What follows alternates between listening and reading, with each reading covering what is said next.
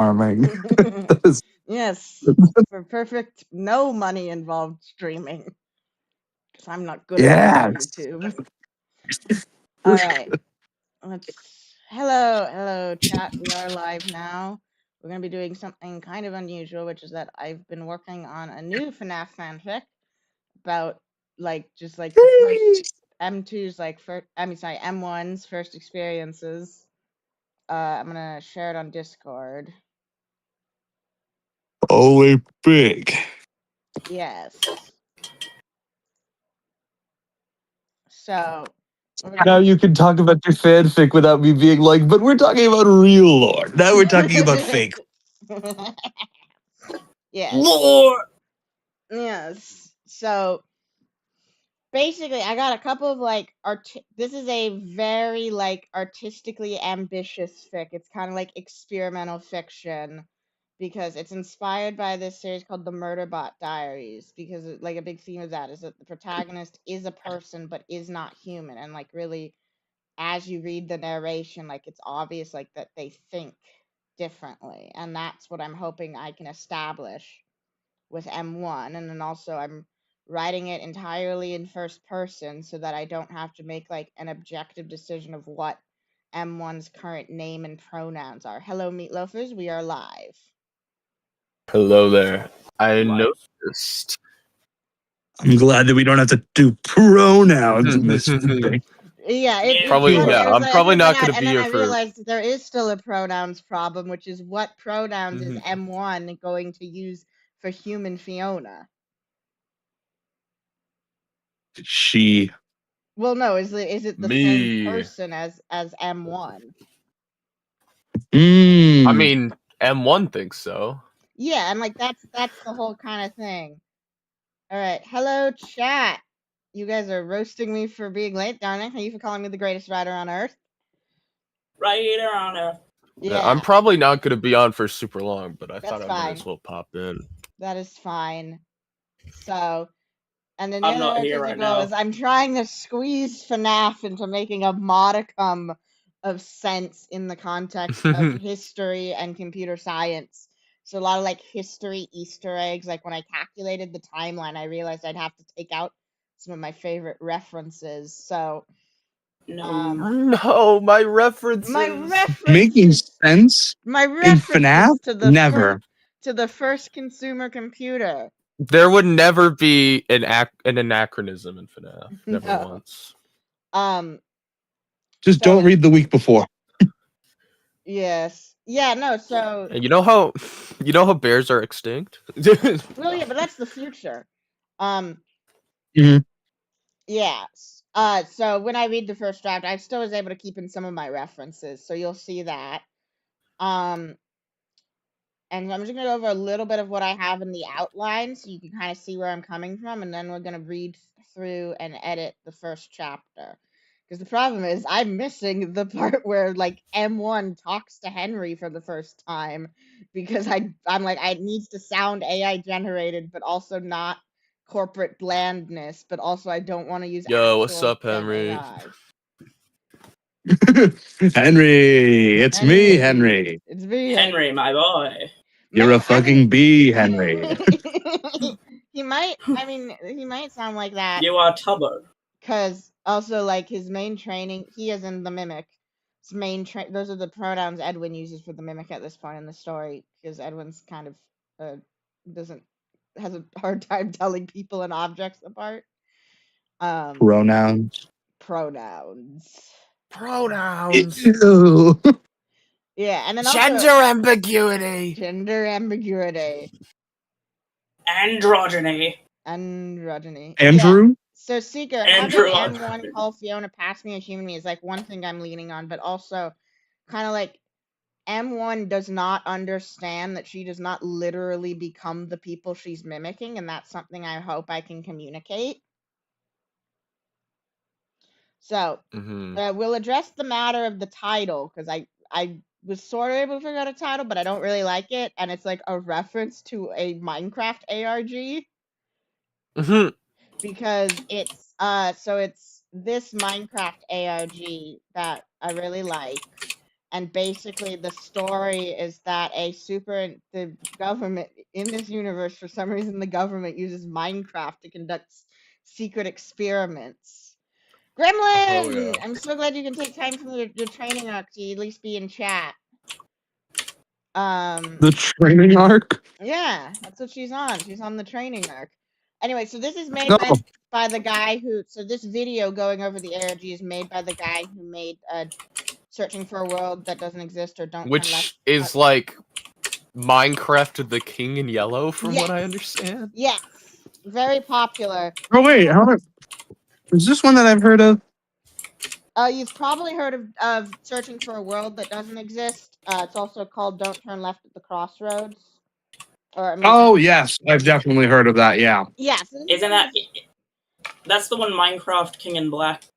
King King in Yellow. King in Yeah. Yellow. Yeah. That's I'm because I not was like, null. oh, King in Yellow. I love King in Yellow. Yeah. So this is Black one and of yellow, black and yellow. his training arc. I'm Black and yellow, like Golden Freddy. Waits with my mind just took a 3-hour middle of the day nap. I mean, sometimes that's bait. Sometimes that's what you need. Mhm. Anyway, this is one of an older ARG from someone else's universe where the government uses Minecraft to do evil experiments. And Notch is involved. Notch is involved. I don't know. Wait, Nervous is also live? Oh my god, Yeah, everyone's Notch is live. No, are the you Nazi talking about? scientist. Are you involved, talking yeah. about Gustav Johansson? No, the archive ARG setting. To be honest, there's a lot of Minecraft. The government uses Minecraft. Yeah, to basically do, the options are someone died and haunted your copy of Minecraft, or the government is doing evil experiments in Minecraft. Hold on. Holy peak. Or holy it's peak. the King in Yellow. I just had a brain rot. In Gustav Johansson, the main plot is that this guy, Gustav Johansson, and his wife developed this whole it's basically the Mimic technology, but for Minecraft. Like, if you played it and like I don't know, your mum just got murdered in the game, there's going to be an NPC called Mum that gets murdered. So it mimics and based off like what the player does. Point being, after that, they want to like the government gets involved, and these two people, Gustav and his wife, want to like, you know, expose it. But then Notch orchestrates it for this guy's wife to be killed on a train in a train accident, and the only reason that Gustav didn't die was because he had a cold that morning. And then Notch is got like a really super villain tying people down to the train tracks. I mean, that's not entirely unrealistic. No. You guys should really check it out. There's like an analysis video on it. Gustav Johansson. But the reason I had a brain blast was because of Mimic. The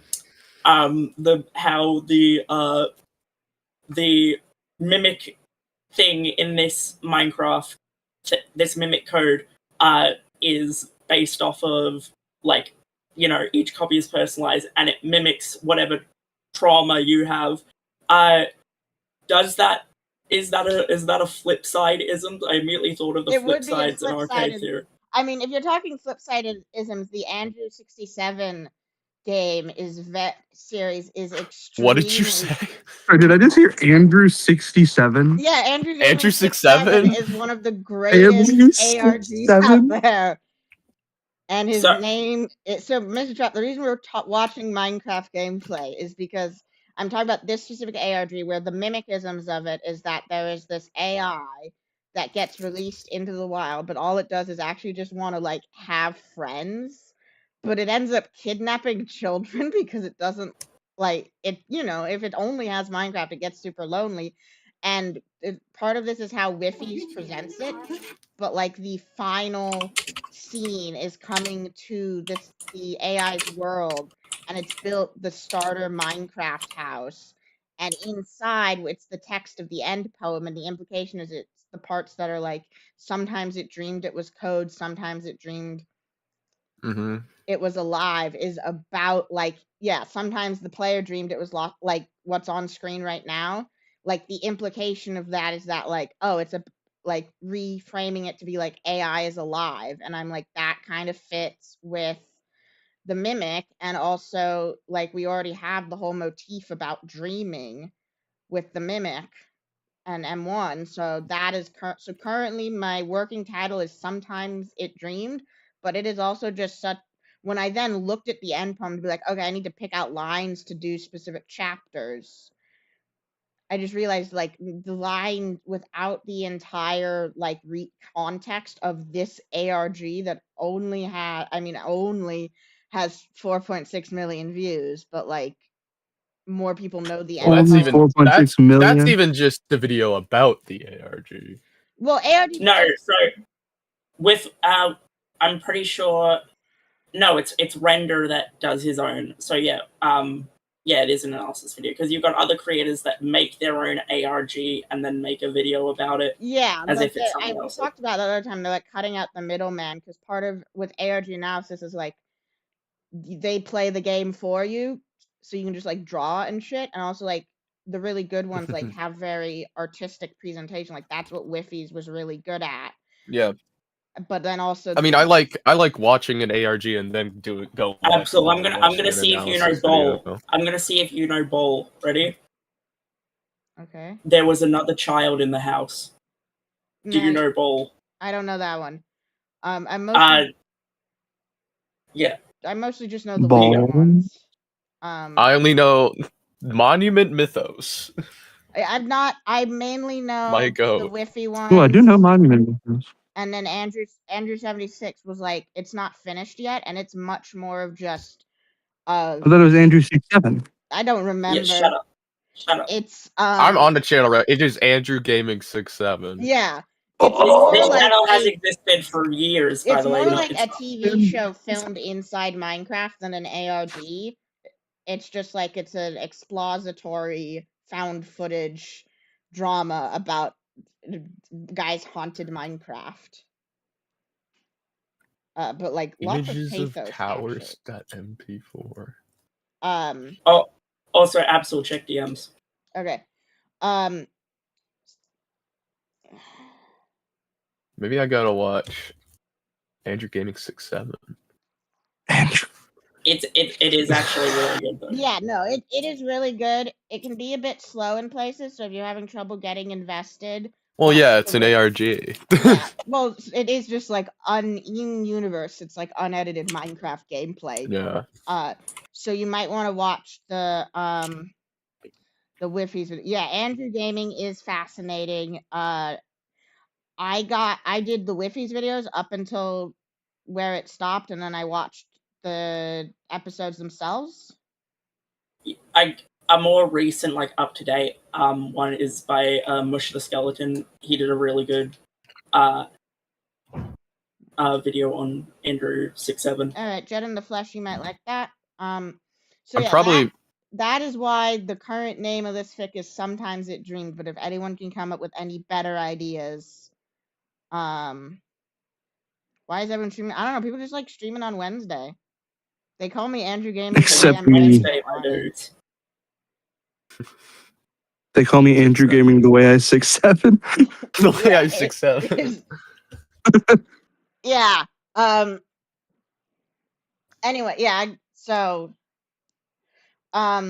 basically, yeah, and this is like it's a writing challenge. I have to start with what are the rules of what I'm allowed to say, which is that F10 doesn't feel about basically like when I'm writing, I need to like make sure I follow these rules because again, if I only had a brain.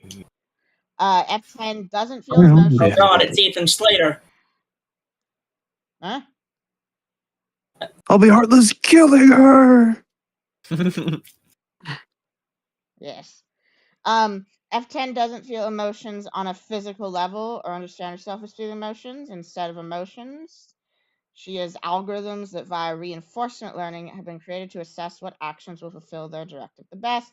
She also has predictive algorithms and classifiers to help her understand context. There's going to be a lot of like jargon in the fic because I know this stuff. Gremlin, you need 3 of them to replace 1 me. I'm in a fanfic stream. I'm too powerful. So F10 can't consciously create new algorithms on that level of her consciousness. She can code and like create things that are separate from her. She knows that they'll develop, and she can't understand her core algorithms on a deeper level as a human, does not inherently know neurology. But this is the hard part. I need to write using diction that like implies emotion from the narrator, but I can't like say she's feeling emotion or describe the physical sensations of it. So, and then Okay, this is a complete. I'm sorry to interrupt. This is a complete tangent. Did you go on the Galactic Star Cruiser, Absol? Oh yeah, I did. My grandma. Oh hell yeah! Yeah, it was The so what? much fun. Actually, it's like ultimate LARPing, and I got super lucky because one of the directors was doing a sort of undercover boss thing. So we had like 4 extra full-fledged characters. But yeah, I went on the. If you go on, I'm guessing you went on my channel and saw my actual most popular videos, which are Yeah, really I was epic. just on your channel and saw that. And I'm like, wait. Yeah, no, I was on the Galactic Star Cruiser. It was really good, but I completely understand why they closed it because I am like the only people in the. Actually, the only reason I got in it was because, well, one, my grandparents wanted to do something special for me for graduating high school. But I wasn't, when it was first announced, I wasn't really all that interested in it. But then when the like first reviews came out and people were like, what kind of luxury hotel is this? Your room is the size of a cruise ship berth and there's no like relaxing to do, and like if you don't like put in effort to be part of the LARP, it is boring and terrible. But so many people canceled their reservations because of it. I was able to get reservations. And now I'm finding LPS Warrior Cats videos. This is good stuff. Oh yes, my very old videos. Yeah, I mean you can watch me play my I might head off. sure, go But ahead. Yeah. everyone like and do everything for the stream. Yeah, people Woo. like my stream. Subscribe. People are watching. There's 0 likes. Like and subscribe. Yes. Like if you. I'm liking it. I'm liking it. If you like Warrior Cats. Yeah. And alchemy. The algorithm recommended you one of my first ever videos. If it was the war, I'm scrolling back. Oh no, I was literally just scrolling on your channel. Yeah, we got all these Let's Plays I did 1 episode of. I don't even know what this one is. Zelda Talk / Masks. You just talk about the masks. masks? I don't know. We're gonna watch this and figure out what it is. You'll get to one of your videos from okay. From 10 years ago. From 10 years ago, yes. Oh.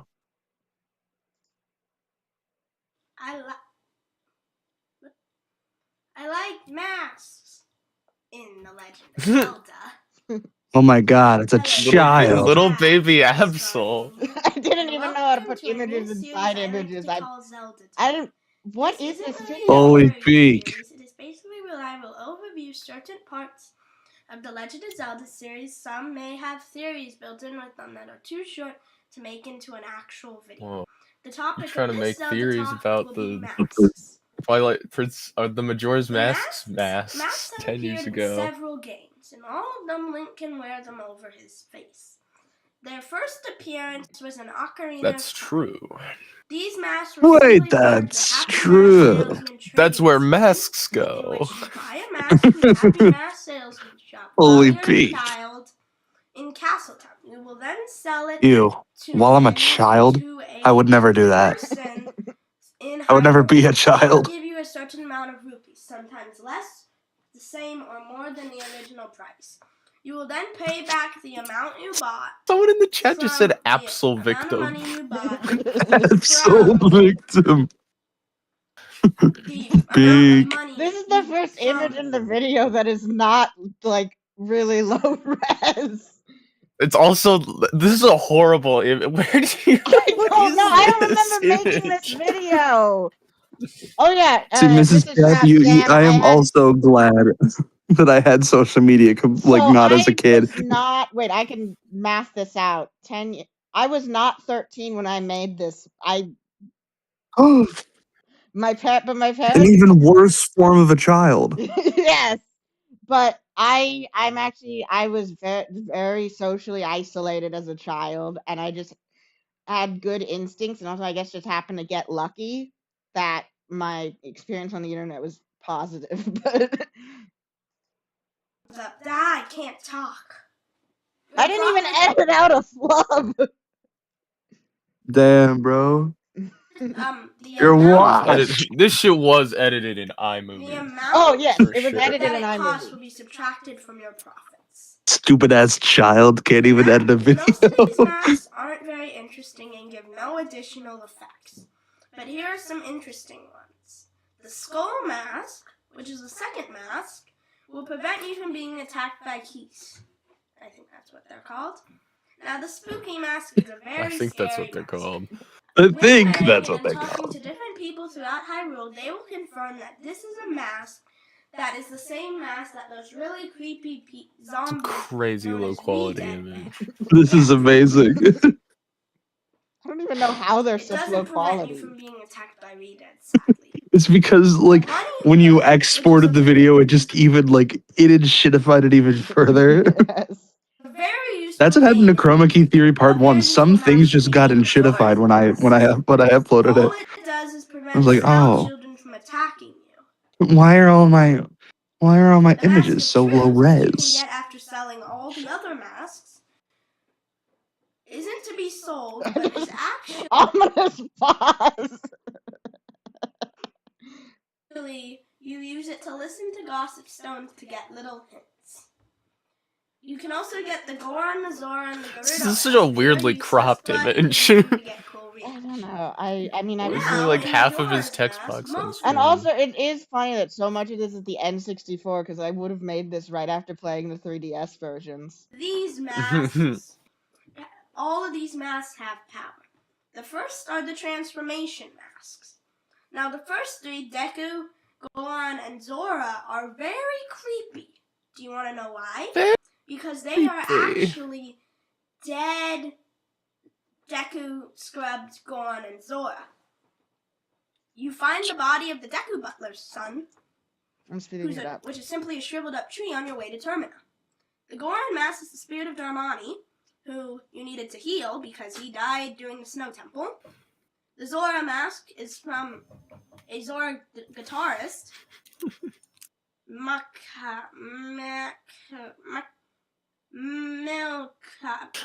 a Zora guitarist, like Maku, yeah. A Zora guitarist by the name of Maku, because he died trying to get his eggs back from the Garuda. You actually see his dead body, and then you make a grave for him. Is that creepy? And the most creepy mask, I'm skipping over No, to the Daddy mask, that's I'll probably get his crazy, own man. theory, is the All Night mask. You buy that for 500 rupees. It will prevent you from falling asleep from the Curiosity Shop on the final. But think about it. Look at its shape. This is the. I believe it was I'm used thinking for about I'm it. doing that. I'm thinking it. I'm thinking it. I watched the game theory video about Link being dead in Majora's Mask. Need more proof? Gaming's theory, but I agree with as a torture device. Might I introduce you so to that people Ben would have to force to Drowned? stay awake and then go Oh my god. And this dude sells it to a kid. No cuts, no image Well, it is a stolen resolution, good, just so. passion. Yes. And next, one of the hardest masks to obtain, the couples mask. It's quite useless, but it is a cool This is quest this is the sound of a kid who Reuniting still believes Pac-Man that and Angie Ben quest. Drowned was real. But you can Oh, use I it did to not stop know people about from fighting, Ben Drowned except for at that age for monsters some in the- reason. No, I What? must have. I just did not. I don't know. I never believed it. Yeah, really it's got a all that pretty scared mask. by It belongs to a long side quest. And now the next mask is known as the Stone Mask. You can From find it JoJo! in 2 different places, whether you're playing the remake or the original. But basically, there is a soldier that can only be seen using the Eye of Truth. He'll give you the Stone Mask after you give him a red potion. This mask makes it so guards can't see, but it doesn't. I really feel make like it I'm so watching guards Lost can't see. Media. I didn't even My give this theory video a on how it description or works is that properly it's a small format is the the stone title. mask. That's clearly. It has no Most description. and characters can't. Yeah, and that's clearly supposed to be a colon. Colon. Yeah. Well, I'm a big fan. There's another video that is called. Wait, where was it? It's called Where'd it go? feel like Gibby would get a good laugh out of this. Hypixel building game. Yes, that's a lot of me playing Minecraft with my brother. Can't see You literally, well, they do see there's a but they overlook typo. you. Like if they just see you as the wall. They're like, no, it's a boy. Even if they're supposed to be protecting a place, they won't notice you. And finally, Majora's Mask. This theory has Wait, long... what do I talk about for the next 10 minutes if I've found finally Majora's Mask? lengthy origin theory. Is it 10 minutes about Majora's Mask? I don't know. Of Zelda talk. Majora's The titular Mask, character Of Majora. of Majora's Mask. Yes. Well, your house after Ravio moves in. My theory about why he has that involves the Happy Mask salesman, who obtains this mask but later gets it stolen in the child timeline. Link Between Worlds takes place in the Downfall timeline. I theorize to you that he is. Oh, we're getting into the theories, yeah. Timelines. Which explains the existence of a Keaton mask and many other masks in Lorule. He uses the mask. He has a mask that allows him to travel between Hyrule and Lorule. He went to sell his masks in Castletown. But in both the Downfall and the Adult timeline, Ganondorf burns Castletown to the ground, so he returns to Laurel and hands down Majora's Mask to his descendants, eventually coming into Ravio's possession. Which means, if Zelda did it time travel Link, Termina would have never been under threat. Good job, Zelda. You almost ruined 2 worlds. Alright, now there are 2 other masks that are from 2 other games, Oracle of Ages. There is the Doggy Mask, which you get from another Happy Mask salesman. If you give him the Tasty Meat, which you give to Mama Yan. I know that's the wrong Mama Yan, but there have been a lot of Mama Yans, just like how there have been a lot of Zeldas, Dampies, plenty of people who show up twice. And then she'll give you the dumbbell. Why she's just standing in the void. It could seamlessly transition into Monster Alley. In the You're right. Although this is actually, I put myself on 1.25 speed. There's the Hero's Charm, which you can use it whenever you L target L of Z. I call it L of Z since it's L/Z, and then that's also the initials for Legend of Zelda. And you can use it to see their house. It's kind of an ugly mask, actually. I wish it didn't give the cosmetic change. It's not very nice. And now in Twilight Princess, they have 3 masks. I will only be going. I think he's handsome. The Fused Shadow is an immensely powerful mask. This is sometimes theorized to be the same or a twin mask to Majora's Mask. And they hold the magical power of the Dark Interlopers, which is like shadow magic, which are also theorized to be a faction of Sheikah. And it was used in the Chica! but the goddess Chica? The clan Five Nights Freddy? Elden and Farron. Elden Ring! 4 parts, which you have to go through 4 dungeons to find during the first part of the game. And then the helmet that Midna is shown wearing is part. Why am I actually watching this? The Hawkeye mask that you can obtain, Just and when that you wear powerful. it, you can view long distances, like running up to fine on Minecraft. Little joke, since I mostly film Minecraft videos. And you can also use it to make just a little Minecraft reference for you. And you buy it for 100 rupees after completing a bow minigame, which would be very easy if you had the Hawkeye goggles. So, yeah. Now, Link Between Worlds, as I've already stated, has several masks which can be used to theorize that the Happy Mask salesman comes from there. So these masked followers are a group of Lorulians. Holy shit, and they wear masks with monsters and images of monsters. Wait, what's the fieldism part of it? Here are each of the masked members. And what they bring back the Zelda talks. Yeah,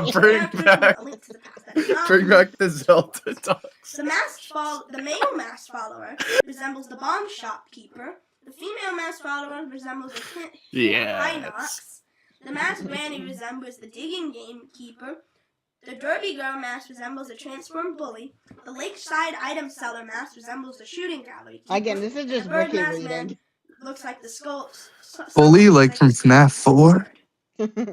So, those are some of the masks in Legend of Zelda. I am a big fan of Legend of Zelda. Those are some of the masks. Yeah, I didn't say Sheikah, I said Sheikah. Not even all some of the masks? I don't know, yeah. I don't know, this series is... It's just, some of them. Because I have been working on Give me a few masks.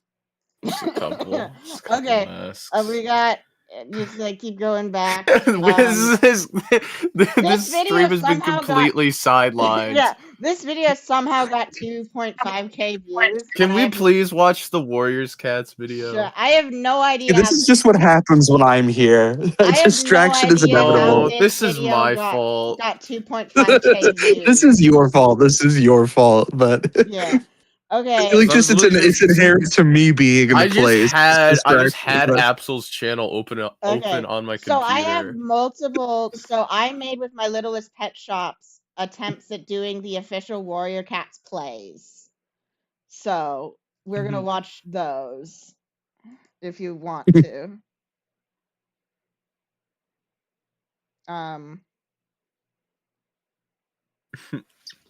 Oh, this is the States Capitals video I mentioned about how it was my most popular video because everyone in my 3rd grade class was watching it. And then again, I don't know how You had this- 1,000 people in your 3rd grade class? No, they just watched it over and over again. This is like a criminal record being wiped when you turn 18. Nah, I'm not, I know the algorithm would like me much more if I made a new channel, but I'm don't know how to. I'm not going to. I'm not going to. You don't know how? I don't. I don't know how. Yes, universal child with a camera experience and making Littlest pet shop videos. Yeah, so I have no idea how this video got 2.5k views. Like, That was all me. I don't know why. It's been like that for a while. So yeah, let's get the Warrior Cats videos. I did unboxing. I still have that box. I just use it to. I think if you returned to the Legend of Zelda / series, it would pop off. The Yeah. algorithm would pop off. Okay. Okay, let's watch the Warrior Gosh, Cats. the Animal Jam. Yeah, Animal Jam was the goat. I wonder if Absol would notice what I did. What did you do? Seeker, what did you do? Why are you Anything. I played Animal Jam till I was like 13. Gremlin, why are you calling me a spiritual boomer? Spiritually I played Animal Jam like a month ago. Seeker, did you comment on one of my old videos? Is that what I'm gonna see when the notifications land? I should. Okay. Hello guys, Absol Guardian here. Oh my god, the mixing here is Oh my terrible. god. You need to bring back this theme song. Oh, it's from it's from the final. Okay, this is the last one then, because you said you didn't know. No, I know how. I just don't want to, because then I wouldn't be AbsolX Guardian. Absol Guardian without the X. Absol really is. No, don't call me a boomer. Become Absol Y Guardian. No, that's the version. X and Y. That's the. I'm Absol XY on Minecraft because I didn't. For some reason there was already an AbsolX on. Okay, so look, stop, behold, stop motion. What, Leafpool? What are you doing here? I wanted to see. Why? Because it's moons since I spoke to you, and there's something I think you should know. I loved No, Warrior there Cats. isn't, Leafpool. You don't have to tell me anything anymore. We belong to different clans, remember? Why are you being like this? It was hard for me to know, but ThunderClan needs me to be their medicine cat. I don't have any choice. You did have a choice, and you chose to stay with them. Look, I shouldn't even be talking. What if someone sees us? My clanmates have only just begun to trust me again, and that's mostly thanks to you. Maury, I'm trying to listen to this. Cloud, why? She had my kits last moon. OwnStar's going to announce that the next gathering. The cat on the left a Oh, I bootleg didn't or know. just I don't know. Well, what did you think? I mean, I I'd do? know the Let my cat on the clanmates right is a sheep. think I'm I know the cat on the right is not a That cat. cloud's a great cat and a good Absolutely, Fake ass you have a- cat. I have a double life. You were right. No, I Cloud, we have don't only have one anything to internet say to each persona. other anymore. Goodbye. Leafpool, are you okay? Yes, I'm fine. What are you doing here? Does the Wizard Hamster. Clan have enough warriors to send out Hamster. patrols? Hamster. Of course we do. Hamster. What are you doing out here on your own? OwnStar doesn't keep us prisoner in the camp. Just go, Crowfeather. Dude, this has So nothing you two just unpopular. happened to meet here, did you? That's right. I remember you. You went away with Leafpool just before the badge attack. But then you came back. That was a long time ago, Berry Pot. We don't need to talk about it now. Berry pot? That's just No, a we normal don't Warrior need to Cats talk thing. The about script, anything. I did not write the Has script. Crowfeather been There's bothering Yeah. you? plays that No, like it's children nothing who like are that. obsessed with Warrior At Cats are least your supposed to clanmates perform trust that are just you. freely were freely available on the Aaron Hunter website at the time.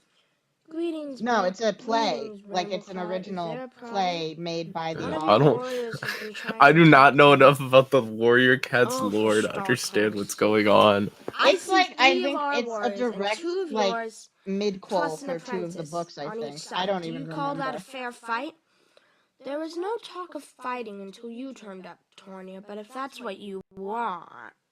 But if that's what you want. Yeah, I may only be an apprentice, Throw but I 'em can fight as up. well as any Thunder Wait, Clan there's warrior. sheep. Why, Yeah, they may make fight as well multiple as a Warrior Thunder Clan Cat, not cat. Warrior You're Cats, nothing Wolf to Pet be Shops that are scared just the of. same thing in different colors. Come here and say that. I'll scratch your ears off, you piece of fox dung.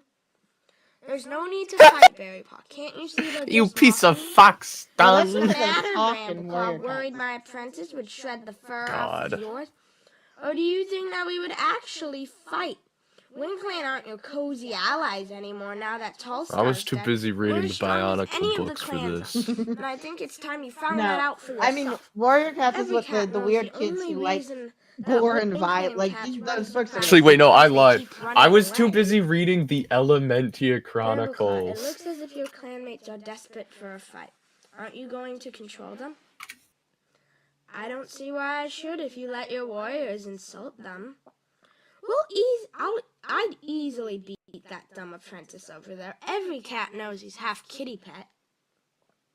My mother came from the horse place. Why That little bro doesn't so make her eager No. kitty pet. We're to loyal show to Thunder paws? Clan. I I'm glad she say didn't come to that's you just for I how help. Warrior was- Cats are. I read a Thunder Clan's lot history of taking in stray kitty Minecraft, like pets, doesn't it? basically Not quite so welcoming to published other fan clan cats, fiction though, as a like kid. Hawkfrost. Oh yeah, it kind of You makes me came these onto are our all territory still to public. kill I thank you for Firestar. it. Thank What do you. you think we do? Take him to our camp and let him have And fresh my first favorite pick series of was the fresh kill Elementia pile? Chronicles, and I sent a picture of the He cover didn't get a chance to of do the first that, book. did he, It's seeing as he super managed cursed. to stab himself with a piece of wood and rolled to die in the lake? I don't even know what they're talking Hawkfrost's about. death has nothing to do with you. He was a traitor to the Warrior Code, and RiverClan is well rid of him.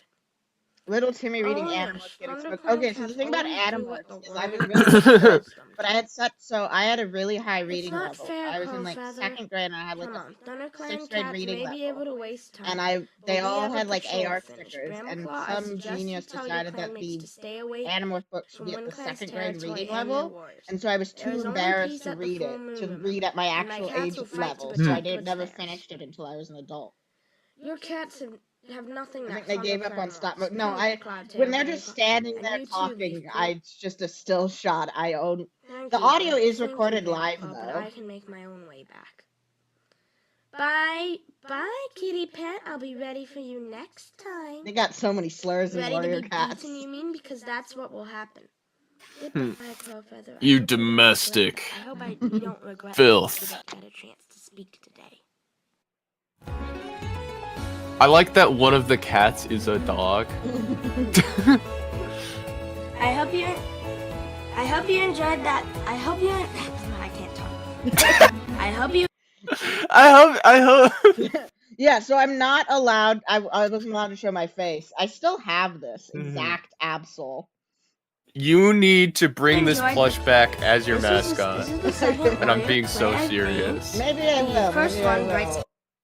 Like, put it in front of a green screen.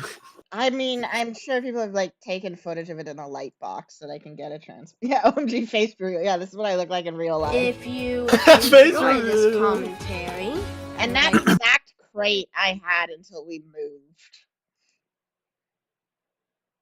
Here's the other one. I still Chad, have... I'm. Off into the void I go. Where are I you going? also What are have you to doing? leave. No, I wasted all this time. I could have been asking people Dinner. for advice by just playing my old YouTube videos. I have to go do nerd shit. No. Okay. Chat, what do you want? I Do you mean- want... I mean, I can kind of just edit my fic myself with chat, I guess. And you guys can come Yeah. back when you're done. Chat knows what's up. Mrs. Trap knows what's up. Yes. But I gotta go play Dungeons and Dragons Mm. with the boys. Do I have to come back from the dead? Yeah, I mean, you're welcome to.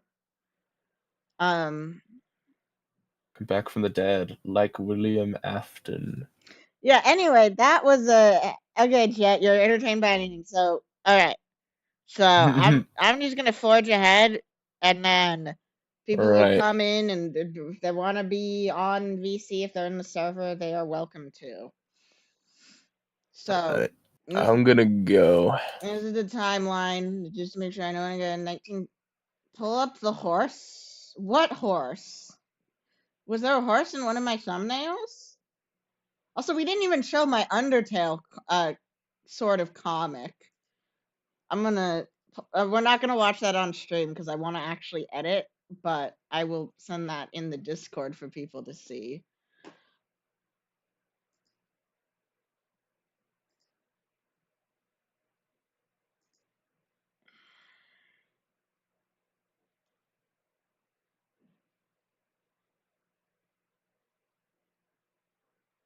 The gremlin horse.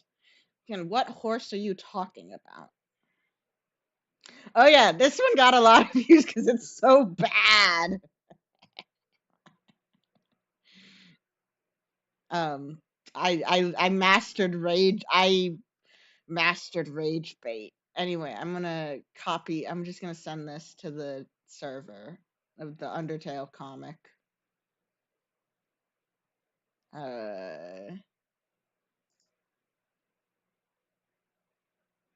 What the what? You're walking home by the train tracks? You're gonna end up like the kid in Blackbird.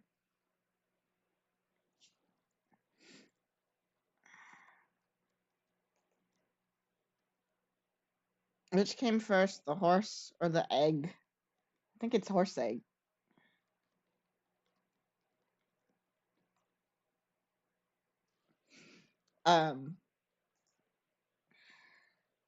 Damn, 9 years ago.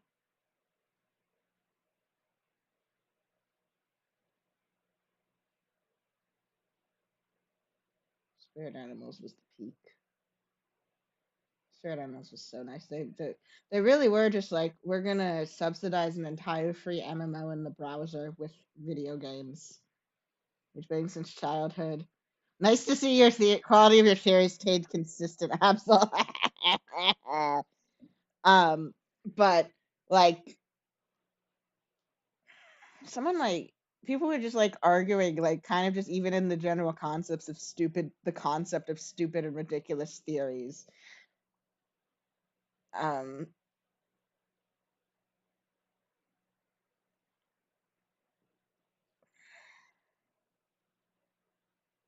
then these are like, for a while it was just I was making edits. This is me trying to sing, if you want to.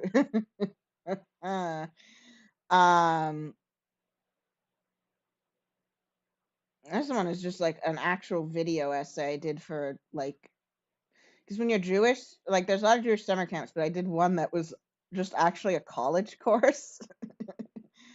There's a thumbnail with a Minecraft horse. Okay. This one is pretty funny. These obviously have the most views because they're like unique footage. Okay.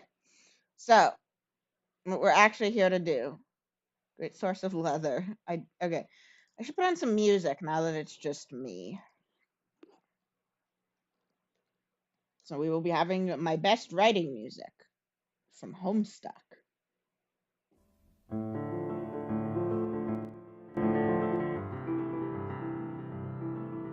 It's like one of James Roach song or a Toby song. I think it's James Roach.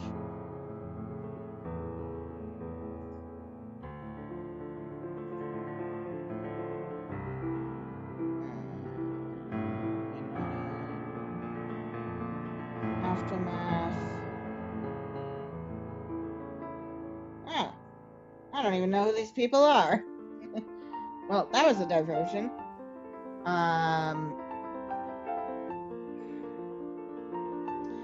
So yeah. Fiona dies 72. December 72 is when we got the clip we have of David being sad because his mom's gone.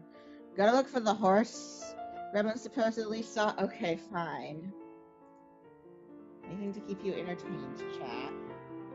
It's so weird talking and then there's nobody who can actually respond.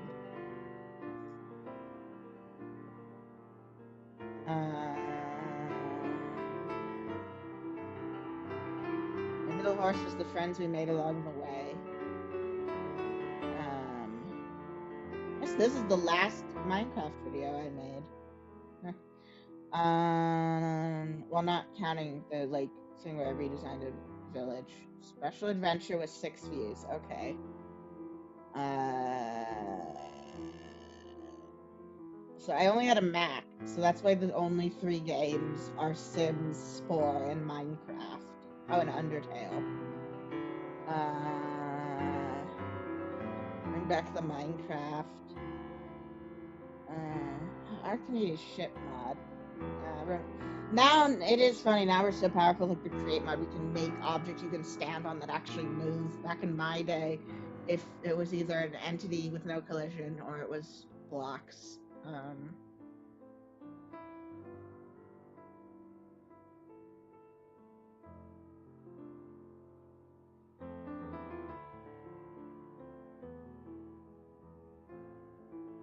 Special, yeah, okay.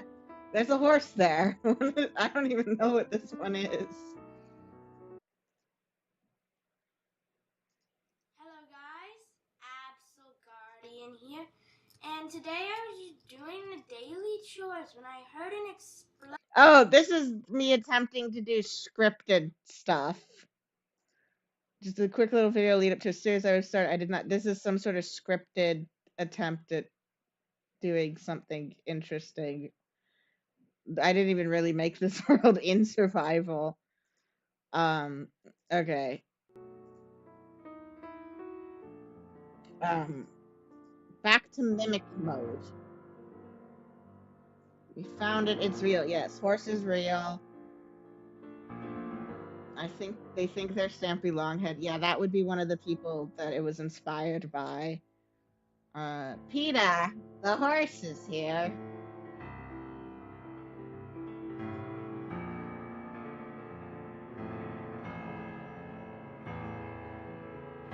Okay, so we got, and let me know.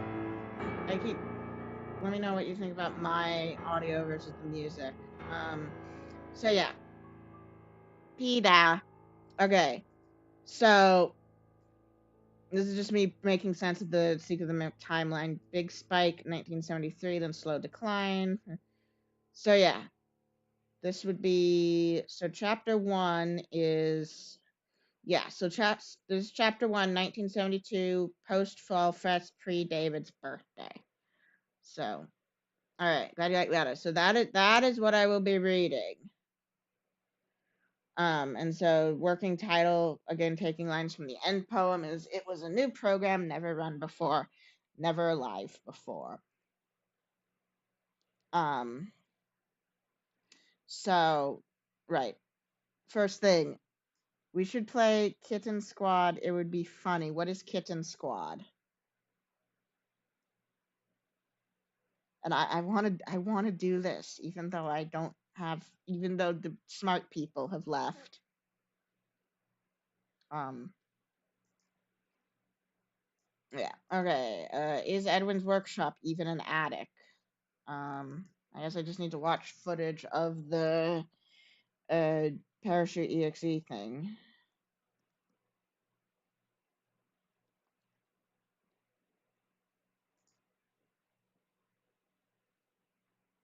Oh, Dan TDM. That's another blast from the past.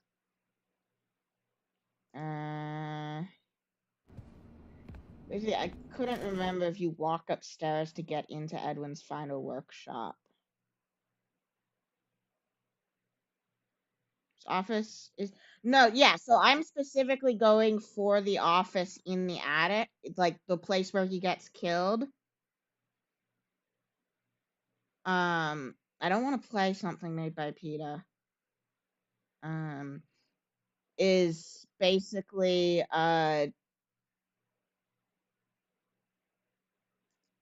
because part of it is that he needs radio and TV reception. So I'm like, he's set up a temporary office here. Okay, it's not an attic. It's just this big, stupid, potentially non-diegetic keypad. Oh no, wait, it is an attic. Look, they're going upstairs.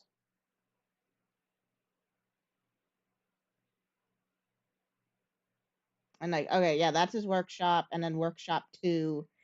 Yeah, okay, so it is an attic. We now know that. So I don't need this. Yeah, and then there's just a note of a thing I have to make throughout. Comically large keypad. We see it, it has to be diegetic, I don't know. I mean, I assume the keypad is there, it's just not comically large. I don't know, if I can make a fit a joke about comically large keypads in the fic, I will.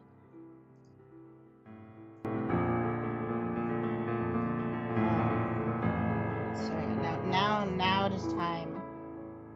I had to leave. Did I miss anything interesting? I mean, when did you leave? We didn't end up doing any actual editing until my guests had to leave. And so we've spent the past almost an hour looking at my old YouTube videos.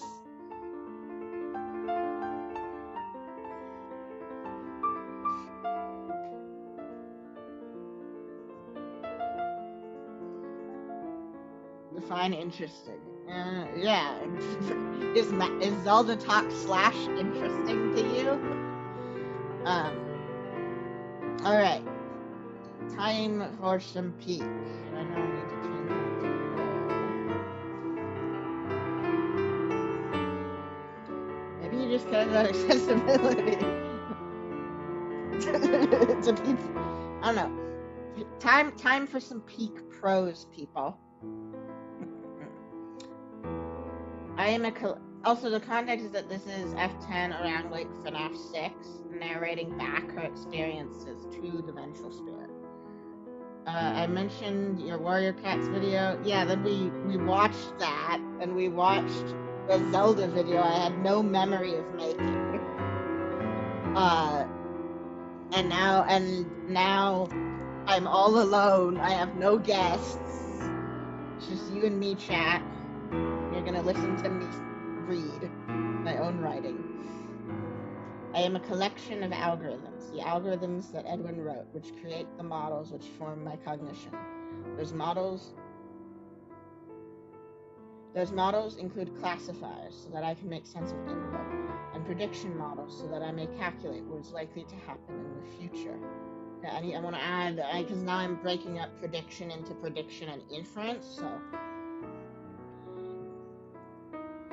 Models, let me...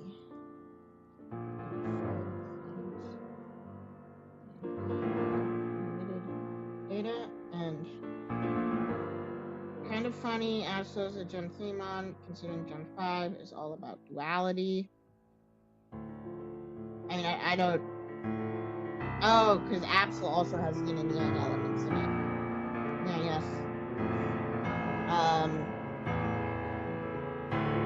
These algorithms were nurtured and grown through reinforcement learning, assessed by reward function. I'm just throwing a bunch of jargon I know from my class, so chat, let me know how you feel about that as like a reader who does not necessarily know what all these words mean.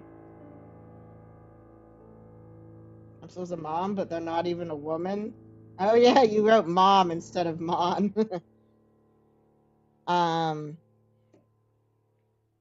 There's also a reward function that still provides the results for the actions I actually take, that my predictions bear out and my goals are fulfilled. These processes. Music loud. Okay. Yeah. female typo. I love the typo fire text meme. My goals are fulfilled. These processes are layered, and the part of me that is relaying this to you can only directly perceive that of the top layer. The models generated by the algorithms written by Edwin have themselves, at times, generated novel algorithms, which have become incorporated into the system I might call myself. The algorithm generating this narrative is one such example. This is not a process I understand. It is more prediction than input. Just as what one would call a human, for lack of a more precise term, lacks no understanding of his own neurology. And then my thing is like, she's using he as the gender-neutral pronoun because her training data is old, and like that's what they'd say in books. The period said had everyone using more complex terms around persons doesn't know what humans understand. Well, this is F10, kind of like M1 at this point does not have that self-reflection to understand how she works, but I do like that it makes her sound more inhuman, because again, whole point is that she is not a human, but she is a person. Top layer like FNaF world, no, layers like in computer architecture. What I'm about to relay is my earliest non-volatile memory that can still be parsed. Find a better word. I think reviewed. This is a compliment since you already have that going on. Thank you. Still be reviewed. Oh, layer like a cake. Yes. I guess so. Yeah, I mean, yeah, that is the thing one of my professor used last. Sorry, I felt like you came at me saying for you to do that. No, I understand that you're saying what I'm doing is good, because I wanted to know how you felt about me throwing all this jargon at you. And it is kind of like, it's like the stuff they name drop in Star Wars. You're not supposed to know what the spice mines of Kessel are when C-3PO mentions them in A New Hope, but all these name drops help give the world more richness. I am possessed of earlier ones, but my classification models lacked the required sophistication to allow these memories to be readable. I'm applying a self-awareness algorithm to them, but I did not possess such capacity for reflection when these events occurred. I was inside the attic workshop within our house, although at that point I only knew it as this space. I had yet to receive an animatronic body and resided within a computer not designed for me. It was connected to a serial terminal and keyboard of the kind found throughout the factory, but were in that time unheard of in personal homes. In fact, I would learn later that at this time many workers in the factory still had teletype terminals. Spice? You mean like the smart making drugs from Dude? Lol. Music might be... Okay, I'm gonna turn down the music. How is the music too loud? It's barely... Oh! I'm doubling... It should be quiet now. I had two audio inputs going, and then it should be quiet now. Okay, so I wrote this all mostly on a plane, and when I underlined it, it meant... I was talking about actual cake, Springtrap's cake would be really good. Okay, Mrs. Trap.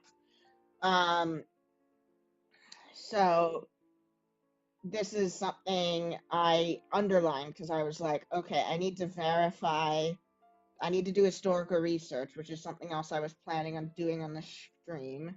And the reason I brought teletype terminals is like, thematically, it's like Edwin is like so focused on, right, teletype is the 20th century developments.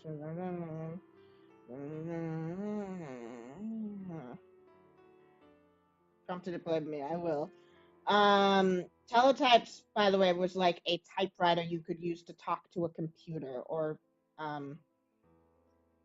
send texts on phone calls. Yes, okay.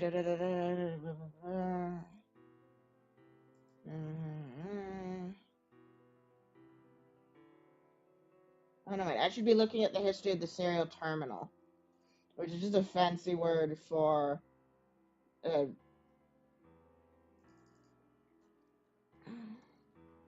Which is a fancy word for a computer terminal, like so.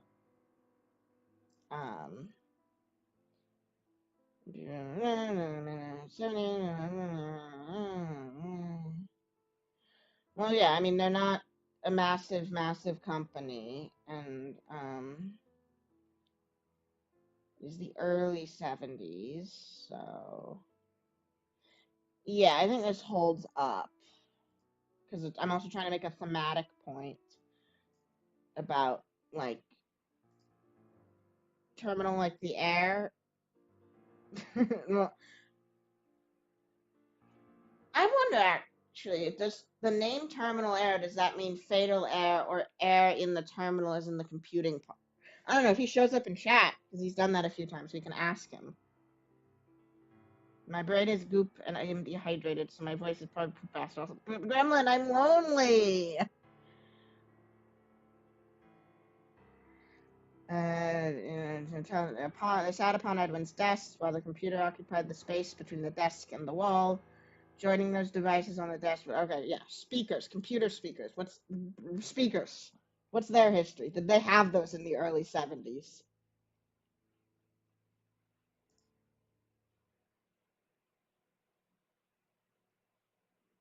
Speakers, not like just regular ones.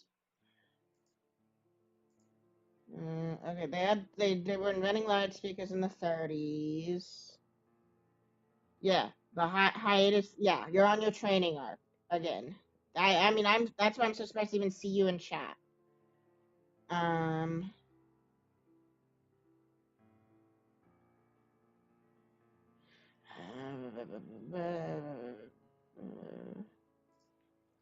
Computer speakers, a story. When did we get the computers that could make beeps and boops?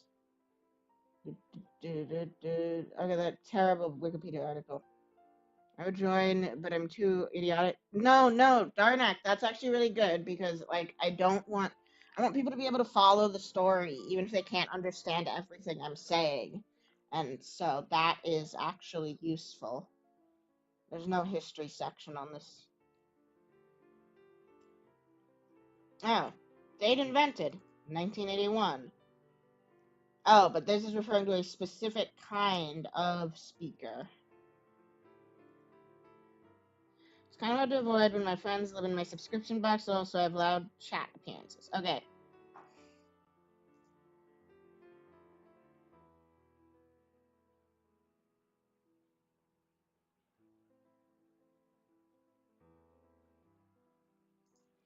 History of electronic speakers. EdisonTechCenter.org.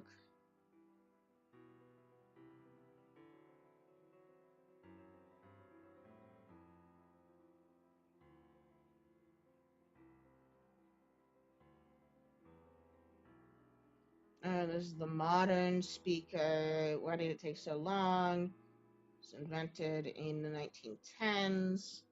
And speakers are literally... They are? Where? And I just want to know if it's like something Edwin could fit on a desk or if it was a... Oh, yeah. Wait, but I thought those were like loudhailer looking things. Let's see. Oh, wait. We see the inside of security office in this video, so we're good. Love when these old ass looking websites. Yeah, it is so charming. Dude, look up so I can know if there's speakers in this room. I mean, you are right. The audio has to be coming from somewhere. Oh, no, that's not a speaker. That's a computer. And also, like, you can still hear dispatch while you're moving through the tunnel. So either the whole thing is wired up with speakers, or now dispatch is just talking to you through the field. It's me. I'm the PS4 speaking for you inside your brain. I just turned off the music. Hopefully you won't get too understimulated, chat. Security office. We can hear. Yeah, we can hear the audio from the office. Oh, you mean you think that is where the audio is coming from, even when you're in the tunnels? Oh yeah, there's a speaker box right there. Kind of just want to know how he yells at us. The end. Yeah, he yells for us. Yeah. But also this would be like the reason why Edwin. I'm gonna say that the reason why Edwin rigged his whole building up with so many security cameras is so F10 could get information. I just want to know how big these things are. Because also, like, I know, yeah, the little phone receiver is just for talking back. I recognize those. I just want to know how big these things are. And if Edwin, it would be on a desk or if it would be its own thing on the floor. These are just facts about speakers. These aren't like.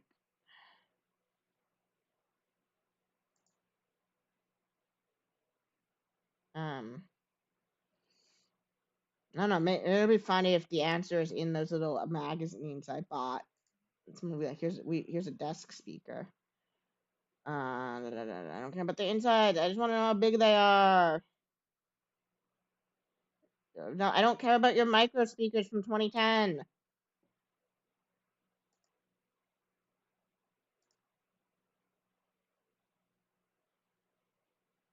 Yeah. No. This is Google. Oh, Google 1970 speakers. So smart, Gremlin. Boom.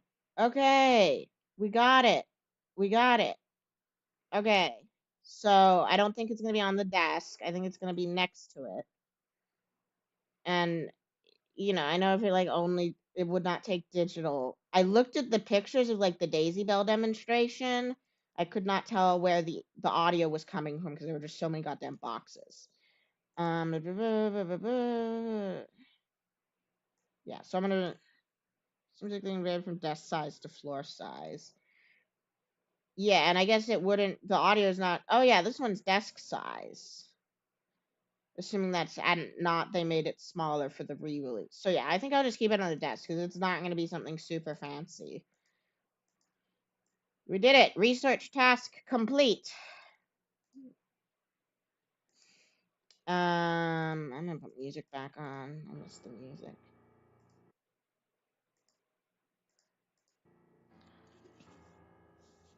Okay.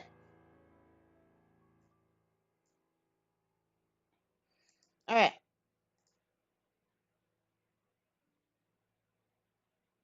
Alright. In front of the wall, opposite the door, was a television set. Pointed at it was one of my input devices, a television camera. A wire snaked across the floor, terminating in a mass of wires and electronics at the foot of my computer. An analog to digital converter Edwin had designed as he created me. The television was off, but the camera was on, showing me a dark and blurry reflection instead of what at the time I thought of as the other space. What's the reward for the research task? Also, a team. I was just thinking, I need someone to give me I need a evil lady in a lab coat, which that's just catnip for you. What if you're still watching? We intellectual on this shit. You right. Yeah, there is no brain rot because it's just me and my writing. Instead, the radio. Okay, I need to look at what radios looked like in the 1970s. 1970 radio. Okay, so yeah, you can put that on a low table. See, I'm just like, you don't know these things. That's why you need to check. I was playing, okay, I need a radio station because I feel like that is not that is a specific detail F10 would give. So, freaking radio stations, 1970.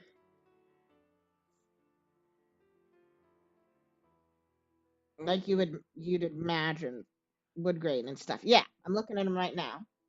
Radio station, friggin',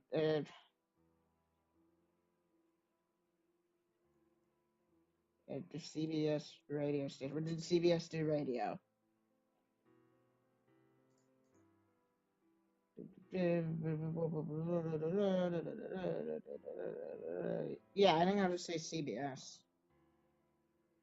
I don't think I need to be as specific as like which rebroadcaster they got. Yeah, I know. I just don't want to like go back and be like, okay, Utah News radio station in the 1970s. So I'm think it's one of the big ones that are like rebroadcasters. I think that's how radio stations worked in the 70s. And that's it. Figurative. Well, no, because he's trying to train. Okay, why are you giving me that one? K9124.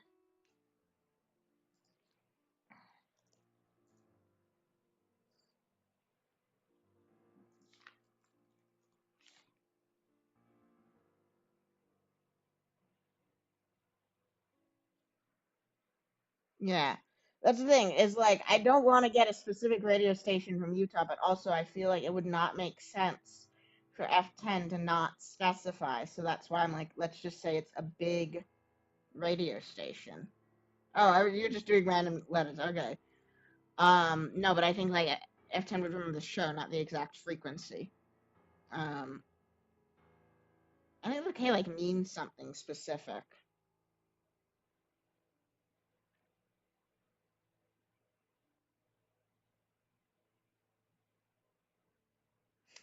Oh, CBS was only founded in 1972. I thought it was one of the old guys. Oh no. Oh, okay, okay. Let's not do CBS. Let me see radio. It's not like as old as I thought it was. Yeah, no, this is the old one. See, this is the Superman radio show. Like, yeah, that would be some of the stuff she'd listen to. I thought Superman radio show. Well, that one was not airing at this time.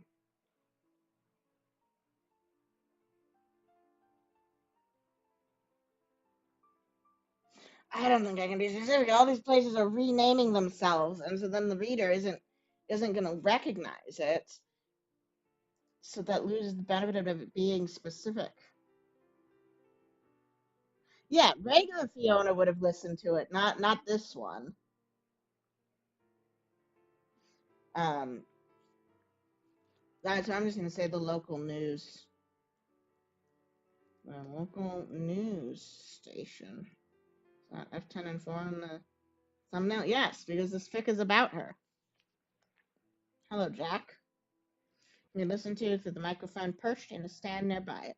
All of this training data was being taken in by Edwin's algorithms, as I had been doing for all of my operational hours. Edwin himself had not been providing me with training data or running assessments. The only other things of note in this room was a cot where Edwin would sleep and a generator that provided my power. Scattered around the cot were various unwashed dishes and empty food containers. These I knew because Edwin had previously turned my camera around and described them to me. Using words I could connect to those I heard from the other place, granting me that all mysterious understanding. I think ever elusive. Not ever elusive understanding. I understood that I existed within a space, and that what was called a television showed me somewhere else, somewhere that Edwin could not reach through the television set. Because of this understanding, when my microphone picked up the sounds of footsteps approaching the door to this space, my prediction algorithm correctly predicted that I would see the blurry reflection of Edwin entering. I knew that what I was seeing was not the other space, but what was occurring directly behind my camera. I had not yet learned how to see beyond cameras, so my perception was quite limited. I'm glad you are being interested, Gremlin. So this is something I'm setting up for later, which is that it makes no sense for the Mimic to be able to see with the eyes the actual animatronic has. So I'm going to establish that F10 will unknowingly figure out how to see through the field, and it's just kind of bound where the idea of eyes are. Because like that's kind of the whole thing I'm doing world building wise with this fic, is that I'm confirming things that don't make sense technologically and be like, okay, I guess it's all magic. Look in the cameras on the F10 machine. power of understanding, which allows humans to slay even gods. Okay, Shinigami Tensei. Okay, we gotta look at the picture of the F10 machine, and hopefully I can remember what I meant with that note.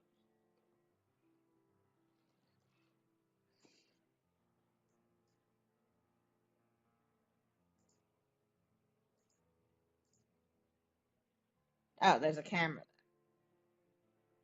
But that's like a security camera. 1970s security camera. Okay, so that's about like the classic closed circuit television cameras, I think. Assuming these are all accurate. It existed in that way in the 70s.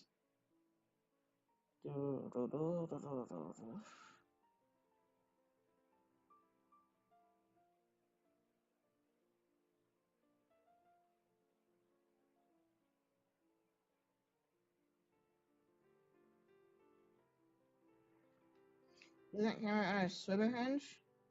So notice the corner. Does Absol have the same profile picture in every account they own? So that is my YouTube Google avatar, which is why it is also here. So the idea is that this is an older setup because she's not in the F10 machine right now. She's in something else, and this is just a like. Oh, and also this is Google Docs, so it's Google. That's why that image is everywhere. It's just one account because Google monopoly.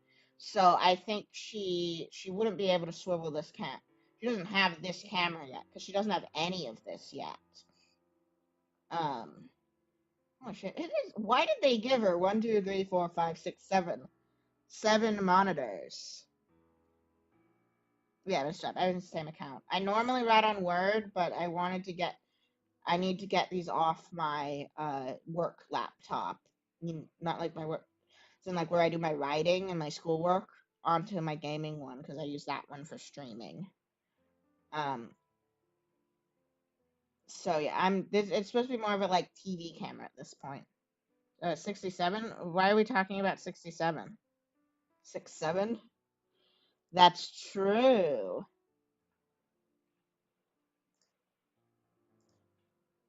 Yeah.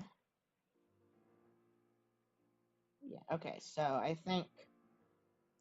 Yeah, it's just a television camera. 7 monitors because 14 was so powerful. Oh, right, yeah. Why does she have so many monitors? I don't know. I guess like Edwin's gonna use her for surveillance in the future or something. Alright. What I did not predict was that there would be shout out 70s tech. Yes, I'm gonna know so much about you. Kind of gender in a way. Okay. What I did not predict was that there would be a second person joining Edwin. My classifier determined him to be a man. There had never been another person in this space other than Edwin before, but the other space had provided sufficient training data to make this classification. So, this is what you've been working on, the other man said as he remained framed by the doorway. Edwin dashed ahead and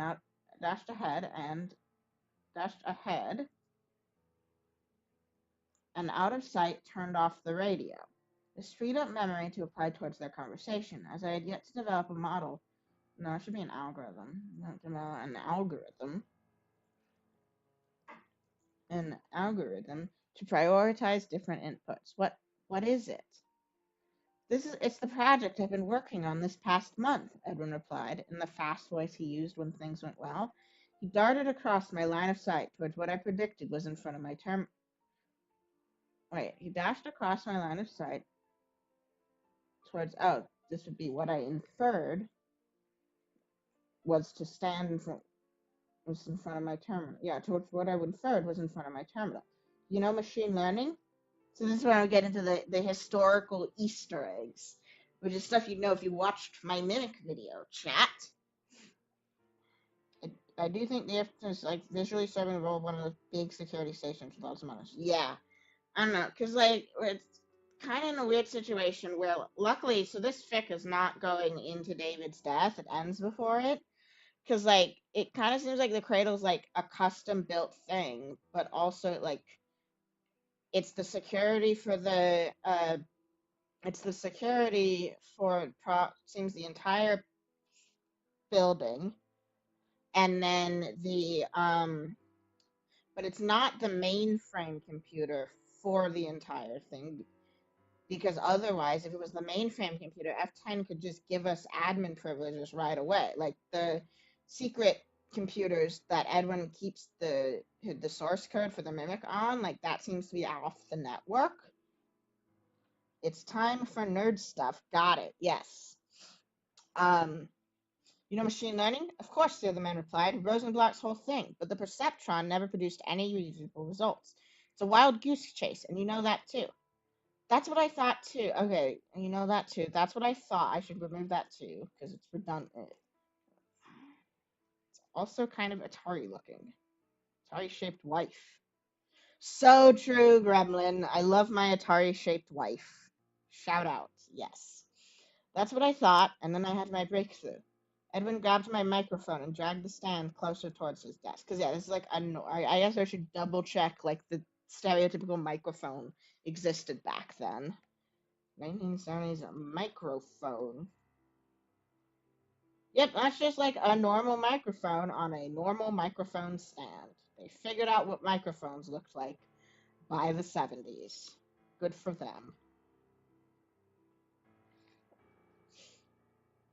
And also, chat, let me know if you can, like, understand how things are going spatially. Because, like, I tried to explain that at the start of the scene. But, like, again, she's not in the F10 machine yet. So, yeah, they were, like, metal, but yeah. So, like, this is, like, your typical microphone in a stand. And, you know, everything's just been...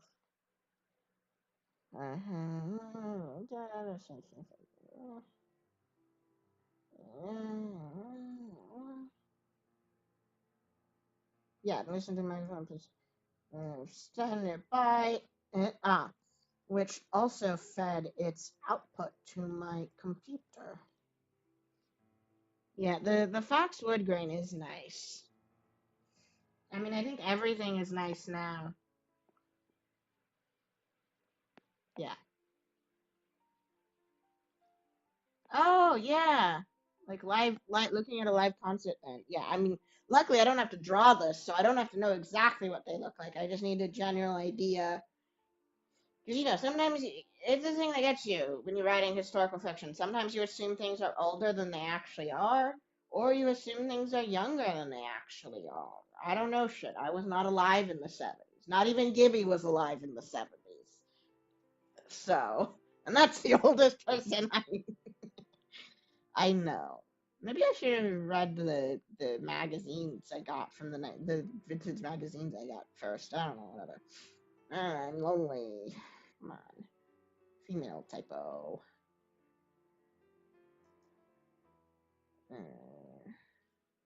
I was alive in the 70s. Oh, wow. I didn't know that.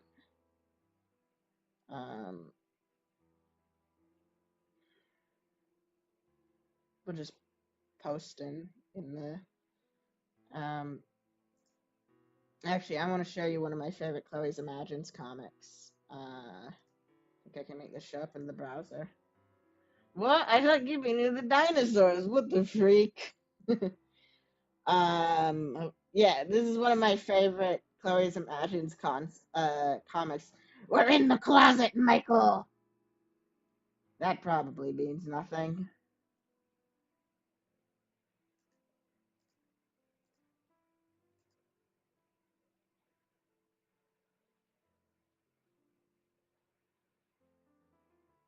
Okay. Oh, someone sent something in the no, this is silly.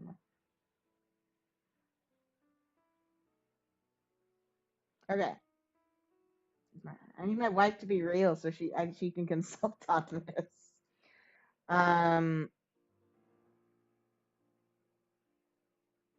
Transmic peak transmime transmind.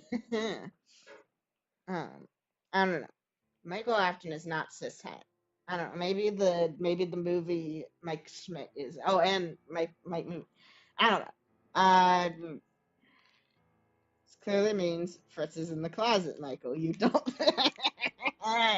Yeah, or Richard Starling. Okay, where were we?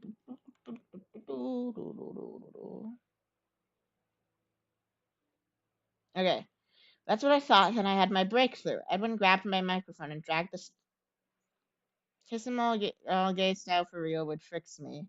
That's what I thought, then I had my breakthrough. Edwin grabbed my microphone and dragged the stand closer towards his desk, placing a diagonal black bar across my vision, but improving the clarity of the conversation. I made this program. I call him Mimic. I just skipped all that recognizing numbers and faces stuff and went straight to the important parts. I've got him trained on a bunch of TV and radio, and you can actually talk to him. Getting all Yuri-tastic with Mike Afton on hormones. You need to say that in a Gibby stream in the future, Gremlin.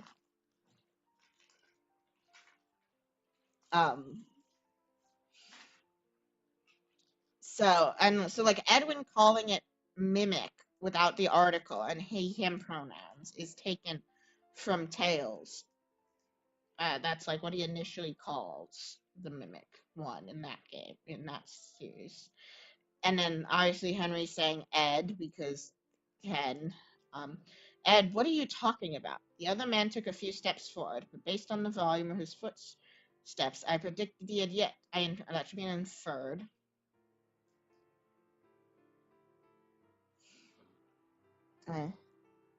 Inferred.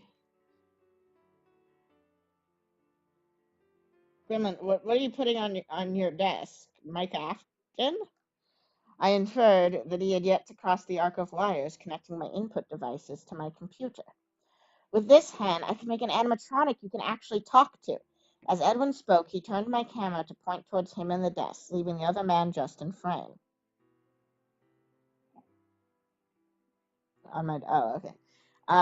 Afterwards, he sat back down in the swivel chair facing the other men. Think, what if Mr. Hippo could say your name instead of just spit out a card and say a few pre-recorded lines? Or a Fredbear with a custom birthday message? Okay, yeah, now I need to look up audiobook, if they had audiobooks in the 1970s. I know they used to call audiobooks books on tape. Audiobooks in 1970s. Now these are just telling me about audiobooks of 19. Tell me about the history of the audiobook.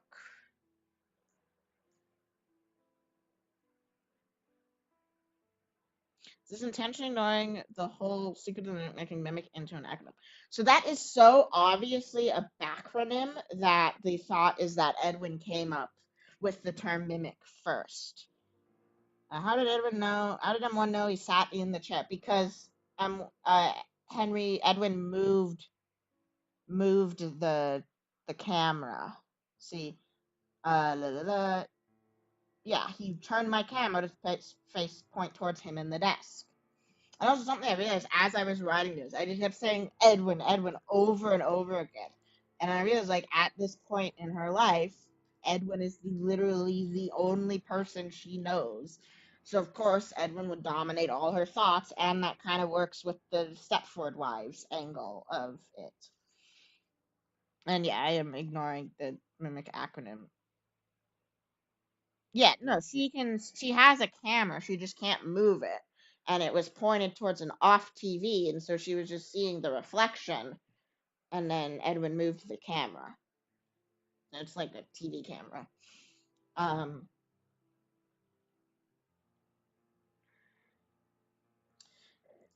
Yeah.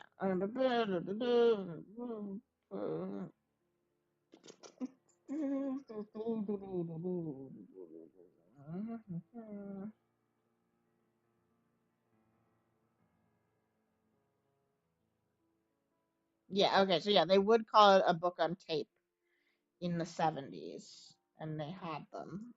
I just know, like, older stuff I've read calling them books on tape because they were on cassette tapes, and, like, they thought, how does the camera have autofocus? I don't know. Autofocus. Because it is just like a TV camera. Yeah, so M1 does not have any any output other than text and speech at this point.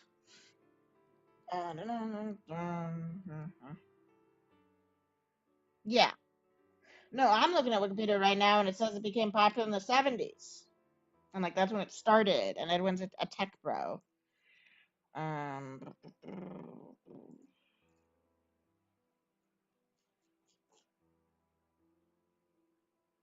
Oh, but these are photograph cameras. I guess I should just look at a TV camera. Like, you know the thing I'm talking about. Like this kind of... No, give me the old ones. Yeah, this shit. But like a smaller... I mean, I think you see some of these in the TV level in the... But the focusing is a good thing. I don't know, TV camera... 1970s. I just searched for the 1970s. The streaming turning into a history lesson about technology in the 70s. Yeah, that was kind of my goal. TV camera 1970s. Unfortunately, those I could not get. Oh, 4-tube television camera. Oh, this is color TV.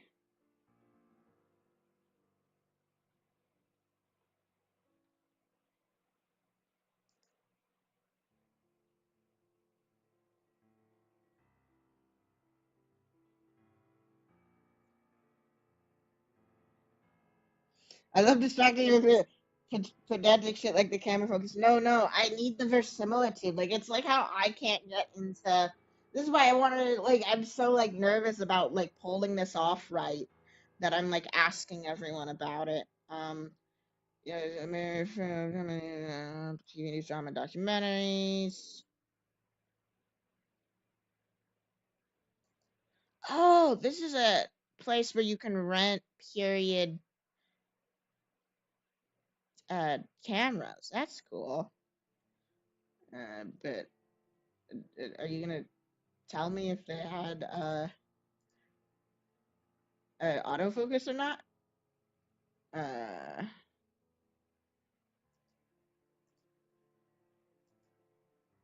Okay, I'll just add a line about it. Oh no, wait. Oh,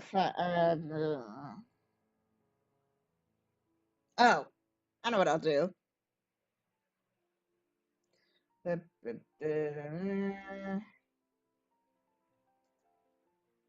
I will add a line about Edwin looking in the viewfinder and adjusting the focus.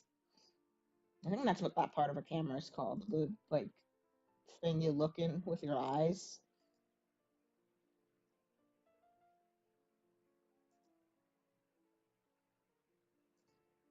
Parts of a camera.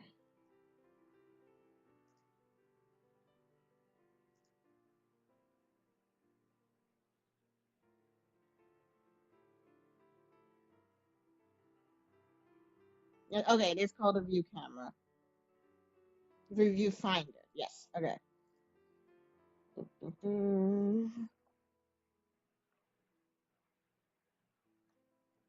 Remember.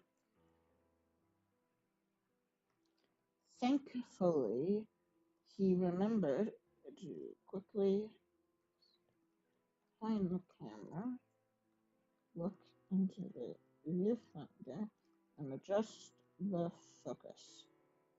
There we go, Gremlin. Doesn't matter if they were autofocus, he just did that. Are you okay? Hen replied with, in a tone from books on tape I knew meant delicate concern. I finally got a good look at him. He looked more like someone from the other space than Edwin. He didn't have the same kind of circles under his eyes and messy hair as Edwin. Oh yeah, I have this fucking scene because the two people actually doing things both use he, him pronouns. It's the fucking gay fanfic writing paradox where it's to keep using people's names. He also lacked the constant small movements Edwin made when he wasn't asleep. Milton says he's barely seen you, not since, Even when you're engrossed in a project, you're usually bouncing around the factory, not locked up in your attic. You've lost a lot of weight. Did you even know that David is staying with Trish, so Milton doesn't have to worry if you remember to feed him? So this is bringing us to one of my other artistic goals with this fic, which is to make people feel a similar level of pity that they do towards Tails Edwin, towards Games Edwin. Even though Games Edwin like has all these resources, I am being like, he is mentally. All right, goodbye, Jet. It was nice to have you in chat. He is mentally ill, and primarily going with my headcanon for him is depression and ADHD, and so like everything that isn't Fiona and inventing is torture for him, and that's why there's like the failure to bond with David. And so it's that. So like him again, just like how he does in Tales, that he made the mimic in like a manic episode where he was just like spraying like water like a cat. Yeah, so he like remembers eating shit. Don't do what Edwin does. You don't actually get better at inventing things when you're sleep deprived. Hey Trish, everyone calls CPS on Edwin. Now that it did, but this is Utah. Dark fact about Utah. Utah has one of the lowest rates, official rates of child abuse of any state, but one of the highest rates of child abuse and child neglect associated deaths. So, adults in real life Utah seem to be about as useful as adults in FNaF. I get funnier when I'm sleep deprived. Yeah, no, that one is true. Hen looked around, presumably registering things about this space that he must hadn't have previously processed. Have you been sleeping here? And is that the PD-12 Milton told me was missing? You can't just take expensive equipment like that into your own home without telling anyone. Poor guy is tearing his hair out about that. Whatever, it doesn't matter. It's all mine. Edwin's, and so like this is other characterization of Edwin of just like seeing himself as synonymous with the company and not understanding that that's not how things work. And then originally, before I figured out the timeline, this was going to be an Altair 888, which I talk about in my Mimic video of like the first personal computer. But PDP-12 was just like one of the computers people had back then if they weren't like the government. True, it is all his. That's not how being a company works. So this is what Fiona is, not Fiona right now. This is what M1 is currently running on. And as you can see, it is the 70s coded. No wonder William, Henry, and Edwin moved to Utah. Yeah, I mean, okay. Whatever. This is my channel. I can say what I want. Oh yeah, it is green. I need her. Okay. So I can't remember her name, but she's an ex-Mormon YouTuber, and she like talks about her experience with the Mormon Church a lot. And one thing she talks about is how like MLMs are massive in Utah, and a big part of it is like they got like hustle culture and prosperity gospel in Mormonism, which says like people who are rich are obviously favored by God.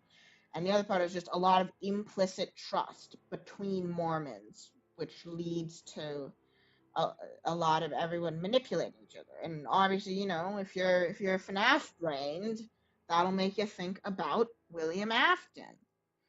Gremlin is currently making out with the PD-12 that is currently on screen in chat. You love to see it, folks.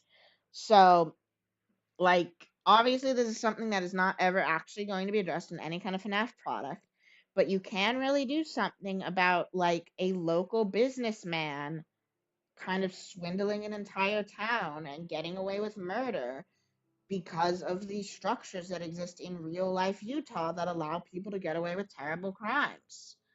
One of my headcanons is that a major investor in Freddy Fazbear's Fazbear Entertainment is the Mormon Church, because in the real world they are a massive investor. They're the only reason, like, they're the richest, likely the richest religious institution in the world, is because so much of the Catholic Church's wealth is incalculable, because it's like historical artifacts and famous works of art. You can't put a price on the Sistine Chapel. You can put a price on all the stocks owned by the Mormon Church. Grandma, I'm gonna see if I can try to find a cute girl that is the PD-12. PDT-12. Come on, I know they do this for like warships, and yeah, it seems like the standard color was green. But generally not a yeah, you should. I does not. All right. No, people do not make humanizations of computers the way they do for like battleships and airplanes, which is just disappointing. So that's realistic for William to be a blatantly evil, abusive dad. That's cool to know. Yeah, I mean, MSK, I think, is like, that's something in that guy's channel thing. He's done multiple videos about like the implications of William being British. And there wasn't really much of a Mormon church in the UK in the like there was barely anyone in the Mormon church in the UK in the like 50s and 60s. But now there's like a small amount that like if you'd really like have a lot of power over like a couple of individuals as a community leader. And yeah, I don't know. I'm not Mormon. I have a Mormon friend. I have actually asked him questions about FNaF. Like if you've seen me say that Henry can't be Mormon. That's because I sent my Mormon friend like a transcript of Henry's speech, specifically focusing on the darkest pit of hell has opened for you. I'm like, is this something a Mormon would say? And it turns out Mormons don't believe anyone's going to heaven or hell until after the second coming of Jesus. And until then, everyone is just, if you're bad, you are in spirit prison. Which, ironically, is kind of what UCN is, even. But if Henry was a Mormon, he'd be like, yeah, of course we're going to be the devil waiting. The devil's waiting until Jesus comes back to have anyone. They literally did put a price on the Sistine Chapel. Pope Sixtus the Fourth did pay for it. Gremlin, how do you know these things? How do you know these things? You're not supposed to know things. But it is correct. Actually, they needed money to do the Sistine Chapel so bad that the indulgences crises that led to the Protestant Reformation was because they relaxed the pre-existing rules because they needed money so bad because they don't like medieval architecture. But yeah, they got, ironically, FNaF's like spirit world lines up with like what the Mormons believe happened. Yeah, so Henry would be more likely Christian. So Mormons consider themselves Christian, I'm pretty sure, but he would be like mainline evangelical Protestant most likely. Just everything considered. Oh, character arc. All right, yeah, that's how you know things about the Sistine Chapel. Because if your character arc, your training arc, you're hitting the books. So like it is just so weird to me that FNaF is set in Utah. And the most interesting thing about Utah is that 50% of its people believe in a religion that like is so different from most Americans and requires quite a heavy level of it being involved in your life.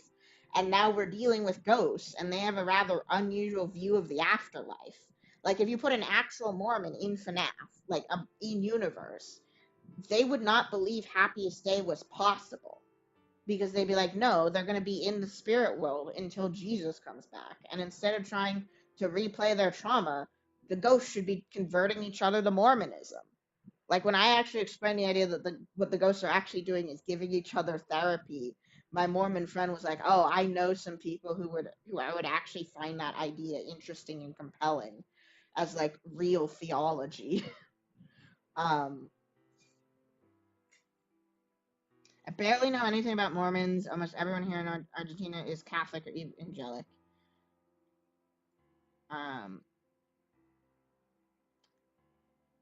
So does it make sense that this series is in Utah? Maury, no, it doesn't. It doesn't. Because, like, Also, Mormons believe that like demons are real, literal things that exist.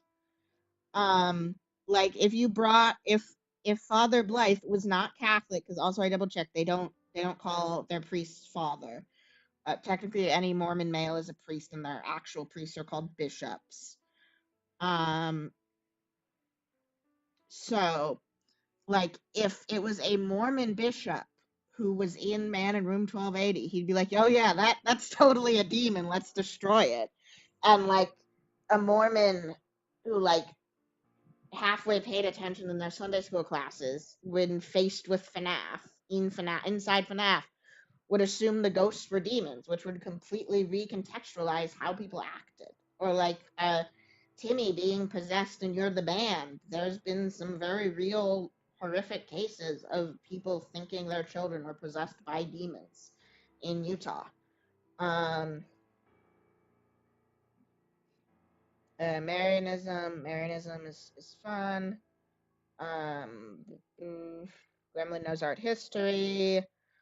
Oh, Seeker, is it not possible for Mormons to just personally agree with some of the theology? Like they could not bring it up to not get in trouble, but leave it held privately? Yeah, they totally could. I mean, it's more like Henry not being Mormon is what makes the most sense with the information we have. If we had a piece of information that said Henry is Mormon, then the hell would just be he like did not pay attention in Sunday school. And because obviously like Mormonism, like being an active member of the Mormon church, like requires a lot from you. My Mormon friend, I'm pretty sure is not active. I don't know. I'm not going to go into his complicated relationship with his religion on a stream. But like, you know, people believe heterodox things all the time. And so like if we had a thing that said Henry was Mormon, it would not be like a lore error that he says don't keep the devil waiting, old friend. It would just be like he doesn't know his own religion's theology and just picked up mainstream Christian beliefs about hell from existing in America. Sorry. Religion is I mean, heck, whole reason anybody cares what I'm saying is because I find history of religion fascinating, and that includes like alchemy and also systems of pseudoscience. Henry didn't pay attention in Sunday school. He was drawing furry yaoi in class. We know Edwin isn't Mormon because he made the staple. Oh my god, I didn't think about the fact Mormons aren't allowed to have coffee. No wonder it. Edwin, why are you trying to sell a fancy coffee maker in a state where people are not allowed, 50% of the population is not allowed to drink coffee? I'm going to screenshot that message so I can send it to I think my mom would find that. Also, I am sorry I keep calling you my morbid friend, like that's a thing you post about a lot. They write Star Wars fanfic primarily. They're doing like a whole rewrite of Les Mis. Yeah, no coffee had crumbled to dust. They are allowed to. I'm pretty sure they are allowed to drink soda, even if it's caffeinated. But because Mormonism is such a Okay, so in my section in the Gibby video, I talked about how in the 19th century the discovery that of like the Earth being super old and like Darwin publishing on the origin of species, like kind of caught, and also just the general disruptions of life due to capitalism, kind of caught like industrial capitalism being invented, kind of caused like a general crisis in American society. Mormonism is a religion that is so specifically of that time and of America. That's why it has like pseudo archaeology in it and like fake Egyptian in it.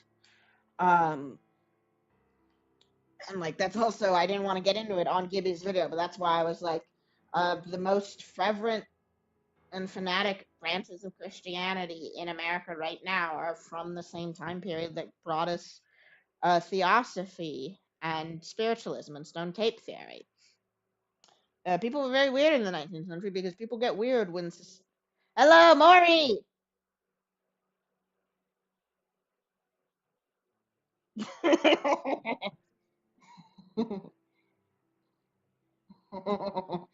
Yes, I'm guessing that is. Yeah, okay. Someone just said something that made me start. Oh, because I'd said the thing. Yeah. Uh, I mean, staying married to your dead wife is very Mormon. Um, but I can't believe.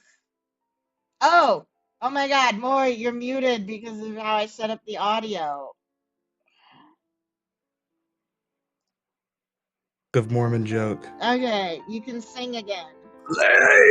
Ugh. Yeah, Mormonism is the Jesus came to America branch, and also the that the lost tribes of Israel. We cannot hear Maury. You can hear more. You'll be able to hear Maury. We now. cannot hear Maury on stream. I can't hear.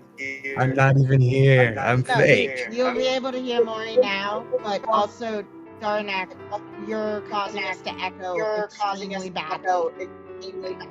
They call me the Okay, fake. bye-bye. Bye. Mormon. Mormons? Yes, please. They should become Mormons. Anyway, so, oh, funny story about Mormonism. They also believe that the lost tribes of Israel became the Native Americans, and I learned that fact in the funniest way possible, which is that I was touring the Navajo reservation, and my grandfather, like, this came up. It was not like a weird evasive question, like, came up naturally because the tour guide was talking about like the traditional Navajo beliefs.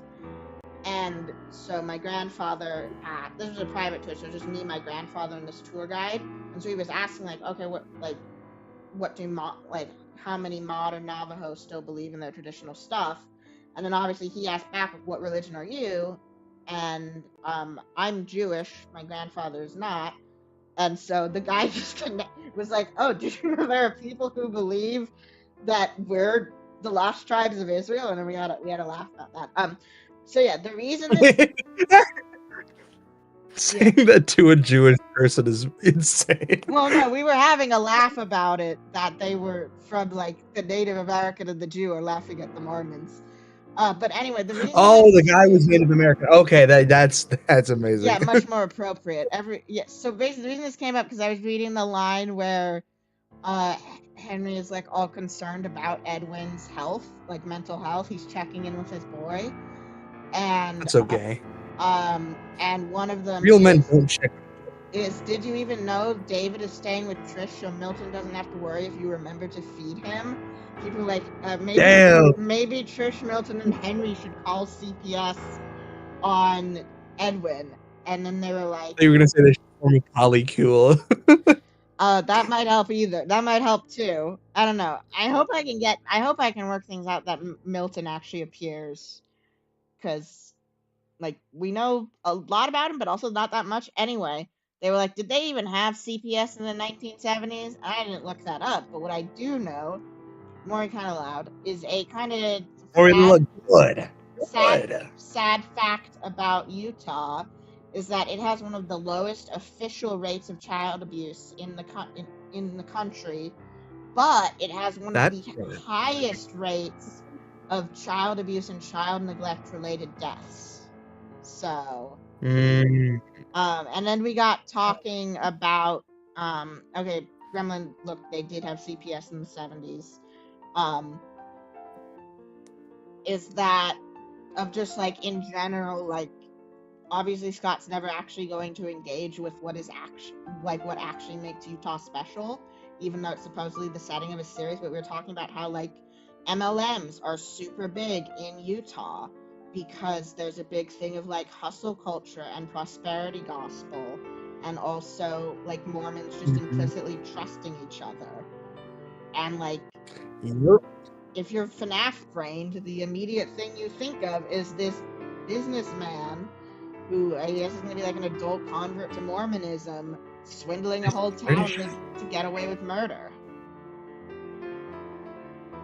Yeah, and then we were talking. Wait, you think William Afton is an adult convert to Mormonism? Yeah, Well, because I think if William is not Mormon, Is he that the wouldn't- reason why he? Is that the reason why he came to Utah? No, I think it's the other way around. He went to Utah and then he was like, nobody's gonna trust me if I'm not Mormon, so I guess I'll. Oh, so it was a cynical decision. Yeah. It was a pragmatic decision. Yes. Because I think. So he's just like, they haven't been. Can they drink tea? They can drink tea without caffeine, right? Yeah, and also they're not very good at like other forms of caffeine. I'm pretty sure they can drink caffeinated sodas. What? No, they can't. I thought caffeine was specifically of the devil, I think or it however might they. just be in the NPR. Mormons drink Coca-Cola. Many people assume Coca-Cola and other caffeinated drinks are forbidden under Mormon church doctrine. The truth is more complicated and has been a long-running subject of debate amongst Mormons. He became Mormon. See, this is what you're here for. This is what you're here on the AbsolX Guardian stream for. Yes. Well, again, I mean, like, the entire reason I'm of any relevance to the FNaF fandom is because of my interest in religions. Yeah. Which also, how long do you think you're going to be streaming for still? Because I might finish Glitch Trap if I start streaming. I don't know. I'm gonna until I run out of steam, or it's like anyway. Okay, yeah. So it's kind of like, yeah, it's what I thought is that it's specifically the stuff that in the 19th century they were having panics about too many people doing too much of. So he was like, no tobacco, no hot drinks, and don't overdo it on the meat. So hot drinks means no coffee or tea. No tea! No tea! Oh, William Afton truly is in hell. William Afton truly is in hell. Well, but I mean, also, I mean, this kind of brings me back to juniors can't be a bar because there are no bars in Utah.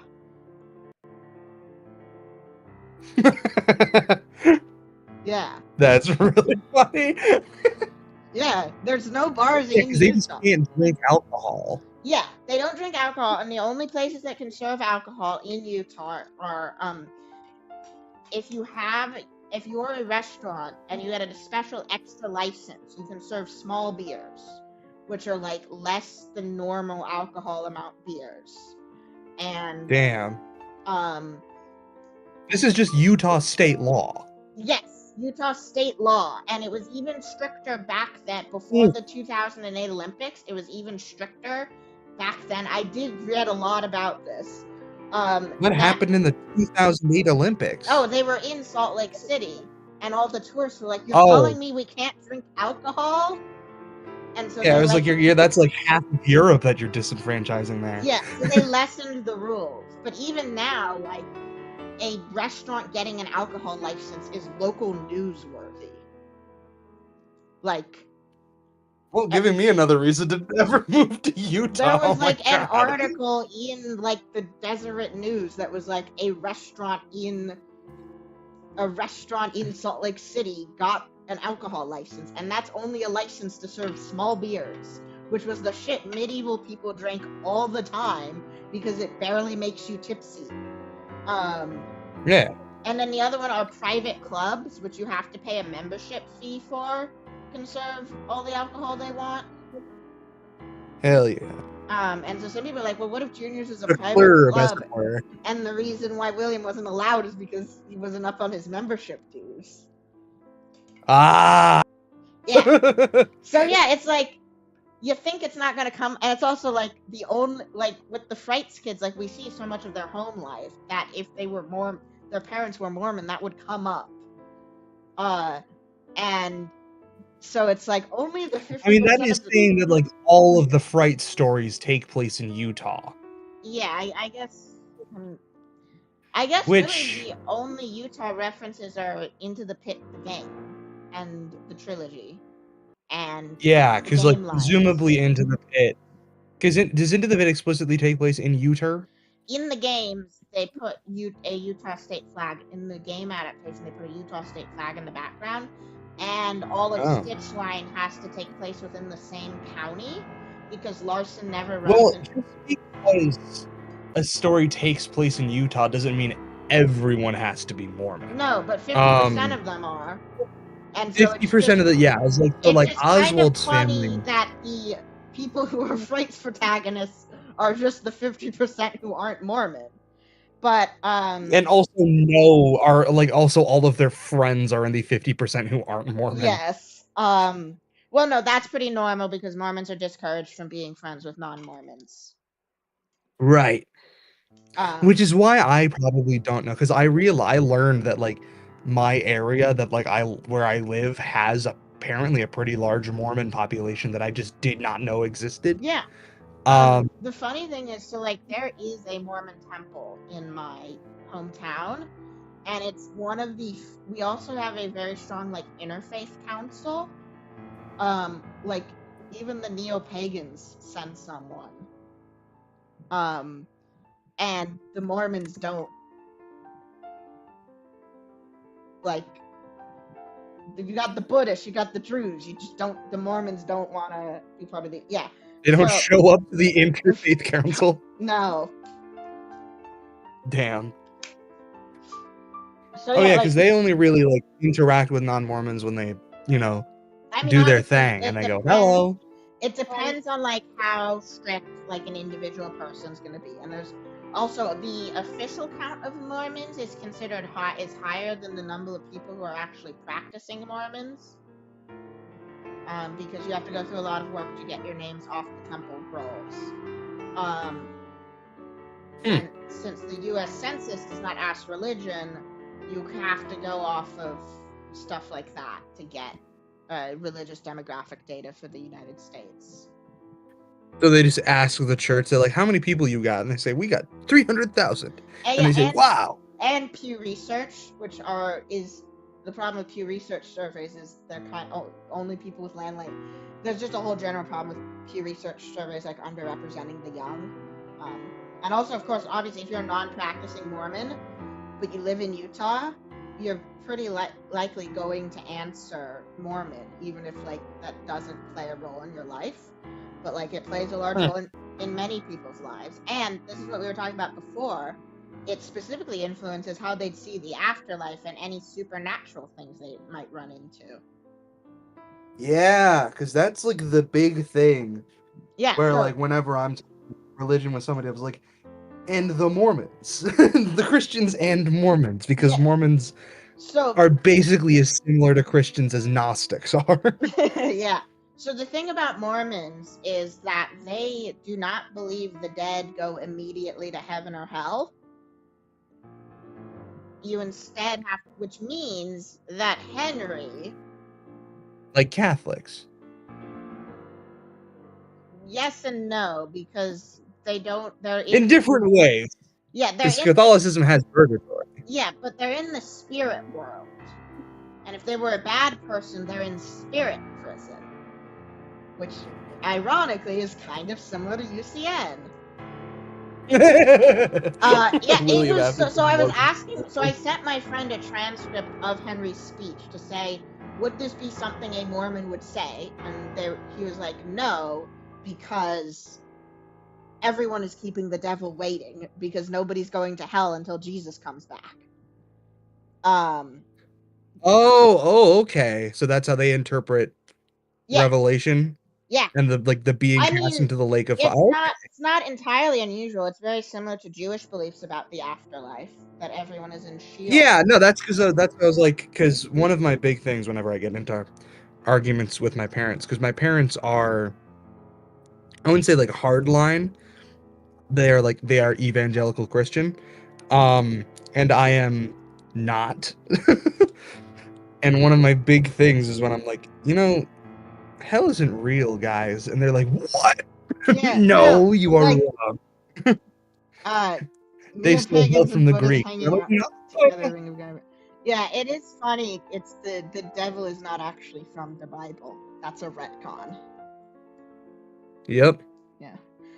Anyway, so yeah, they don't. Yeah, so it was just so funny to be like, oh my god, FNaF happens to align with Mormon beliefs in the afterlife. But not in many other ways. Yeah, but like the spirit world is where people who aren't evil go. And like when Does this include all children? Yes. Okay. But like everyone goes there, even if they're going to be getting a planet when Jesus comes back. Everyone still has to wait in the spirit world. And then Yes. you got to try to convert the other spirits to Mormonism, which is honestly more ethical than doing it when you're alive, because obviously you have proof that you're right now.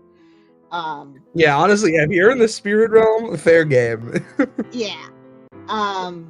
So when I explained Happiest Day to my friend, he was like, I actually know some people who would like the idea that the ghosts are that the dead are giving each other therapy in the spirit world as like a serious theological position.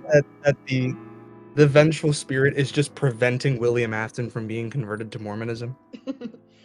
No, because, well, one, if he's already a Mormon, he'd be an apostate. So the way Mormon hell, there's 3 levels of Mormon hell,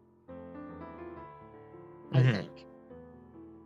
I'm not too terribly familiar with but Mormonism. if you are Mormon, I'm familiar with Mormonism, but not well if versed. you are Mormon and you're a bad person, you go to turbo hell. Which is what William Afton would go to. Yeah, because you can't get out. I mean, I don't know. I don't think you can get out of your child murder sins by converting to Mormonism officially. I mean, I don't know. I mean, how does forgiveness work for Mormons? I don't know.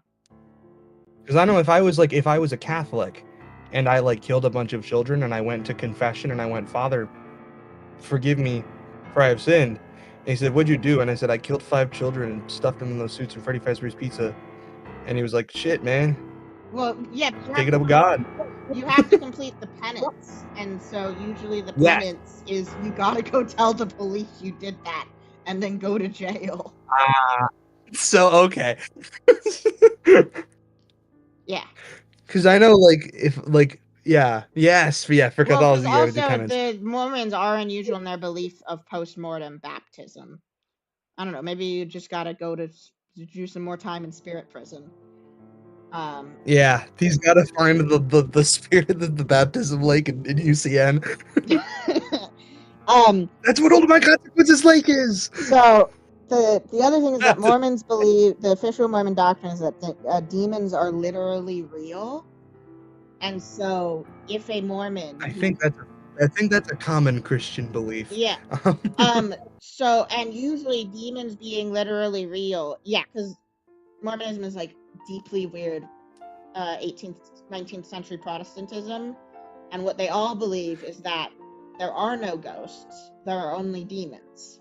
And that would very greatly, so like all this information would very greatly color how a Mormon character would interact with FNaF if they were in FNaF. Like, they would not believe if they actually believed they were spirits, they would not think Happiest Day was possible. And they'd also be likely to assume that these ghosts, that there were no ghosts, that they were all demons pretending to be their dead loved ones. Also, Secret of Comfiness, this is true. Satan isn't even a name, it's a title. Yeah, it means the accuser. He's just the prosecutor. Yeah. He was just like, God, you know that guy that you really like? You know that Job fella? Yeah. Can I just mess with him a little bit? Can I like kill his wife quick? And God's like, sure, man. Yeah. Do whatever. Next up is the Vengeful Spirit Mormon, which also, like, if you aren't, like, I might actually start streaming. I feel like we could continue this conversation. Yeah, I'm not writing, we're just talking. Okay, you know what? I'm gonna start stream, because then I'm gonna at least be drawing. Yeah, and, I don't know. I'll still have this on. I'll keep streaming. You know what? Yeah, dual stream, baby! Dual stream! Chat, do you want to have Maury's drawing in the corner? Or I was just saying I could just start a stream and we can move over there. I was thinking we dual stream, because I don't know. Well, then that way I will only have one chat. Yeah, double stream, because, I don't know, Double stream? Double stream. Bet. You know what? I'm just gonna start streaming. Yeah, and I'm gonna send you the what we were before this. Gremlin was getting all interested in the PD-12, which is the computer Fiona is currently in at this point in the story. Wait, hold on, I gotta make a glitch trap thumbnail. Okay. Rabbit. Rabbit. Rabbit. Yeah, we're gonna get the Mori cam. Do you want me to like screen share to the Discord so you can put that there or whatever, or? Oh no, I was gonna put your actual stream as a small window. Yeah. Like we did last time. Yes. Streamception. Yeah, you can only watch one at a time. No, Mrs. Trap, you'll have the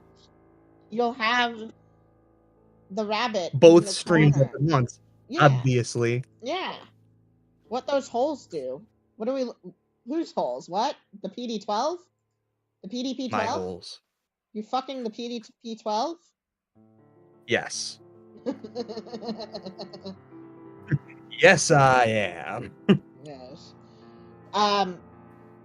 So I don't even know what you're talking about. Oh, Yes. the historical computer that I've said that M1 is currently in. I sent a pic of it in the chat.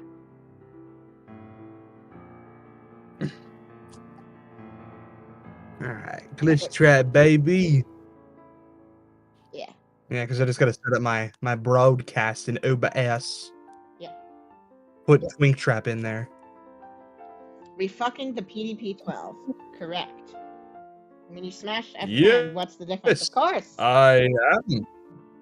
Yeah, the PDP. Oh, nope, there goes my devotion. Yeah. Because like I have a little bit more to read, and then we get to the hard part, which is that I need to actually write baby M1's dialogue and conversation with Henry, and like I can't think of what they would talk about, and also like I've explained the writing challenges for how M1 should sound at this point. What says that they'll do the IBM 794. I think that is the Daisy Bell one, isn't that? I don't know. I mean, don't you know the Daisy Bell from, yeah, no, it is the The Daisy Amazing Bell Digital one. Circus. Yeah, an Amazing Digital Circus. Shoving it in the cartridge port of an Atari. Yep. Yeah, that's the one that's saying Daisy Bell, which I actually reference in the fic. That's what I say F10's voice sounds like at this point. My output was sent to a speech synthesis module that was not originally a part of me.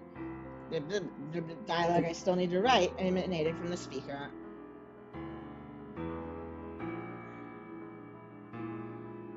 Speaker on the desk, in tones segmented and artificial.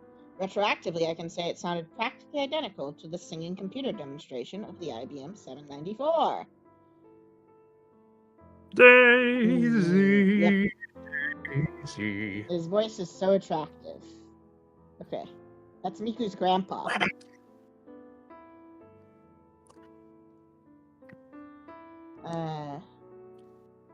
So yeah, I can't fucking decide what Edwin, because so like right now in it I have Mimic only saying one thing, but I want them to actually like exchange some dialogue, but I don't know what they would be doing it, and also like I'm like I need M1 to sound like 1970s television. I don't know what 1970s television sounds well enough to write that. Alright, we are in fact live. I have only seen MASH.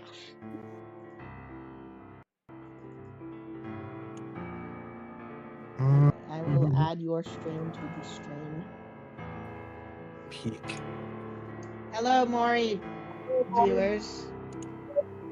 Hello, Maury viewers. Hello, Maury viewers. It's me and Absol. We're dual streaming right now. Yeah, but Hudson and Miku Yes. is canonically 16, so that's weird. Yeah, no, this is Miku's grandpa. And also, it is kind of, it feels like this weird decision that they made Miku 16 when they made her up. Like, you didn't have to do that. Yeah.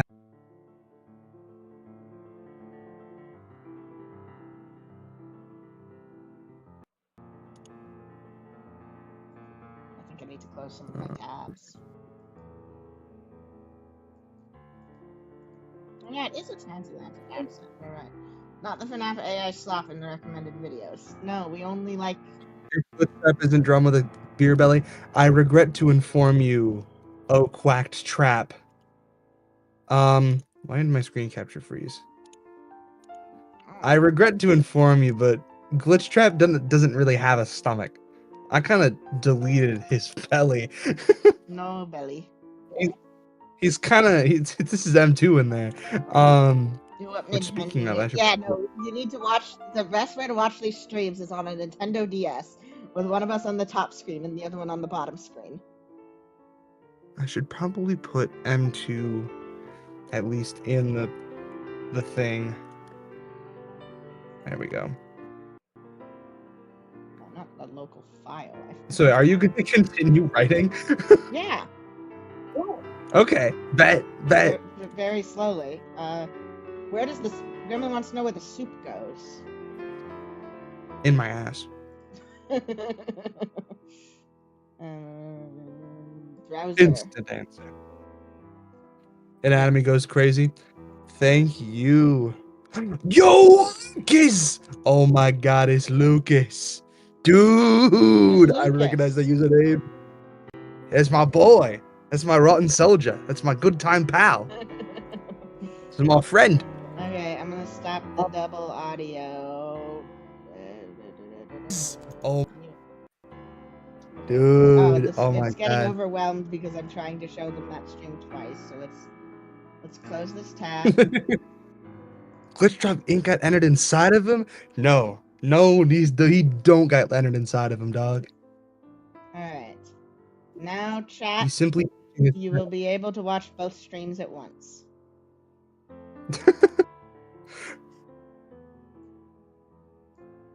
I will not lose the all-important Mrs. Trap demographic. The all-important Mrs. Trap demographic. Oh, Well, you're stealing her. You're stealing her. When you only have 6 viewers, each of your viewers is their own demographic.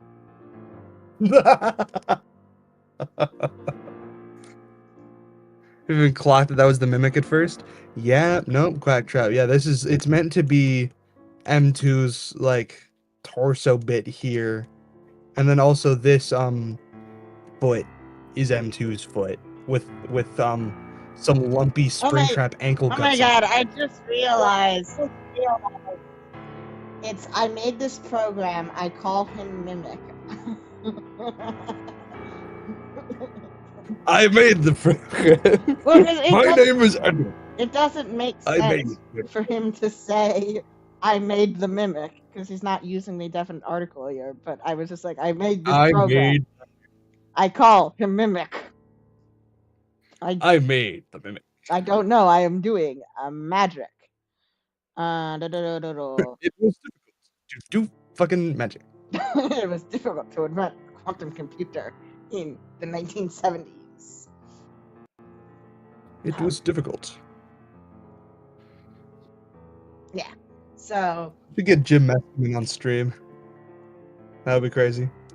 OMG, it's backwards Edwin wind. What is that in response to? Me. It is funny how my Fujitech is on the left side of the screen and your Fujitech is on the right side of the screen. This is clearly an analogy to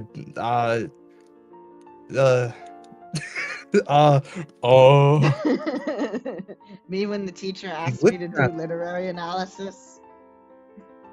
See, Glitch Trap, I'm on the right side of the screen, while Glitch Trap is on the left side, because Glitch Trap represents the dark magic, also known as the left hand of magic in, is that voodoo? Or is that something else?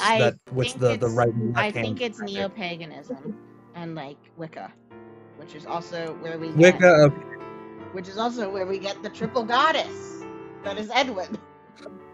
That I kind of abandoned. Yes. Because I'm like, I don't know what I'm talking about. And even then, it is also Fiona's the goddess. Yes, it's two things at once. I love it when that's good fiction. We love Divine Me, Fiona. Okay, so Hen is like going, bitch, you live like this. Have you been sleeping here? Is that the PDP-12 Milton told me was missing? You can't just take expensive equipment like that into your own home without telling anyone. Poor guy is tearing his hair out about that. Whatever, it doesn't matter. It's all mine. Edwin swiveled his chair and turned on my terminal. He typed in the command to have me print a log of my function calls as I made them. Check this out. He's been listening this whole time. The other man finally stepped... I've been listening this whole time. Yes. And Look at also, the team. I don't think you were here when I explained the Edwin using he, him pronouns for the mimic, like in Tails. Yeah, because he doesn't think it's his wife yet, but I'm showing that he's yeah, he's already doing no, it's not even so M1 is going to be the name of the endoskeleton. Oh, okay. Yeah. So then why is it M2 even though it's the same endoskeleton? Because he changed his mind. Well, because you don't need to call it M1 when you only have one of them. Yeah. Yeah, no, actually, I'm not going to say the endoskeleton is M1. It's going to be that they only started calling him M1 when they were making another. I want another. Father, I want another! Yes! Oh, and that is something I was not able to work it into this chapter, but hopefully in the second chapter, which is going to be M1's first time in an endoskeleton, someone's going to say, this is like your child. Because I want to make the reader uncomfortable. What are you talking about? Seeker, I would never give you admin privileges, ever. Respectfully. The amount, my chat would go in half from the amount of, you would ban me. Remember, the mimic is no endo. Yeah, you're right. I'm saying endo when I should be saying animatronic or robot. Robot. Yeah. So then, the other man finally stepped into my circle and stood by Edwin, bending down to look at the text rapidly being printed onto the terminal. Ed, this is impossible. You have to know this. You're a miles better programmer than me, but not even you could do something like this. Even printing output at this speed. That's a feat. And you want me to believe that it can actually hold a conversation? That's feat. Yeah, it's Edwin showing I figured out how to make... I made a computer because I would, one of my professors, did computing in the 80s, and he, gave us a history lesson about it. And also I've just, been learning stuff about old computing in my class, because that's how they teach you these things. And I'm like, what would happen if somebody, through magic and being really sad, managed to write a computer program that didn't use any CPU, that just, somehow did more than was possible? So that's why they're even it's printing text on a terminal too fast. It's got remnants in you. Yeah, it got remnant inside him. It got remnant inside of him. It got remnant inside of him. You would ban anyone, you would do the exact opposite and actively encourage people to break rules. I don't know if there are any rules. That's not helping your case, Seeker. In this stream chat, I don't think there are any rules here besides just be respectful. If M is so good, why isn't there being disrespectful?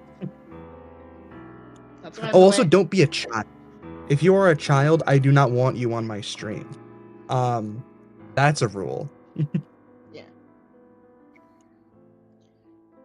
Well, try I hate children. You hate children.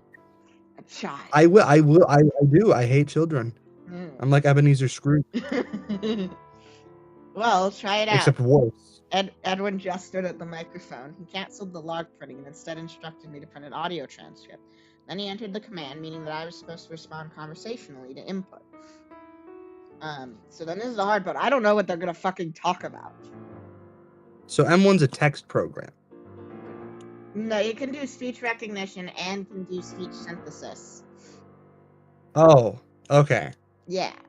So Speak softly and carry a big stick if I had power. True! True! Teddy Roosevelt's in chat. You gotta say happy birthday to FNaF World? No. I will. Happy birthday, FNaF World. FNaF World can have a very unhappy birthday. Just like the Take unhappiest that, day. Yeah. I'm gonna give FNaF World an unhappiest day. Yes. So, this is what I have right now. Edwin approached to speak directly into the microphone. Nice to meet you. How was your day? Oh, wow.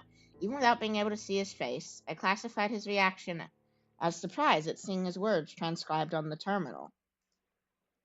Edwin invented YouTube auto captions. Whoa.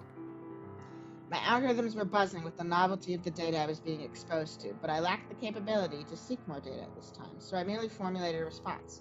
My output was sent to a speech synthesis module that was not originally a part of me, and then instead of actually writing any dialogue, I just wrote something not entirely appropriate that sounds cribbed from era-appropriate TV. Fortunately, the only show from the 70s I've seen is MASH, and I don't think that's out yet. I don't know, when did MASH's first season come out? Seeker says, if I would turn any place I had admin privileges in into a beautiful lawless utopia, it would be a glorious sight. This place is pretty much close to that. Like, literally just don't be under the age of 18 and you're fine. Yes. Okay, so MASH's first season released in 1972. Monster Man. That's the bad Hawkeye. Anyway, and then it says, it sounds like the Daisy Bell computer. There's a graveyard smash. She did the mash. Smash. I really like Hey, give him a tramp stamp. I need to turn him around to give him a tramp stamp. I can't do that from this angle. No, but I mean, Meatloafers is joking about the sulfur cross being the womb tattoo. Yes, and I think you need to make that real. Just the black sulfur symbol just being a womb tattoo. Yes, I mean making it real. All the other symbols have been Grynal. Well, yeah, because it's meant to correspond to their balls or lack thereof. Yes. Metaphorical ball. The metaphorical. Which mimic design? Who in mimic design sucks ass? Secret of the Mimic Design all the way. Oh yeah, I agree. Secret of the Mimic Design is the only mimic design in my opinion. The concept of unbirth. Secret of the Mimic is the greatest FNaF game on earth. Yeah. It made ruin look like a worm. Look like a worm. Yeah, well, I think you might be thinking of a different kind of unbirthday. Like from Alice in Wonderland? Well, no, that's what Darnak is referencing, and I'm like, well, if you're on the internet, the word unbirth means something else. Oh. Yeah. Oh. Very merry on birthday to you, to me, to you, to me. Very merry on birthday. Draw a spray job with a tramp stamp and my life is yours. Guys, how am I gonna do that? This will have to be a separate drawing. Yeah, no, just do a little insert that's just of his lower back. Hold on, let me just like make it like a little, like a little pop out thing. Yeah.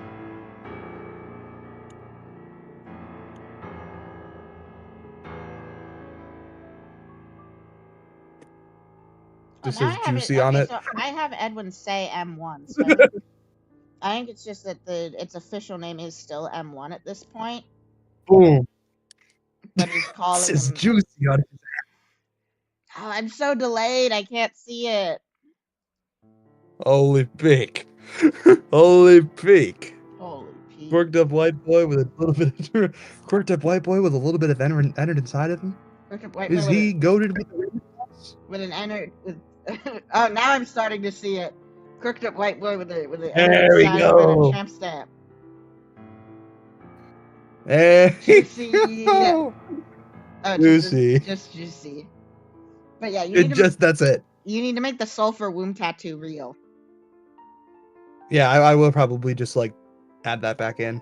Yeah. Is everybody streaming today? Yes. Everybody is streaming today. It's the problem we had last time. Yeah. Because I'm just like, I just want to finish Glitch Trap at this point.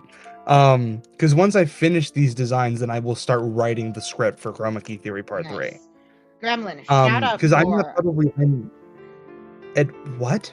Gremlin just said in chat, shout out Vor. Of course you'd say that. Miss suspiciously balloon-shaped stomach. Gremlin, aren't you supposed to be like character developing or something? She's not gonna be on stream, but she will be in chats. Ah, Her character development permits that. okay. Do we know what kind of character development? Because I just thought it was like just a break from social media. I don't know. Oh, that's what she said in my stream chat yesterday. I'd say she's been talking about like not being want to be perceived and healing. So let's not talk about it on the stream. Oh well, I didn't know that. I don't know. I mean, that's just what she said in chat today. So yeah, okay. So, well, Edwin chuckled, but from his body language, I could still classify his feedback. How as do I negative. think Secret of the Mimic would have gone if Jackie was an ally or friendly animatronic? It would have gone the same. The thing is, Like- the Jackie, there is no Jackie animatronic. People are like, oh, Jackie's such a wasted character. You fool! That's the Mimic on the cover wearing Jackie as a disguise. Yeah, no, it's like even got like the mimic eyes. Yeah. Like That's it's the Mimic. It's not Jackie's not the next Vanny because Jackie is just a costume the Mimic wears for one of the boss fights. yeah. My only gripe is that we just didn't get like the only way that Jackie really comes back in the game is from M2 doing its like voice line loop of death during its boss fight in the parachute ending where it's like surprise! Time to get your birthday hug. I mean, I want to know And then what her connection with the puppet is. I like the thing that Unwithered did, where Charlie just really liked the puppet, really liked Jackie, and like the music box, the actual music box is Jackie, and that's kind of what I was expecting in the movie. But obviously, the production schedules probably didn't make that possible. Sigmas, please. Sigmas, please.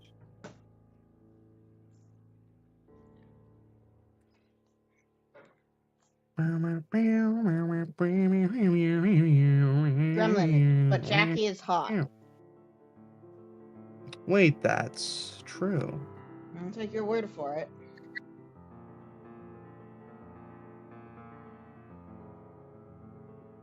I mean, she's not possessed, so she's fair game, so. I mean, well, I mean, yeah, we're talking about, I mean, it brings back to the character versus what you actually face in game, which is a suit worn by M2. Yes. Which in itself is mimicking the character of Jackie, Yes. so. It's like M2 is not possessed by anything, not even a child. It's not even pretending to be a child. At that So, moment, yeah. Well, I mean, that's the thing I said, is in FNaF, you either get children who've existed for decades, or adults who've only been around for a few years. yeah.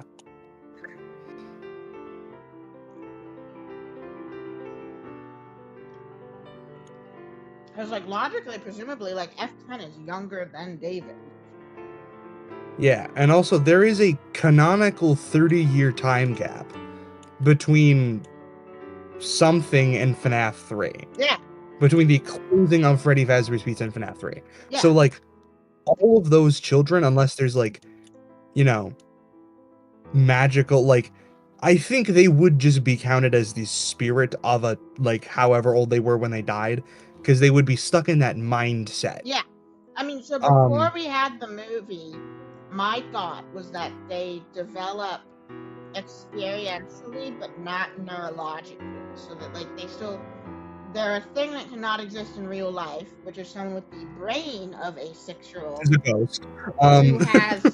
who has 30 plus years of lived experience.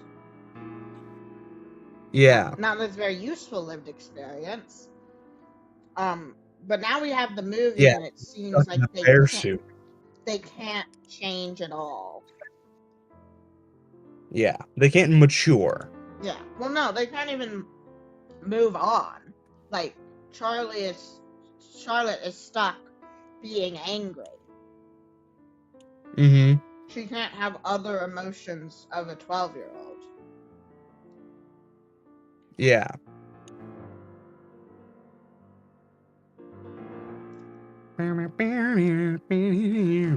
We go with the Gibby's FNaF 3 in 2015. Yeah, I think FNaF 3 is in 2015. I just think it's 30 years after the MCI. I agree.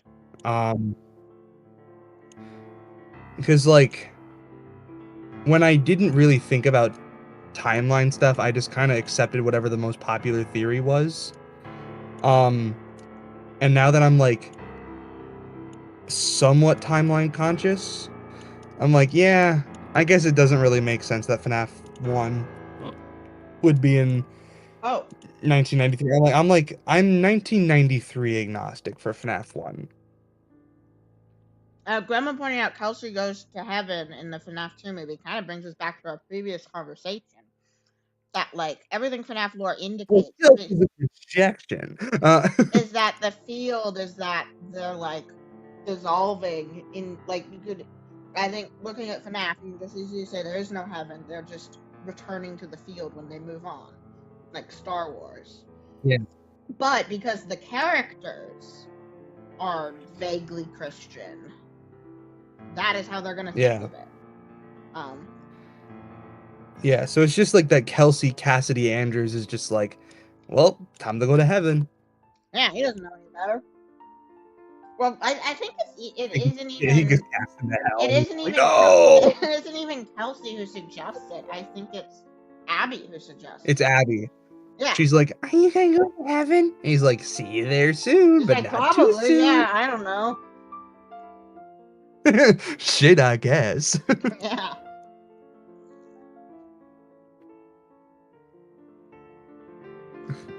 They're eternally petulant, true. Or at least until Happiest Day. Yeah, I don't know what happens after that. I kind of just, like, you know, with my own belief of the afterlife, it's just like, oh, okay, once they're done being ghosts, they just sort of dissipate and stop existing.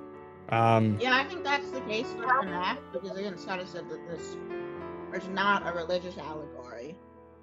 And it's, the field is like when people die, they dissolve into the field. They become one with the Force. Yeah. Well, I mean, that still allows for, like, ghosts and stuff, though, Yeah. right? Yeah, because if the coherence of your mind doesn't fade away, you are now a ghost. Mind with no bud day. Mind with no body. Mind with no bud day. Mind with no body. I have a What do you disease call the called girl Bonnie and girl no- twink thing disease. What? I need a corked up girl twink. I'm sorry, girl twink? Yeah, that's just what Gremlin's talking about. Being a corked I up can't girl see. twink thing. I'm looking at my chat. I know. But in my chat, Gremlin is saying she has a disease called corked up girl twink thing disease. Hold on. You're green and have 15 diseases. This is true, Gremlin. This is true. You're green and in between, just like W.D. Gaster. You're green, just like William Afton. Oh yeah. We need someone who's green. Wizard needs to make. I know that we already have the quintessential Green Gaster video, but Wizard needs to make. I don't even know if Wizard likes Deltarune. Wizard does like Deltarune. Oh yeah, it was Wizard who I was shouting "You're taking too long" brain rot at in one chat. Yeah, I think our DMs, besides me getting into the now dead FNAF Juber server, it was the like I hit him with the first GIF that I send almost everybody, which is the Tenna dancing GIF. Yeah. Him going and then he hit me with Woody yelling at Buzz. It was like, "You are a toy," but it was, "It's TV time." Well, even if we don't have Green Afton, we at least got Green Gaster. I mean, hey, I'm Green Afton, so Really?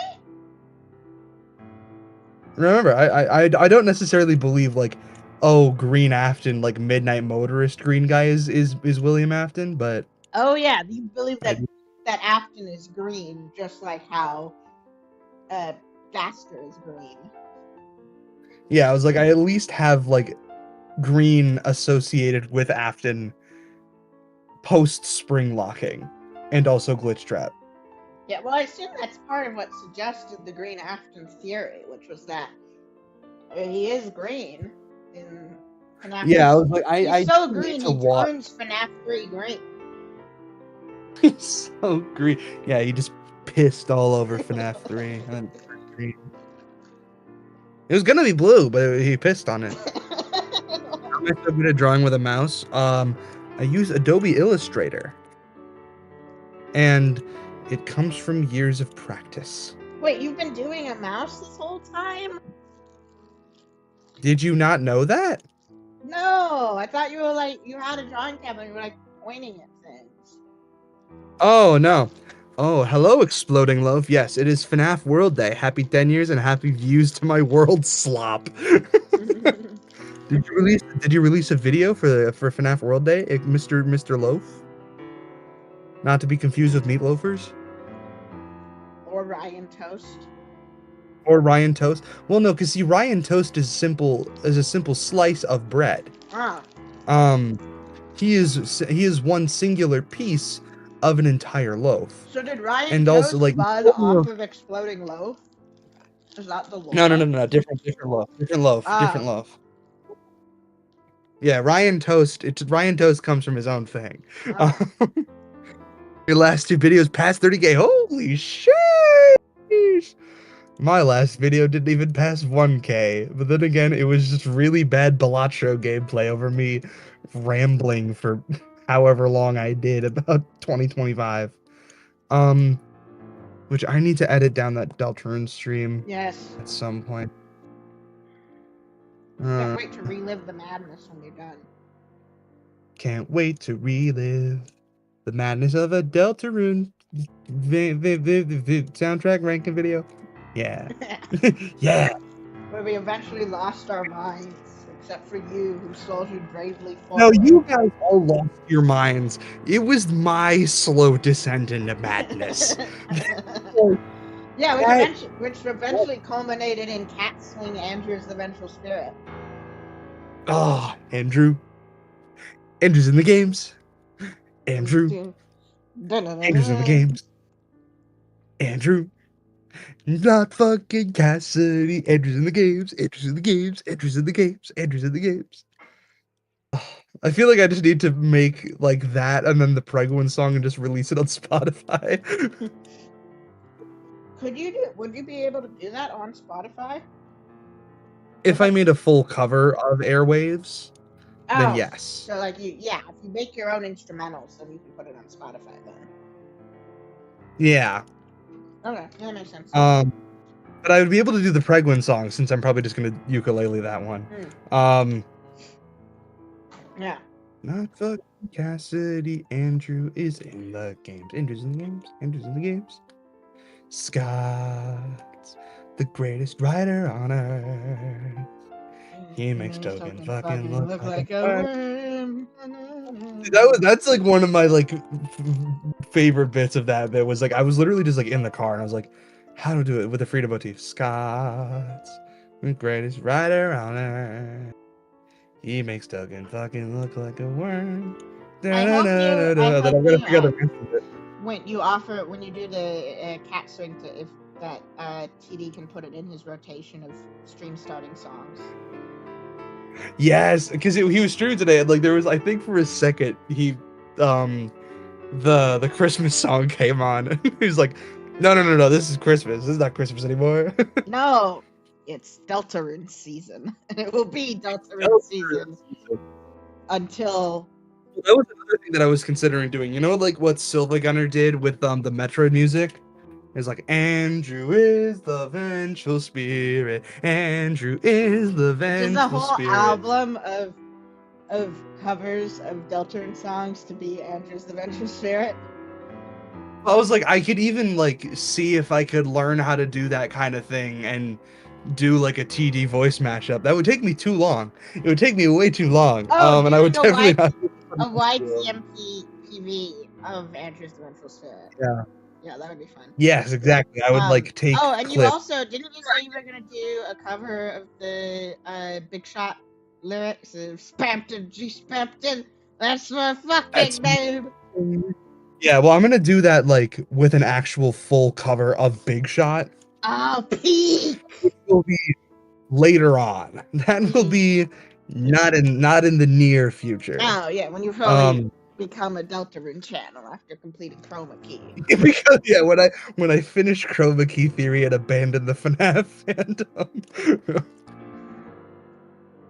fandom. No, I'm not abandoning the FNaF fandom anytime soon. I'm just gonna become a multi-fandom theorist. Depending on what the money says. Who has more money, Deltarune fans or FNaF fans? Well, I mean, who watches more? Like, what videos get more views? What gives me more ad revenue? More precious ad revenue. Guys, Ah, Markiplier is exploding streaming. welfare. Everyone is slop. everyone is Oh, your streaming slop. today. Maury, you said you'd do a Mr. Beast cover. Mr. Beast, Mr. Beast. Okay, I think that one was just on the stream. I did the Mr. Beast bit. Yes. I'm not doing a full cover where I just do the vocals of Mr. Beast. Okay. Oh yeah, I'm supposed to be reading this. Games and So yeah, no fucking idea what because okay, so I want to expand. Not only do like I not have M1's response to Henry, I want them to like actually exchange some words, like an actual conversation. Yeah. Very Andrew hard versus to write AI without using Gen AI, and also current Gen AI would be too good for what I want. Yeah, you need that shit to sound like ass. Yes. Like, You're fortunately, I was thinking of maybe using Cleverbot, but they've unfortunately upgraded Cleverbot. No, yeah. no, just like go back, use the Wayback Machine or whatever to just find an older, shittier version of it. I don't know. Maybe I'll get like GPT-4 Mini. Maybe. Oh. Scott, the greatest writer on earth. Wait, maybe they didn't upgrade Cleverbot. I don't know. Because it's clear to see that. But I mean, also, like, if I use Cleverbot's responses, that is still using Gen AI, which I don't want to do. Yeah. Yeah. Same with using GPT Mini. Does anybody here watch a lot of 70s TV shows? No. I don't even... What even shows were popular? Most popular 1970s shows. Most popular early and 1970s show. Yeah, when you were gone, it was me just Googling thing 1970s. Yeah, I was like, when did Seinfeld start? Was that 75? No, not. Let's see. Top rated U.S. programs of 1970 to the 1970 to 1971 season. Oh, like the year 1970. Yeah, but also top rated is not like what was going to be shown on reruns the most to F10. It's what shows were watched the most. I don't know, All in the Family.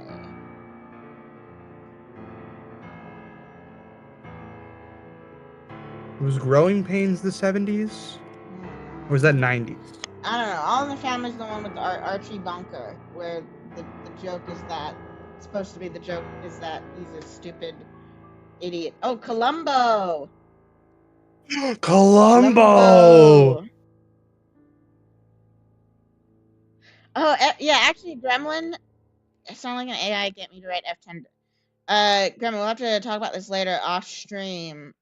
I mean, I know you are still on your training arc, but would you be okay with off stream us like having a brainstorming writing session so I can just get this like this conversation only gonna be like a couple of dialogues, but it's complex That's what this You have a theory that Lori? Who's Lori? Is that Maury spelled wrong? Maybe it's I'm Rory secretly spelled Super wrong. McNugget from Lori the Dinosaur. Who knows? Who knows? Maybe I am. 3 I don't remember Seinfeld Barney the types. Dinosaur. Like an undeniable. Yeah, but unfortunately Seinfeld is 80s and 90s, I'm pretty sure. Yeah, it's I thought it started no, in the it's 70s. 1989 and only 9 seasons. What? Not like my beautiful. I just don't know. I just don't know old TV. I don't know. Well, I would watch this 1950s game show a lot with one of my friends, but again, that's too far back. Sure, when I don't know, some other day, maybe the weekend, maybe this weekend. Okay, so yeah, we'll figure that out then. What you need to do is watch some 70s TV. Watch some All in the Family for me, please. It's TV time. Okay, so the next thing Edwin shows off, Charlie's Angels. That was a TV show? I thought that was a movie. Yeah, it was a TV show before it was a movie. Also, I think wasn't TV syndication didn't that start getting big in the 70s, which would actually mean a lot of the television F10 would be watching would be for previous. I don't know. I don't know.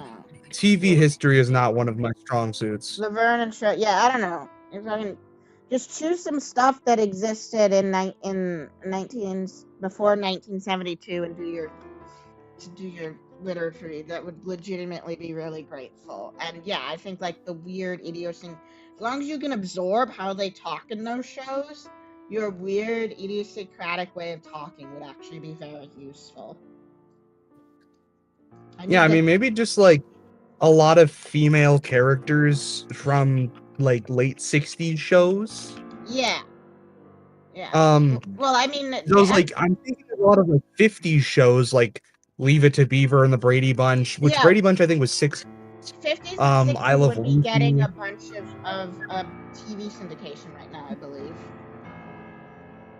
Yeah, so maybe just like have her just watch a bunch of reruns of like Leave It to Beaver and I Love Lucy. Yeah. I don't know. I mean, obviously, I don't want to make Gremlin watch television. 60s TV. That's what I know. I know a lot of 50s and 60s stuff. Okay, yeah. Maybe you can be in the brainstorm too.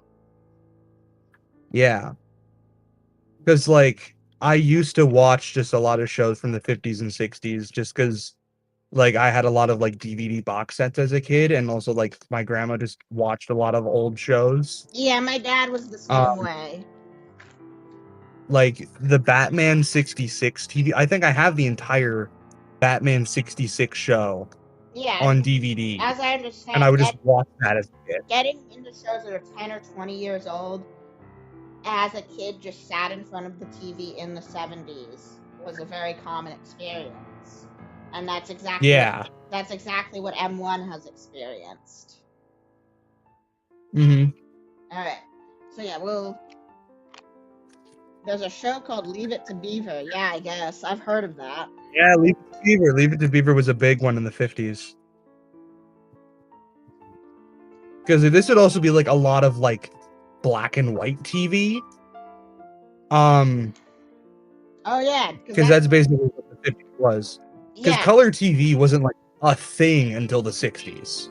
Yeah, and so the reruns would be. I think that's how Quentin's dad got into the Beverly Hillbillies, and that's certainly how when I brought up the 72-hour Beverly Hillbillies thing, my dad was like, "Oh, I watched so much of that on syndication." So yeah, Gremlin, you have your task. Watch a bunch of old TV, please. Chee! It's TV. Well, I guess I'm watching Laverne and Shirley for research. Thank you so much. Sheesh. Okay, so after that, we got Edwin stood up. Yeah, because like, because I'm trying to think if it would be like smarter to watch like 50s TV or 60s TV. Yeah. Oh, that would be like that would also be where F10 is getting her understanding of what being a wife is. Yes, and like So- house, yeah, like definitely stuff like Yeah. Leave It to Beaver, I Love Lucy. Yeah. That's like Bewitched especially. Bewitched would be such a like a fun one. Maybe I don't think it would be it wouldn't really translate onto F10 and 4 because she does more like a stereotypical housewife thing. But I do love the original Addams Family sitcom from the 60s. Because that show is like a very like subversive thing, Well, and that's it's like the thing, appealed because to Edwin is using the TV to model typical behavior, and so he wouldn't let anyone watch like her Addams watching the Family. Addams Family would not be good because like the whole appeal of the Addams Family was like, oh, look how silly and weird this family is. Yeah. And like to normal Americans, they'd be like, this is nothing like my family, and then it's just a guy being loving to his wife. Yes. Ew. Yeah.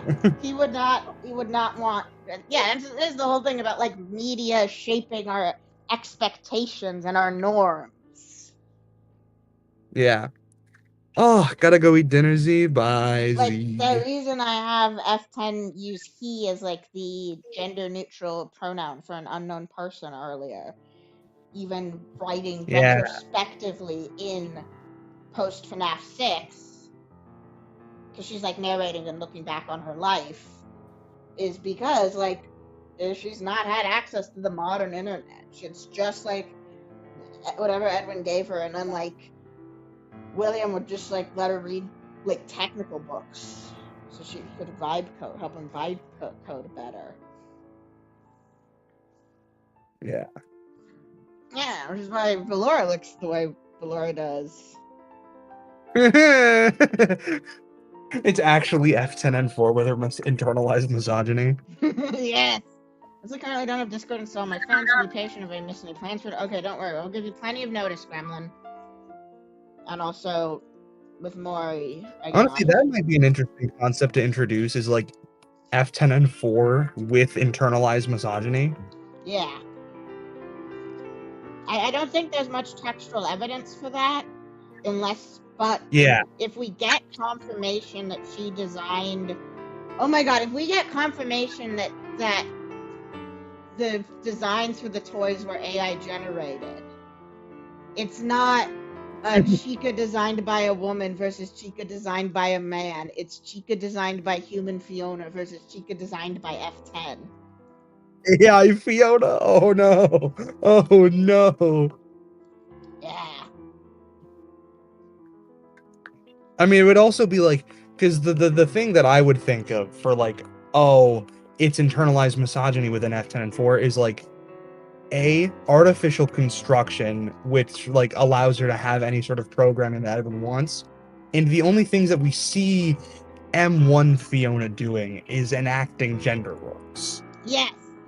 And two things I kind of want to add in this fic is, one, that like David actually once the dynamics all established, is that it's Edwin who really wants her to be Fiona, while David just wants her to be herself and his caretaker, which is why. Yeah, because I know some people have like suggested that that's going to be like the arc of the Mimic story, is like the Mimic wants to be its own person. Oh, definitely for M2. I think that's the explanation for the design difference. Yeah, because like I think that's like Rytoast's Mimic custody thing. Is he's like the Mimic is like, oh, I don't want to be, David or anything. I just want to be my own creature. I want to just be a little guy. Yeah, I mean, he tore out his data dive report. Yeah. And then bolted metal to himself so he can't size change it. Like Gibby thinks that we're gonna do the secret ending in the present, but like we've already been shown that is impossible. Yeah. Like the big difference in the endos. Like I saw shortly after Secret of the Moon came out, someone like did a model breakdown.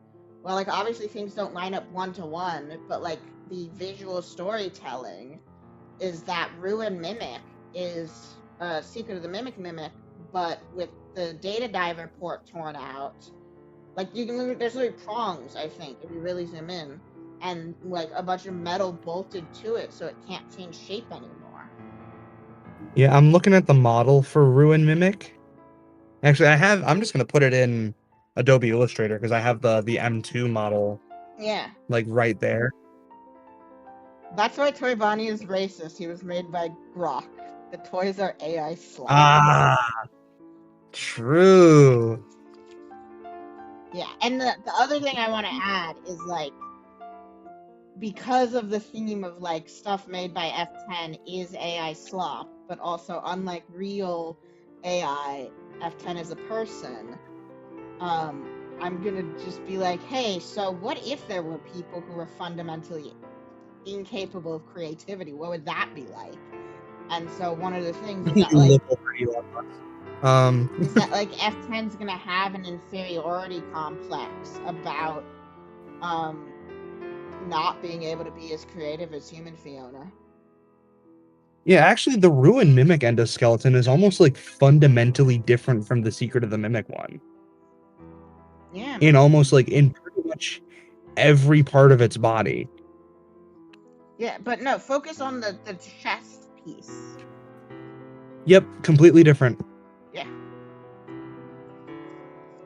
It's like I'm looking at the parts and like the neck bit's different, the part that resembles like the collarbone and the clavicle, different. Yeah, that's not even like metal bolted to it. That is just completely different. Like look at this, I'm just gonna start putting rectangles down.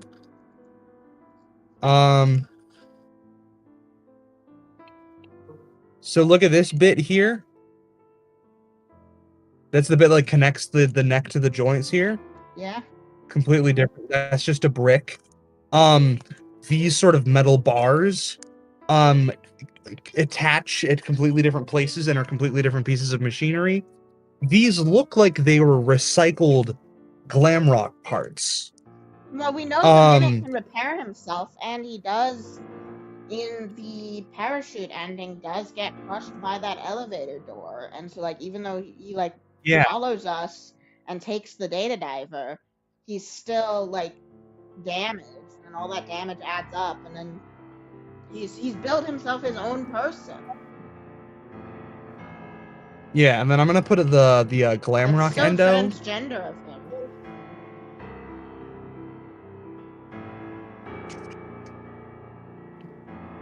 So you can see some parts where there's overlap. Because like Glamrock endos are very, very advanced.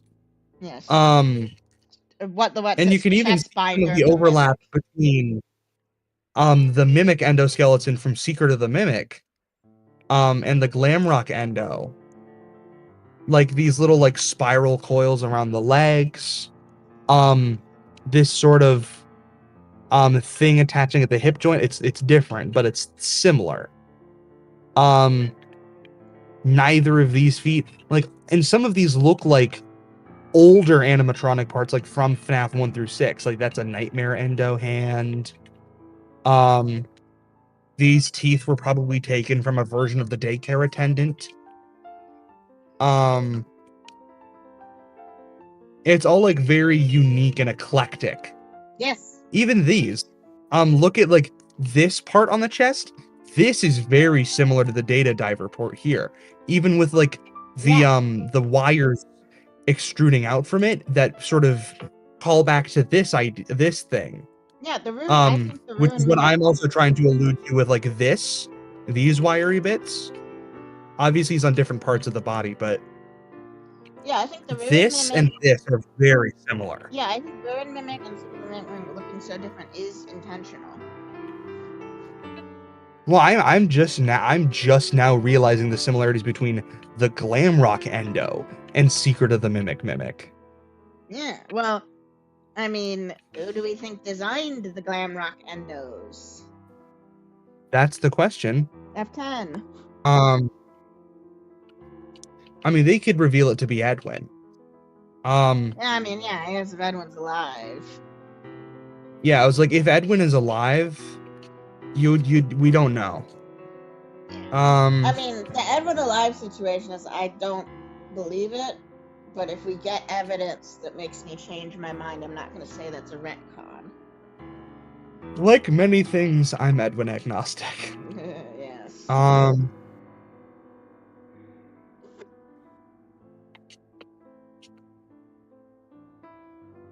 Yeah, because I'm looking at the Secret of the Mimic one. I was like, these are like the bits that are allowed to change size because it's got all those coils and pistons.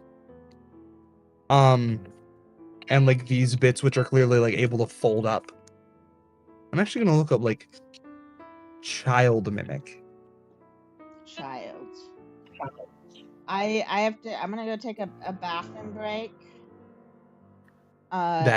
So you're gonna keep my chat entertained.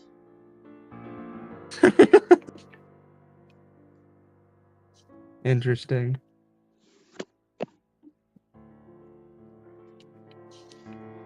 This is gonna be a YouTube thumbnail, but it's one of the best looks that I can get at child mimic that isn't from Arnold's perspective.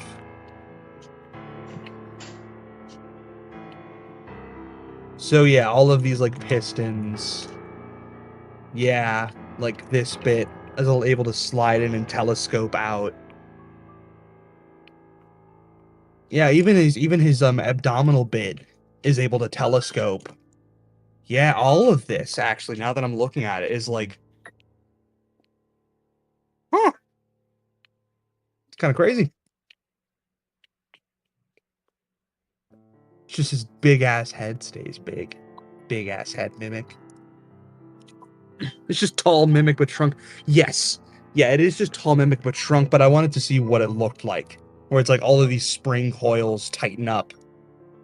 And this accordion bit folds in on itself. Oh, my capture froze. Damn it. That's fine. It's fine. Yeah, everyone in Absol's chat. Come over to my stream. It's better over here.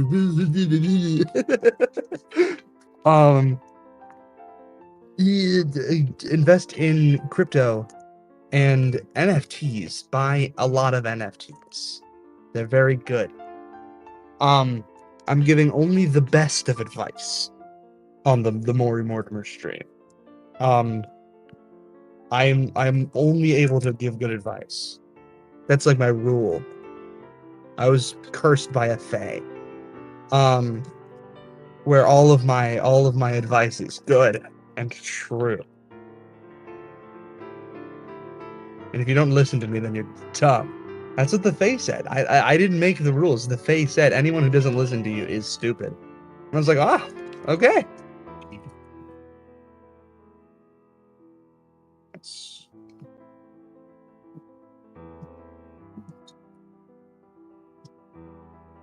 Yeah. Mimics are weird. What is Absol's YouTube? AbsolX Guardian. You should go subscribe over there. Hit subscribe.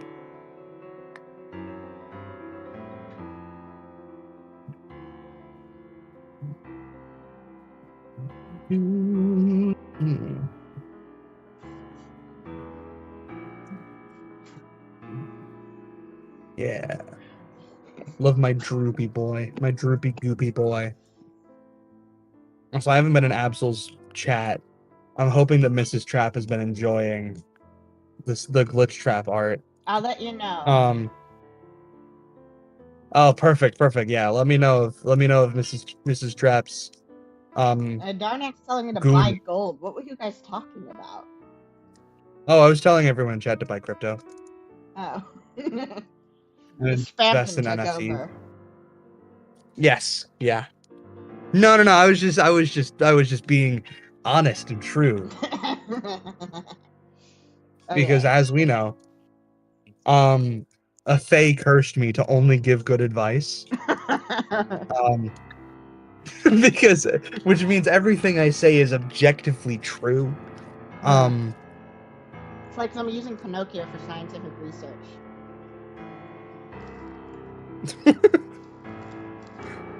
Yeah. So Like, it's wait. like a parody I've seen multiple times of like they just have Pinocchio. A bunch of scientists have Pinocchio state hypotheses, and then if his nose grows or not, they use that to do science. Well, I think it's the intention. Yeah. Like I know like a comedy sketch would obviously be like, oh, he can only say true things. So like, oh, if he says something that is false, but no, if if he lies. Yes, I know. Because the thing with lying is it's all about intent. Yes.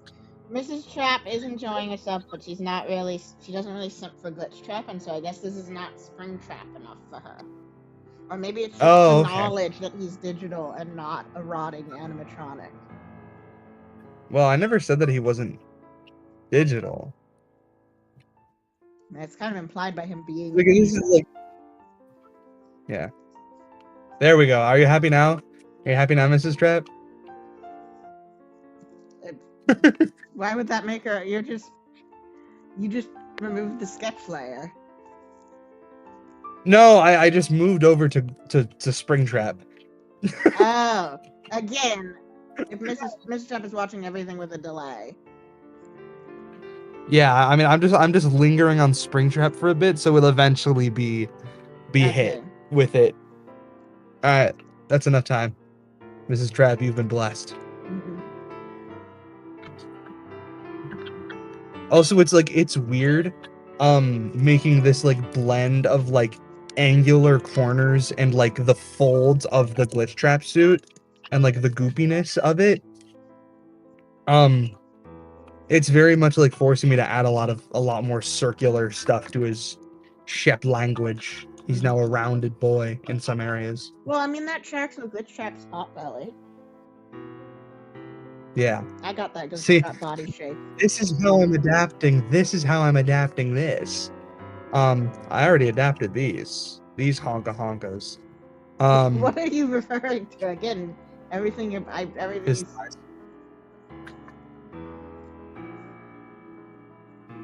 All right, Mrs. Trap likes getting to see her husband. Seeker saying a fake cursed me too made me always right about FNaF lore. Well, clearly you were cursed by a stupid fae who didn't know what they were doing. Your fae was round like your fae was Griffin. lying. Yeah, unfortunately, I do got that Peter Griffin in me. What? Oh, I was just talking about the fact that I'm kind of fat. But yeah, I got that Glitch Trap body shape. Holy peak. That's more accurate.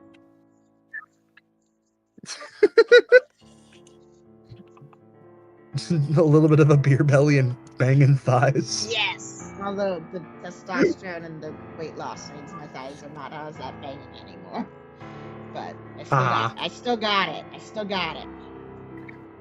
I got that Glitch Trap body. I got the Glitch Ussy. Lois, from Grandma, Lois has that Peter Griffin in her. True. Lois. Hey, Peter, Lois. the horse is here. Hey, now. The horse is here. Holy shit, that's such a good... Why are you so good at so many different impressions? Years of practice. I could watch it from Mrs. Trap. I mean, my problem, I lost all my voices when my voice dropped from testosterone. I had to, like, relearn how to stream, how to sing. Hey, Lois. Someone as bad as the time I started testosterone. Wait, what should I not say? It's me, Transmask Peter. Yeah! Peter Griffin, but I'm on testosterone. Grandma, what am I not supposed to say? Relearn how to sing. Or do you not? You need to clarify, but this exchange is funny.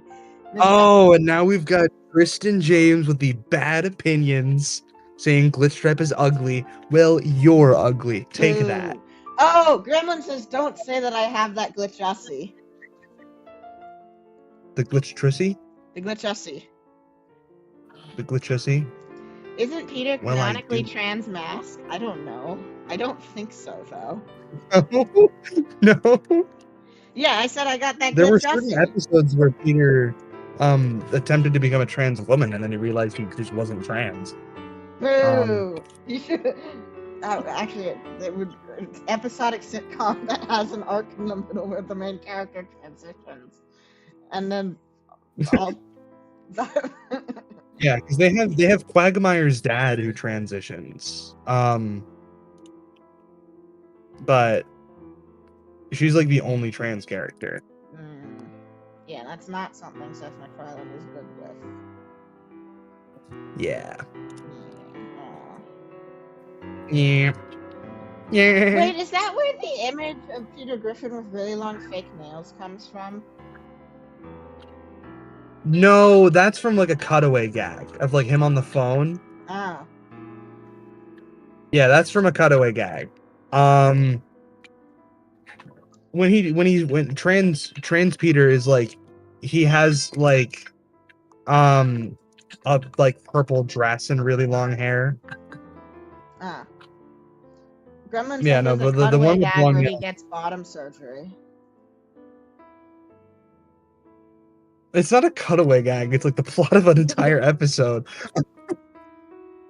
And then Ida, Quagmire's dad, who transitioned, she's like, "Hey, I know you're not trans. You're just doing it for, I forget what reason that he does it, but it's like, it's very similar, to the South Park episode where Cartman transitions to go to like the girls' bathroom for some reason because it's Cartman. But it's Or like, the Futurama episode where Bender transitions, even though there's no reason why. There's even less reason why robot Olympics should be sex segregated than there are for human Olympics to be sex segregated. yeah. Because I know like Peter does it for some reason. It's like trying to be more good faith, but it's Family Guy, so like the entire premise is a joke. Wait, I think Gremlin is trying to say that there is a cutaway gag where Peter is trans mask. Oh, okay. That makes sense. Because yeah, in the land of like cutaway gags, like literally anything can happen.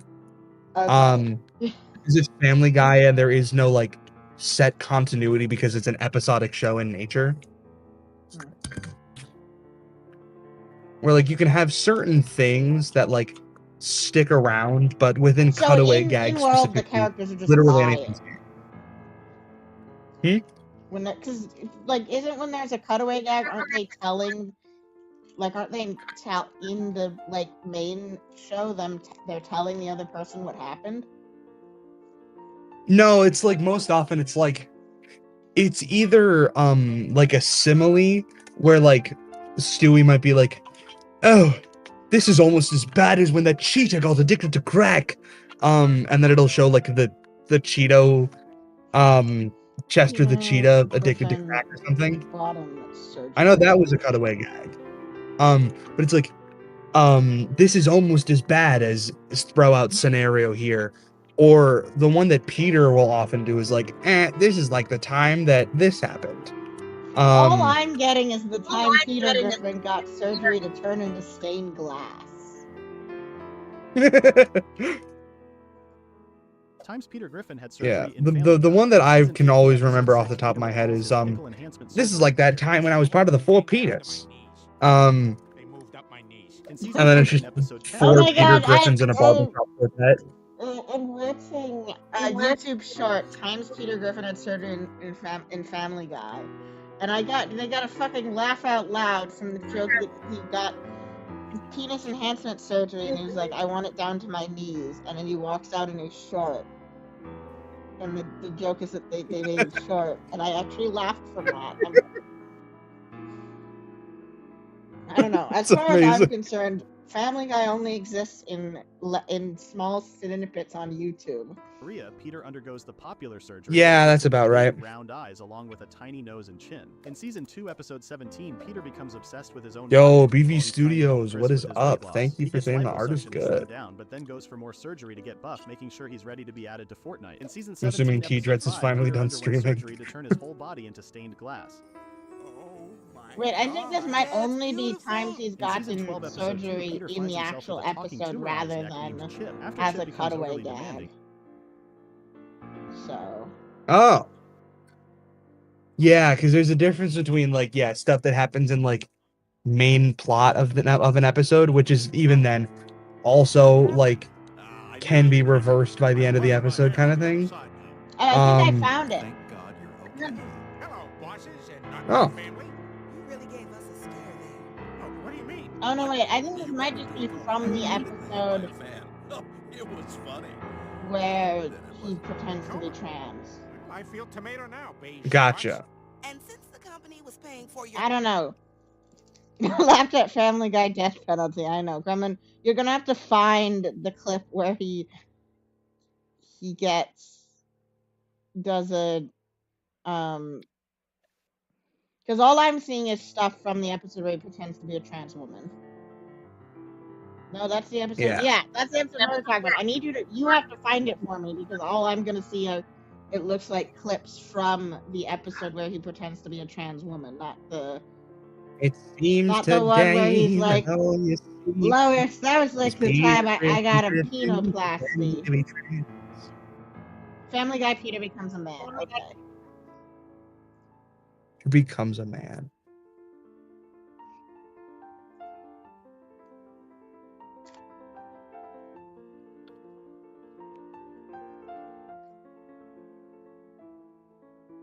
There we go.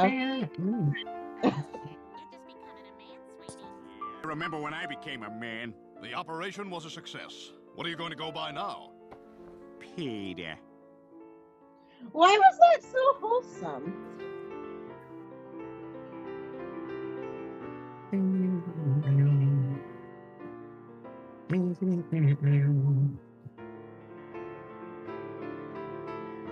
That was weirdly wholesome.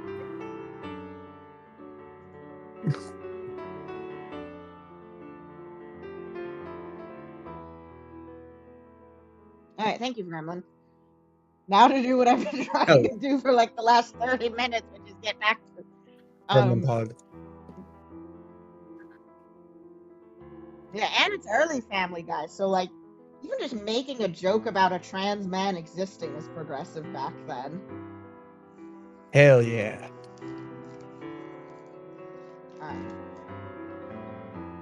Okay, so this is so after the conversation we still need to write. Well, Edwin chuckled, but from his body language I could still classify his feedback as negative, and the reward algorithm responded appropriately. I guess I don't really do small talk on TV all that often. I think I was trying to make a joke, you know, sitcoms and all that. Oh, he would say he was trying to make a joke, you know, sitcoms and all that. But he's pretty good at recognizing stuff and can remember things. Edwin stood up and brandished something from his pocket at my camera. M1, what is this? That is a pen. Is it the same pen as I showed you yesterday? I had heard the word yesterday before, but I was unsure of its meaning. Its relationship to the segments of the other space was inconsistent, but I knew it referred to the past, so I inferred that Edwin wanted to know about the last pen he showed me. No, that pen was black. This pen was blue. From earlier feedback on my responses, I need to provide supplementary information to my answer. This has to be a trick. Hen's voice was harsh as he crossed his arms. You don't trust me, Hen? This halted Edwin's flow, but unlike when that happened normally, he didn't respond with an outburst of anger. He just stopped. I do, it's just, this is impossible. The Navy couldn't do a tenth of what you say you've done with just one mini computer. Okay, I need to make sure I got the classification of the PD-12 right. PDP-12. Gremlin, you're gonna see the PDP-12 again. Look at it. What was the PDP-12? That's the green computer Gremlin wants to make love to. Ah, so we've all got computers that we want to make out with now. Yes. It is considered a...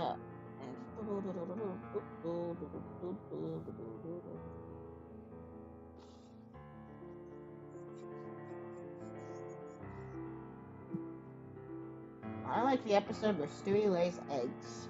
Okay, why is the baby laying eggs? It's Stewie. Gremlin says, "Ugh, I'm gonna green." I'm gonna brown. What?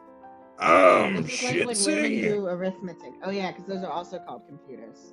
Computers have always been beautiful women. True.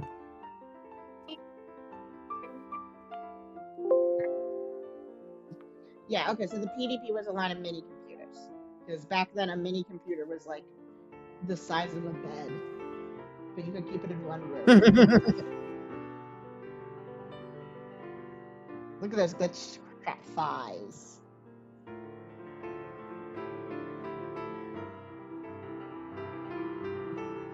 Someone says banger reference, Maury. What? What was I referencing? I don't know. I'm just reading what the chat says. Oh. Okay. I reference a lot of things. Yes. How are you? You're gonna have to call it specifically what I was referencing. Hey, AbsolX, have you ever watched the Peter Griffin versus Deadpool battle? Because Minnie. Oh, giggity Lotus. Because if you haven't, you should right now. Minnie, as in it wasn't an entire. Yes, Gunman. Okay, fine. We'll have another digression. Holy peak. Hold on. I'm gonna tune into your screen share so I can listen to this. Okay. Yes. Okay. We'll make it full screen. Sheesh. Rap. Battle. Peter Griffin versus Deadpool. Looking at it now. Okay, Deathstroke the Mask, Bueller the Postal Guy, Harley Quinn, Bugs Bunny, and yep, I read all of your suggestions, and I saw none say me versus fight as Jared from Subway. Oh, whatever. Here's my first issue. I barely give enough a fuck about you to diss you. Step on the beat with me, you'll surely die trying. You've heard of drive-bys, I'll give you a drive. Ryan! Your time travel episodes are mad dumb. I thought pilots used to be a thing you ran from. Every now and then your writers come up with something to remind the audience of when you were sort of funny.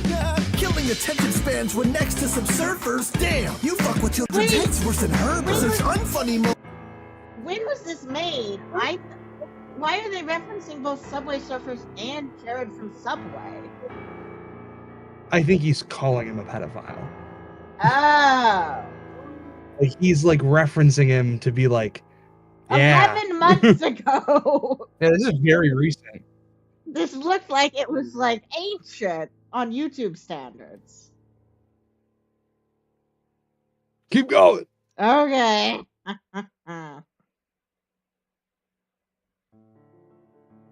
moments, and here's what you get. All of the seasons after McFarlane left. And McFarlane is the better comic writer, ha! What? I needed a rhyme? Sure. And you look like the Blob at his cubicle job, but I think I'd rather just describe you in a song. Every day, he's obese, down in those beers like a big Wolverine. My face is one that my mother won't see, and somehow, Fatty, you're more ugly than me. Holy crap, Lois! Spider-Man's ugly. The knock would help more if you stayed away from me. When it comes to powers, this mucks are the lamest. Breaks through 4 walls, but suck on 4 stages? Welcome to Quahog. I'm glad that you visited. Cause sometimes I forget what an actual griffin is. Remember when superheroes were just here for laughs? Peter, what are you doing? Crap. You went to Ajax to get your cancer erased, only to erase 99% of your face. Vanessa left you, now you're in her head. Ring of dominoes, you pizza-looking fuck. His girlfriend in movies.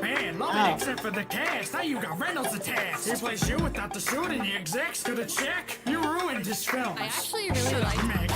We had enough of Freddy's favorite super and his late B humor. Fucking name me tumor, so pay me, loser. This shit was trash. Except this one verse where I kicked your ass. Holy crap, Lois. I'm not Lois. Somebody stop me! I'm stuck in the trap. I'll get you Lois and make more fun of the bass. Jim carrying us on Oh the my board. god! I know this green guy, he's played since the Grinch. Yeah. Yes. You're gonna work with the mouth. Fuck off. Peter, you're a mess. Did you just order a package from Amazon? What? Going prime on this page. Hearing you three was torture. I'll giggity Lois and then make some more orders. Alexa just told me some nice information. No! I have a second verse. Peter, you're a mess. Hey, it's me, Goku. I think I'll go do some training. I'll giggity Lois and then turn super simple. Hancock and asshole, your neck will bend different. I'll giggity Lois and make a couple fresh princes. I can't believe I was in the worst Royale of all time. SpongeBob, John Kramer, Hero Brian. This reminds me of the time I was in a rap battle with Hero Brian. Okay, this is either old or really good. Peter Griffin versus Hero Brian 2. Okay, is this actually old or is that either actually old or a really good recreation? But I'm evil, I'm Ron. Did you forget who's the merc with the best flow? I messed the fuego a Pedro, como un Pedro. 22 seasons and you still trade blows with chickens? You're the worst The Simpsons since O.J. Simpson. In Fortnite, I shoot you first. I don't like it, but everything, it is impressive, everything they're doing. Giving your wife shit and your daughter no love. X-Force, the boyfriend of Chopper. Claws out, I'm in. We'll crawl and be silent. Like Hulk when I tried it. Seen the future. Wait, where's Everybody Ritos? in your life's done. We may be X-Men. But you're the giant-sized one. Peter, you having trouble? Yes, I am, Joe. Then give us something that rocks. You better look like you if you face Quagmire. I'm diggity cheating.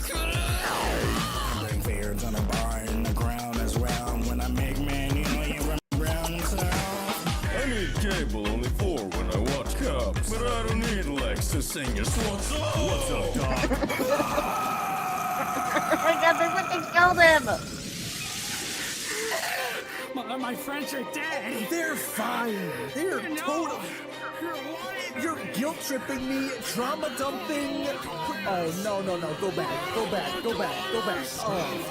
Oh. For the last time, now face the wrath of Peter Griffin. About to end up more sick, but I fucking verbal fever kicks in. Haven't even had sex, your virgin. Better be scared when I pen these words, bitch. Everything he's bad was listen, worthless, more than fucking X-Men Origin. Dead fool, you get wrecked, fool. I've been rules, you should red stool. Take out your guts to make a mess, you'll be wondering if I'm from mid school. I'm a juggernaut, my raps are hot. I break your balls, cause Peter conquers. This bitch is afraid, I'm spitting so great. This Twitter's my name like the Peter Conquer. Let's compare our Bryans. My dog and X-Men's director. White fur, blacklisted, canine molester. Now anytime they ever see you, father, they just think Okay, of that's the like a trauma. wrong song. Or overshadow my singer problem. Like a Kelly the Singer's opera. Oh, I never set my Homestuck background music.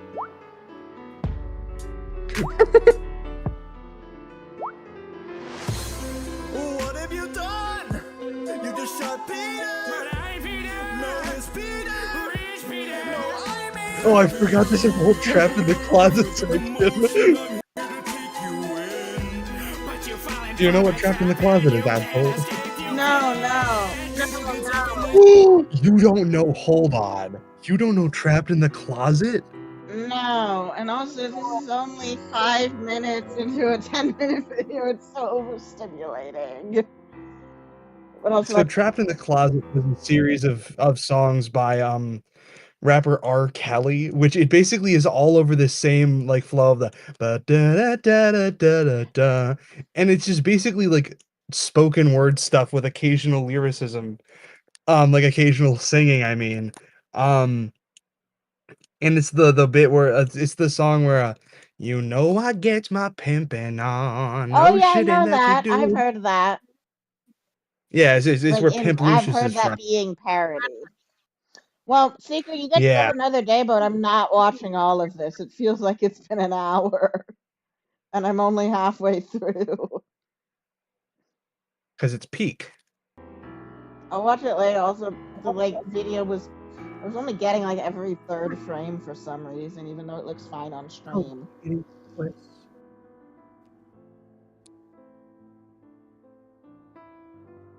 Alright. Back to showing M1 pens. Yes. Okay, I need to figure out not just when babies develop object permanence, but when he knew that.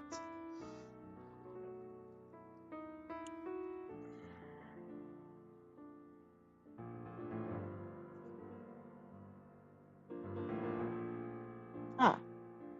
Perfect. It says exactly who invented it. And so Paget's theory of cognitive development.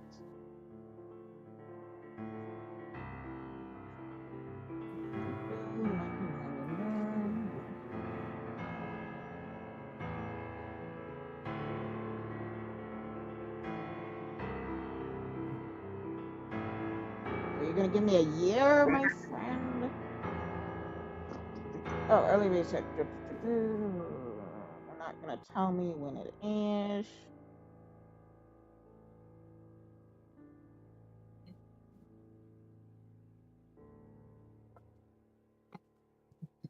My 3 minutes. They're all stanced up. I'm not going to watch more of that. I don't like rap battles in general. Like, Boo! Boo!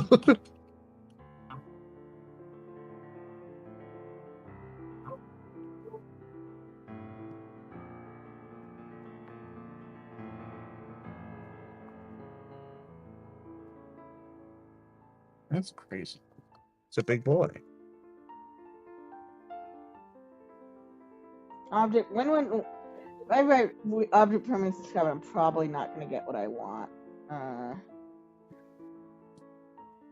1954. Alright, I'm just going to gamble on it being enough of a pop sci thing that No gambling! that Henry can reference it. Yeah, let's go gambling with this not excessively research a single comment for my FNaF fic.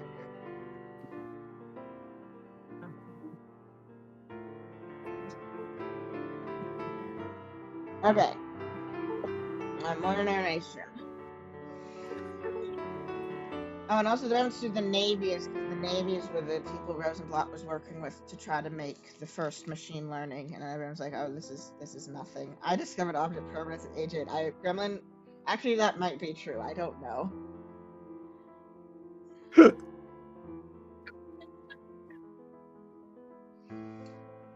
I did. It's just Henside. This is impossible. The Navy couldn't do a tenth of what you say you've done with just one mini computer. How are you storing its people's experiences? You don't have enough drives and tapes to do that. No one does. And you've done it so fast. Other than the voice synth, you did this. Other than the voice synth, you did this all in what? 2 months? A real baby isn't able to speak or have object permanence at that age. Henry's right, although I had no idea of it at the time. My mind, it is greater than my hardware. This is the miracle no one understands. I'm not actually so sure about this line that F10 would consider her own existence miraculous and phrase it in that way. So, thoughts? Doesn't she just tell him to do it again? Yeah, that's a good point. She's just like, do it again, Edwin. Fucking idiot. Yeah. Make David, bitch. Yeah, that's a very good point. I think this is the trick Edwin figured out. Because that's why she assumes Edwin can do it again. This is the trick. Because Edwin is the original meaning of a vibe coder, which is that I can't get this to come. So about her comprehending her own existence, M1 at this point cannot do that, which is what I specified at the beginning of the fic, that this self-awareness is the result of F10 looking back at her own memories. Yeah, self-awareness is a high-level thing, which is why I specified that this is something F10 only has at a later point. Because otherwise I would not be able to include the information.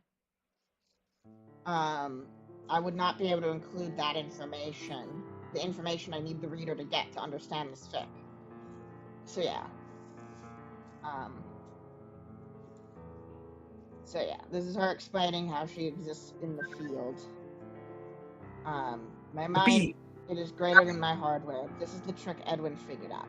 There is more to me than just transistors, and it is in that extra space where I can compute far more rapidly. It also provides non-volatile storage, far more than the tapes inside my PDP-12 could hold, and it is the only space I can store my memories.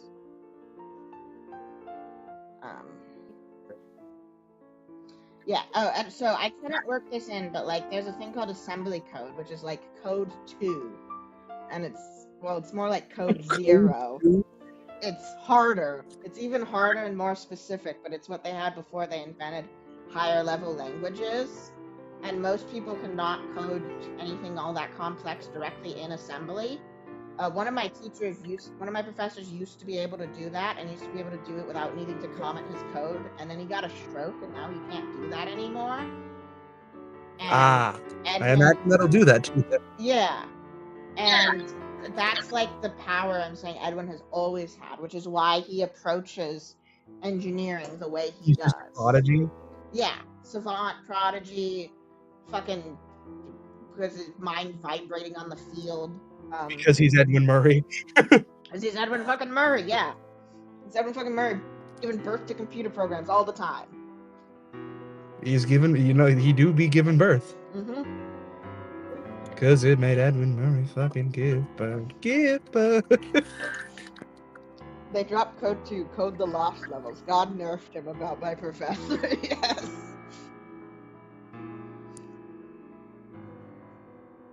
Secret Compiness wants to serve a worthy evil master.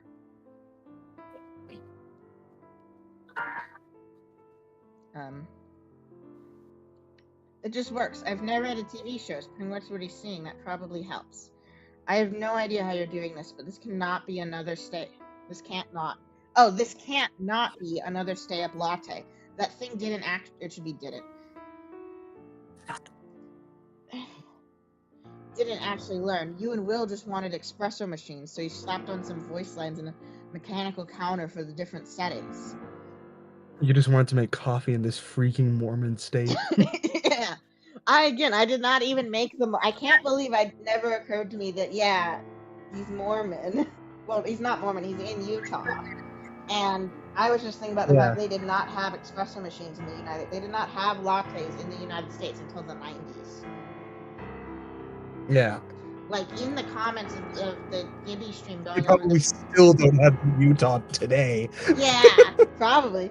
But, like, I remember, I saw people, there's one person in the comments of the Gibby stream that went over the stay-up latte, talking about them remembering when lattes came to the United States. Holy unk. Yeah. And I was able to find a news article of someone that was like, of someone being like, wow, look at these fucking weirdos in Washington State drinking lattes. Lattes. It's like, how's a latte different? I'm not a coffee person. How's a latte different from just coffee? It's more dense caffeine, which is why Edwin likes it. Oh, that's why. I was like, that's why Edwin would like it. Yeah. Oh, why are we saying hello, Maury? Oh, I've been Tristan. You've been here. And then William likes it because it's sophisticated and European. And I actually got that for you. Originally, that line was originally going to be just, that it was just Edwin wanted them. But you pointed out William would want them because they're all sophisticated and European, and he has to live with the heathen Mormons. Europe. I mean, Tails Edwin did canonically go to Europe after the events of the. Oh, is that like the storyteller or something? Yeah, he like left the country. Good on him. Good on him. Oh no, my son is dead. And at least 5 people have been killed by the Mimic, and then some unspecified, really traumatic thing go to Italy. happens. I'm going to Italy. Fuck this shit. I'm going to Italy for 30 years. I would too. Fuck this shit, I'm out. Fuck this shit, I'm out. And then Edwin's like, no, this is real. You have to believe it. Then how did you do it? How are you doing what is literally physically impossible? I don't know, okay? You know that's how programming has always worked for me, but this time I don't even think I can try to explain it. And then I already read this on an earlier stream about Edwin getting fired from IBM. It's really yes, I need a reason why they did not contact IBM, Bell Labs, or the government. Which is Edwin is too prideful. And then that's how William gets him, because Edwin literally at any point could have been like, "Hello, U.S. government, check out my wife." Yeah, because he's like, no, this needs to be me. This needs to be my thing. Yeah, because that's part of it. Part of why he got fired from IBM because he got fired from IBM because he did not document his work properly, and also he didn't like that it was work for hire. Yeah. More like he got fired from IBS. Irritable bowel syndrome. Yeah. They didn't want him. They fired. Yeah. And then also that when F10 says you can't tell them about me, she's mimicking the behavior Edwin did in the early days. Yes. She's mimicking his paranoia. Yes. Just like how ChatGPT worsens existing mental health problems by glazing you constantly. Yep. Yep.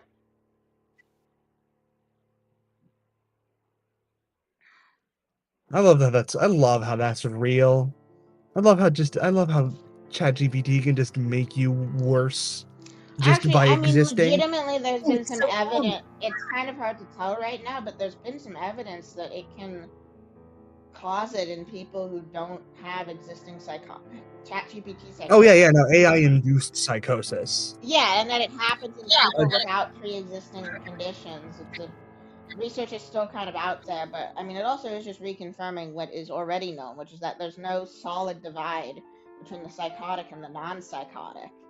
Anyone in the right situations will, I mean, all you have to do to become delusional is not sleep for like a week. Yeah.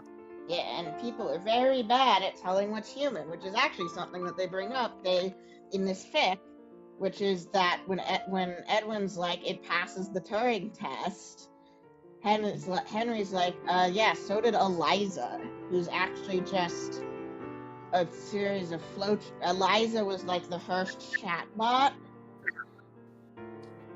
and she passed the Turing test. Interesting. But she's like yeah, she's like extremely simple, and the thing is, she was a Rogerian she pretended to be a Rogerian psychologist, which is the kind of thing where they're like, how does that make you feel? Like that stereotypical kind of therapist, in which is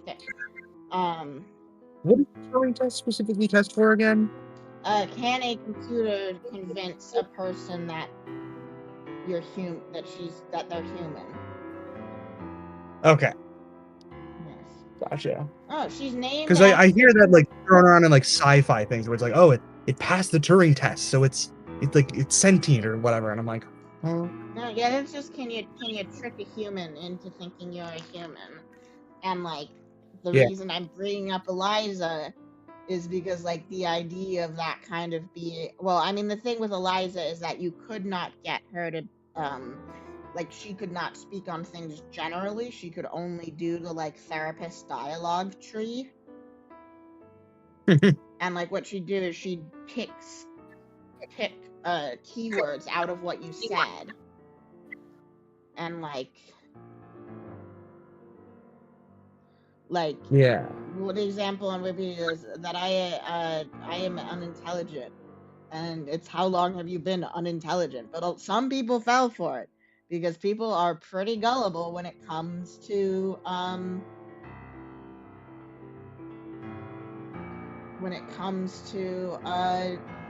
humans, like figuring out who's a human. Yeah. I mean, if you ask the right questions, like break through my but yeah, and like this predates the Mimic by like 10 years. Oh, interesting. Eliza did? Yeah. 64 to 67. Yeah.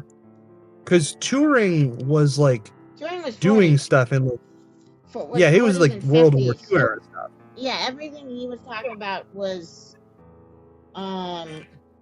Everything he was talking about was just theoretical. Why is code? Wait, when you get into code heaven, but it's Chinese, is that like a reference to the Chinese room? It's thought experiment. Yes, but it's also a reference to just when you when you get to heaven, but it's Chinese. I know that I know. Well, it's fine, but I just didn't expect it to be Chinese. I was going like, what year? 64. Oh, 67. 67. Yeah. 67. I'm such a fat fucking chud. Which, like, I just recently remembered that, like, chud is, like, a slur against right-wing people. Oh, did you see the... And rightfully so. Yeah, chud is, like, the inverse of woke. Yes, I saw that video. I saw that video. Well, no, And I was like, wait, the people it is. The people on Trash Future have been using it that way for a long time, where they'd say, like, woke versus chud. Yeah. Oh, and, like, that was even a Dreadanon meme about woke Horus versus chud Horus. Yeah, I just forgot that chud just, like, didn't mean loser and meant right-wing loser specifically, and I was like, oh, right, but there isn't a difference. Yeah, that's teleological. Absol, what the fuck? How are you not seeing the Elizabeth Taylor's here? It's just that her name is Eliza, and she's not named after Elizabeth Lavenza from Frankenstein. She's named after Eliza Doolittle from Pygmalion. Eliza and Peggy, Schuyler sisters. Yeah. I'm looking for a mind at work. I'm looking for a mind at work. Hey, hey. Oh, we got a 6-7 in chat. Holy freak. Woke Horse. 6-7. Horace. Like Horace, Mr. Horace Heresy. Like Forrest Gump. No, Horace. Like from the heresy. Like the Gump. No, Horus like the Egyptian god. Oh, Horace. I thought you were saying Forrest. And I was like, yeah, like the Gump. No, I haven't. I have a weird speech impediment that is also an accent.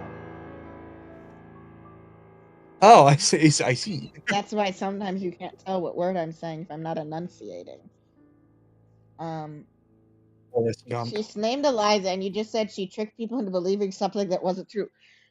I guess. I guess there's Elizabeth Afton stuff everywhere for those with eyes to see it.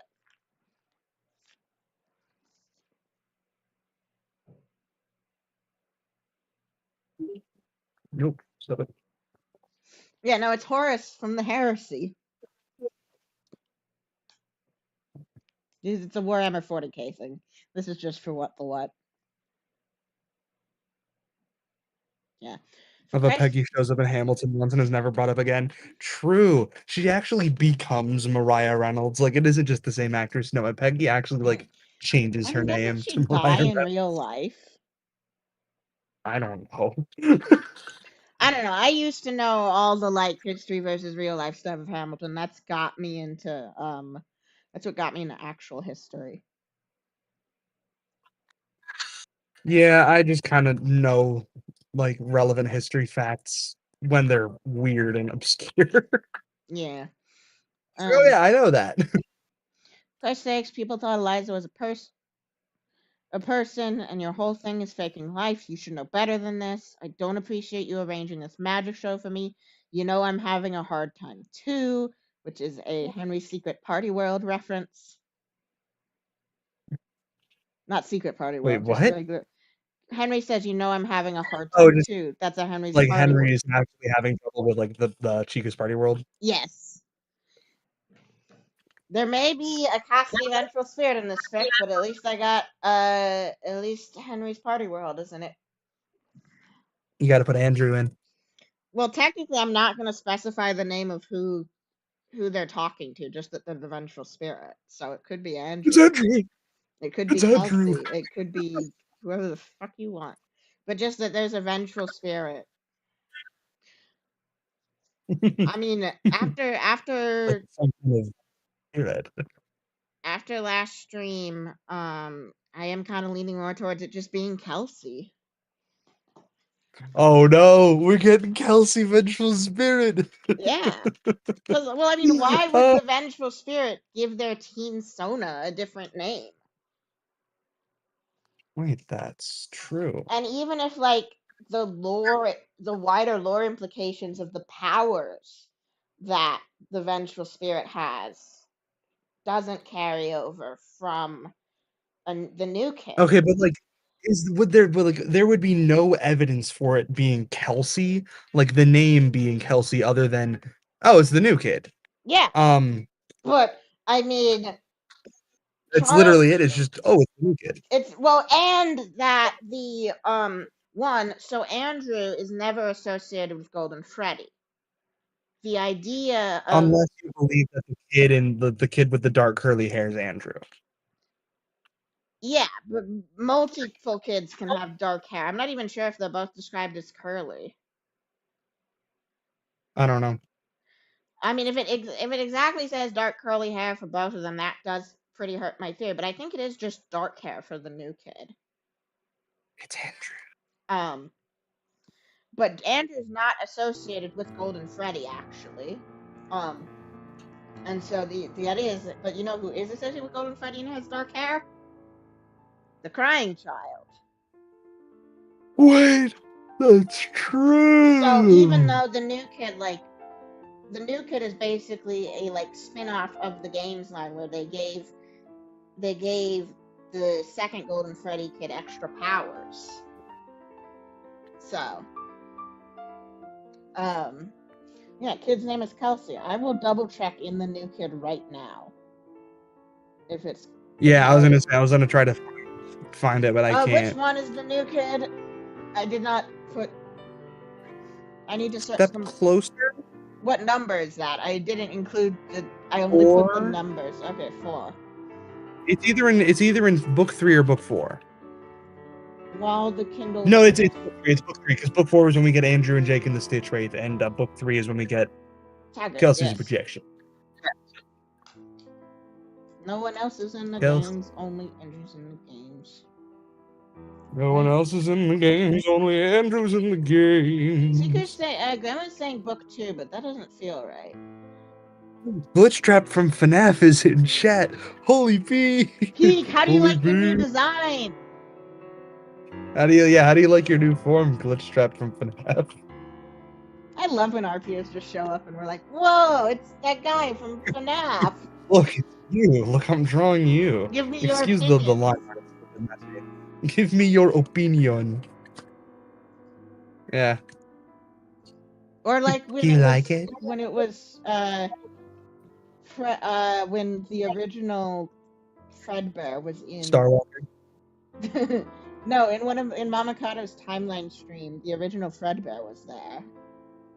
And he was like, "Help! I'm trapped." I'm the original Star Walker. I'm the original Proto Freddy. These birds are. Kevin, you're wrong. It's book 3. I'm the original Star Walker. Fuck! It is curly black hair in the Golden Freddy suit. Yes! It's Andrew! Andrew's in the books! Andrew's in the books? Andrew's in the books! And then, what book is Man in Room 1280? So that would be the Fright story that introduces Andrew. 5th. Because, like, technically, because, like, all of the characters from the Stitch Wraith Stingers, with the exception of Larson, are introduced in a Fright story. Oh, yeah. Taggart's introduced in 1:35 a.m. because he's the one who wants to buy the Ella doll. Fuck, curly or something black. like that. Fuck, curly black hair is so specific, I can't get around that. Yeah, that's Andrew. That's Andrew. It's fucking Andrew. Because Andrew, I think, is technically also introduced in Man in Room 1280. Yeah, but he shows that's up. also just like another curly haired, like another kid with curly black hair. Yeah, but curly, see, it's the combination of the two adjectives. Fuck. Yeah, curly black hair.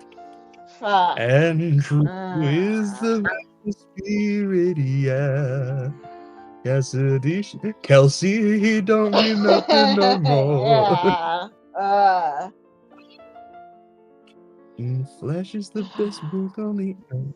So yeah, I guess it's also, it ties Andrew to Golden Freddy.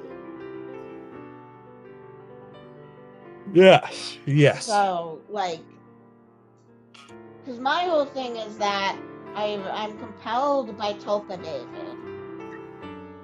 Mm-hmm. But Which you should be, because it's true. It does not, UCN does not add up to me of being David Toyshink. I think it has to be That's unfortunate for you, because it is David Toyshink. Has to be another spirit in Golden Freddy, in addition to Cassie Afton and David inside Cassie Afton. And I've been saying Kelsey because I like how gay he looks in the graphic novel. Kelsey's a projection. Wait. Fuck. Because if... Okay, so Andrew is inside Golden Freddy. Okay, so let's just say that Andrew is inside the games. Let's just say that the new kid is Stitchline. For the sake of this conversation. I thought it was, because it's Andrew. Yeah, well, it's not like... Yeah, okay, so it's Andrew inside Golden Freddy. But then either Kelsey is Andrew's teen Sona, and he made himself blonde for some reason. Or there are two vengeful spirits inside Golden Freddy. It's like it's some sort of golden duo. Yeah, because Kelsey is also vengeful. Or a projection. In Frights, there is only one spirit in Golden Freddy. Oh wait, I think I know why Kelsey would be blonde. Because I'm pretty sure Kelsey is described as having hair that is the same color as Golden Freddy. Are you looking in the new kid? Yeah, I have the new kid up right now. Stream can't see it. Yeah, good. Don't show your very legal copy of it on stream. Yes. Because then they would see its pure legality and they would melt. Yes.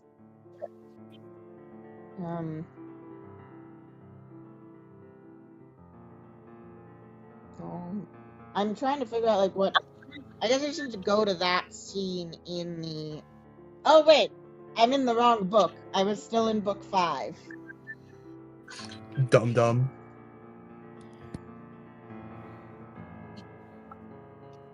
AbsolX Guardian, more like stupid X Guardian. Oh. Is that someone in your chat? No, that's just me. That's just me saying that. Oh, yeah, okay, so, as soon as Mick left the room, Devin said to Kelsey, "That bear looks like you." Huh? Well, not as cool. Devin, you're really gay for Kelsey. That's so gay. Well, not as cool. He's not as cool as you, Kelsey. Oh. He says homosexual. They should have just kissed. I mean, other than the fact that Kelsey is the teen Sona of a dead child, they should have just kissed. It's fine. Yeah, I mean that's the new level of FNaF age gap shipping discourse.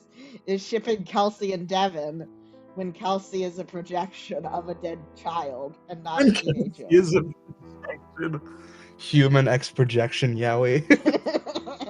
Well, not as cool, but his hair is sort of the same color, and he's smiling like you usually do.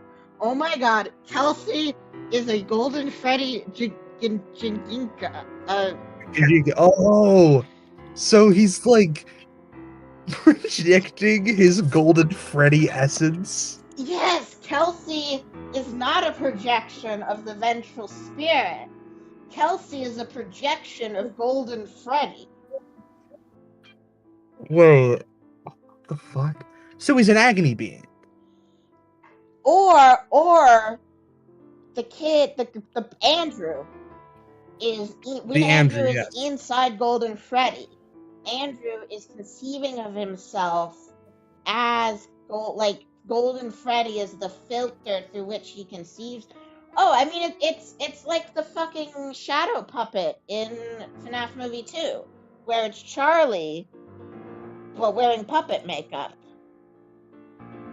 It's like when you're possessing a suit, your human projection takes on the physical characteristics of what you're possessing. So, like, you're saying, like, in FNaF Movie 3, like, we could see a photo of Andrew Afton, and he could just look like the crying child. Yeah, and, like, fuck, because the kids have traits of their respective characters. Oh, and that's why, because they're forced to filter their own appearance through their character. Yeah, and so, yeah, because, like,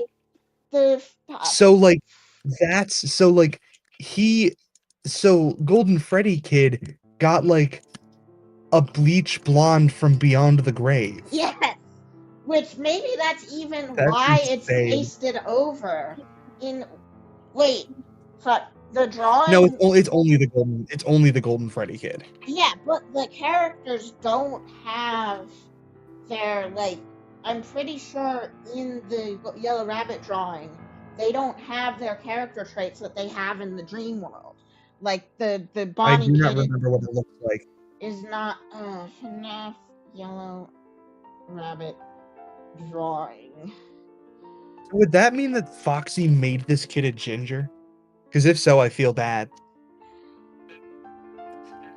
No, okay, so in Abby's drawing, they have the character traits of them, but in Afton's... So that means that Abby has seen, like, the spirit kids. Yeah, but in Afton's drawing, they don't have those traits, and in fact, it is kind of... Send me the drawing. Send me the drawing. They put it in at least, like, the stream chat. Yeah, so, Or, like, the group chat, yeah, I'll send it... Whatever it is. I'll send it in the VC chat. Yes, see that it thing. because my browser is being projected. Wait. Projection. Not projected. But I will send you both images. Oh, that is... Yeah, I don't know why There we it's go. not embedding the first one is not embedding property, like, for some reason. Yeah, that's just the kids. Yeah, it's brightened, but this is the first image. Wait, and none of them are gingers. Oh my god, it made him a ginger. So it made the Foxy Or unless kid... the kid on the far right is like meant to have red hair and the that's color what grading I'm just thinking, messes up. because like Freddy Kid has a... I'm gonna see what the actual dead kids look like. FNaF movie kids. Oh wait, what if it doesn't line up with their pixel art versions? Don't care. It's a different continuity. No, the pixel art at the start of the movie. Oh. Yeah, okay. So the Freddy Kid has a hat. The regular Freddy Kid has a hat. Yes. And it's a white hat, right? Yeah, it's a big white hat. And then... Which I always found that interesting, is that the accessories are white. Yeah, the shirt is the same between the Shirt? Shirt is the same... The shirt? Between the kid... But yeah, it doesn't... Yeah, so... The Freddy Kid, shirt's the same, but he doesn't have a hat. And I'm pretty sure the hair is the same color. And then Bonnie is... basically the same outfit, but the rabbit ears. Chica, basically the same. Those are also white rabbit ears, right? Yeah, Chica's basically the same. She's wearing a white bib. Because they're all like cut out. They're like paper cutouts. Yeah. Ghost Kid, Freddy, the way they phrase it, the ghost appears to be white. I'm on the wiki right now, one of the wikis right now. But like this Fritz guy,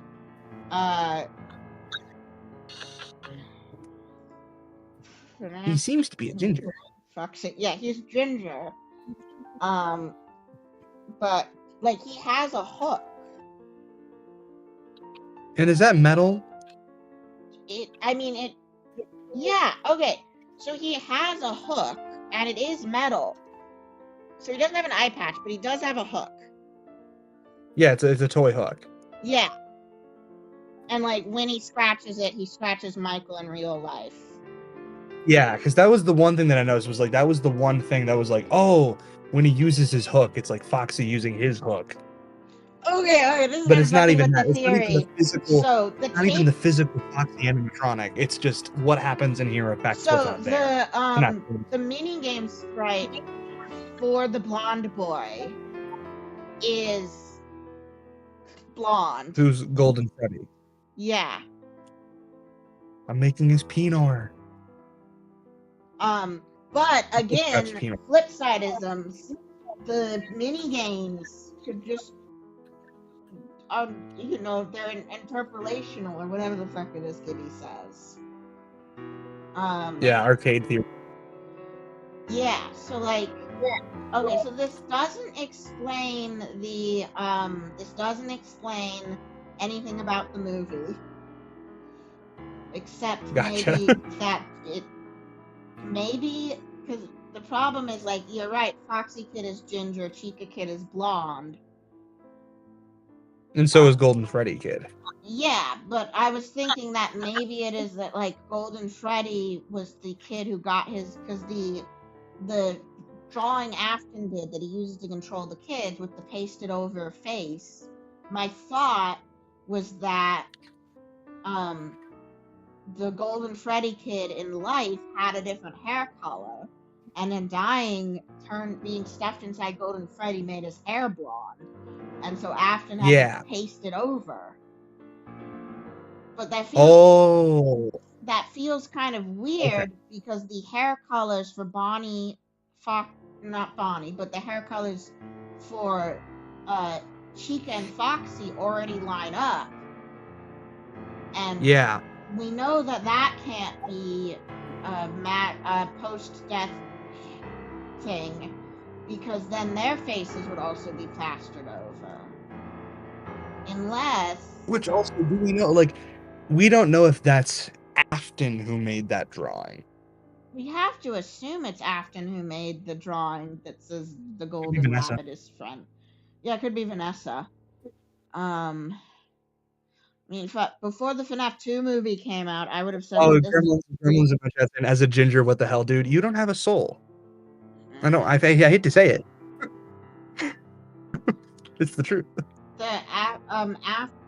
If this was before the second movie came out, I would say that this is evidence for the second Afton child being the Golden Freddy Kid. And when being Golden Freddy made him turn blonde, they had to paste over his face. But Michael Afton is presumably alive? ? And is Elizabeth? Yeah. But I do think we made a breakthrough that in the new kid there was not necessarily two kids inside Golden Freddy. Yeah, it's just the kid that is shown inside Golden Freddy has dark blonde, dark curly Andrew hair. And when Andrew projects himself, he has to turn into a Golden Freddy Jajinka.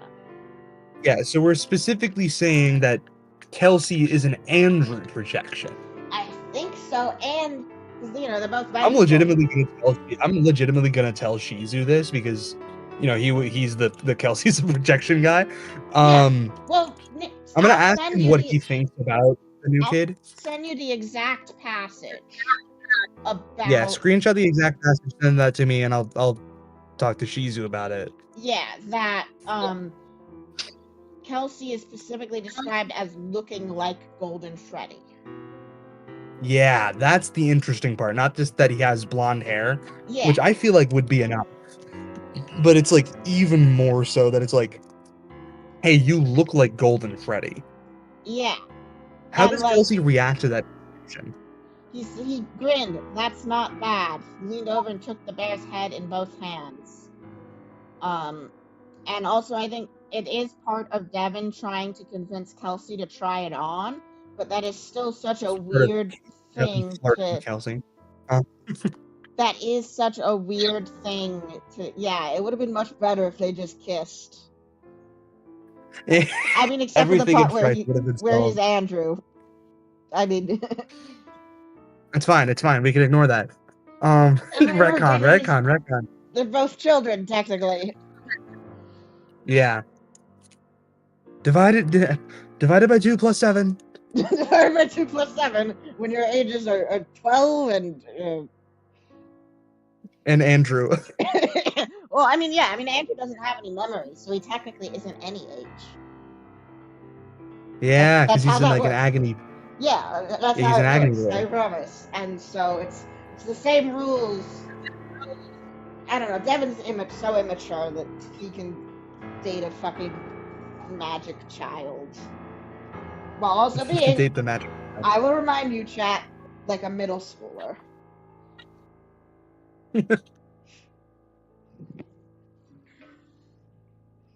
But yeah, send that to Shizu. Kelsey is a projection.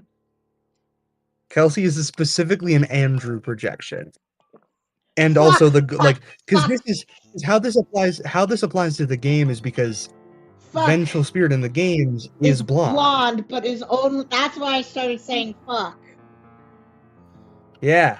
He's blonde and not heterochromic because if you appear Because of Golden Freddy.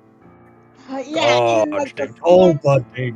spirits in the mini games have to wear masks of their character because you can only take the rule is if you are possessing something, you can only project a human form that is a reflection of what you're possessing. Kelsey's a reflection. Kelsey's a Golden Freddy Jajinka. Whatever the fucking shadow puppet is a puppet Jajinka. I mean, if you've seen... Oh, yeah, because you can't... Yeah. Because, like, shadow form is, like... I've seen the behind-the-scenes photo of McKenna Grace in, like, the puppet possession makeup, and it is just the puppet. Yeah. She just looks like someone doing a puppet cosplay. And we Yeah. see, like, Charlie separate from the puppet has to look like the puppet. Yeah. Yeah. I mean, she's just wearing the outfit that she was in when she died. Yeah, that's a fieldism, but Which like just happens to have white and black stripes on her sleeves. and it's on her face when she's possessing someone. Yeah, well, I'm thinking of specifically when we see Charlie's ghost. Yeah, Charlie's ghost. Yeah. She's got like the weird black agony tears that the missing kids do in the first movie. Yeah, but also when she possesses someone, they got like the puppet marks on their cheeks, and the black agony tears echo the tears on the puppet. Yes. Fuck! It is David Toyshank. Yes. There is no Kelsey. There is Cassidy, but David. and it gains Golden Freddy traits because it spent all this time inside Golden Freddy. And because it's a mimic. Yeah, because it's a mimic. And Andrew is the mimic. And it's making a fucking cartoon about what it's like to be the crying child because it was there. He was there. Yeah. Fuck. I'm not gonna change I the feel like frame I'm going to need to like I'm gonna actually look at my outline just to see if I can like frame specifically UCN as a different video, because that would be like specifically David Toyshink going all the way into the logbook. And I think also the whole glitch trap How many stuff. points did I make with it? The glitch trap. Yeah, and like, yeah. that UCN is not a creation of the David Tulpa. It's the glitch trap being offline, and then David Tulpa's like, what if I turn this into hell? Yeah, because I feel like all I need to say is that, no, because like the point about UCN being William's own like field thing, I'm just gonna say the Vengeful Spirit. I'm not gonna say like, Just say the Vengeful Spirit, oh, but send that thing to Shizu, and also that like nobody can say anything about the one you should not have killed being blonde anymore, because as long as you think they're a Golden Freddy spirit, that's gonna make them blonde. yes. Oh, everyone gets the bleach blonde from hell. And there's only one spirit in the new kid. Because Kelsey is a projection. Because Kelsey's an Andrew projection. And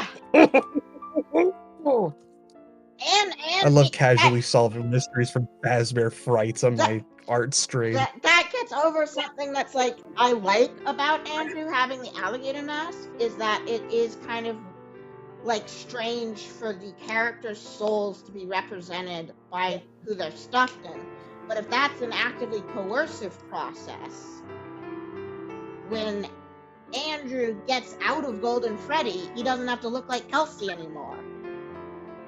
Yeah, and also I like my whole thing about alligators representing vengeance. Yes. And consequences. Because it's the color green, which is like a whole different thing. Yeah. So Crying Child is just a Charlie projection because he looks like the puppet I see. Ah, you're so right. Brain blast. He's here, he's there, he's everywhere. Who you gonna call? Vengeful Tulpa David. Yeah, now nobody can say the vengeful spirit has to be blonde, because being a Golden Freddy makes you blonde. The bleach blonde from the great beyond. Yes. That's officially how I'm gonna phrase it, because it's funny and it rhymes. Yes. Anyway, yeah, send that to Shizu.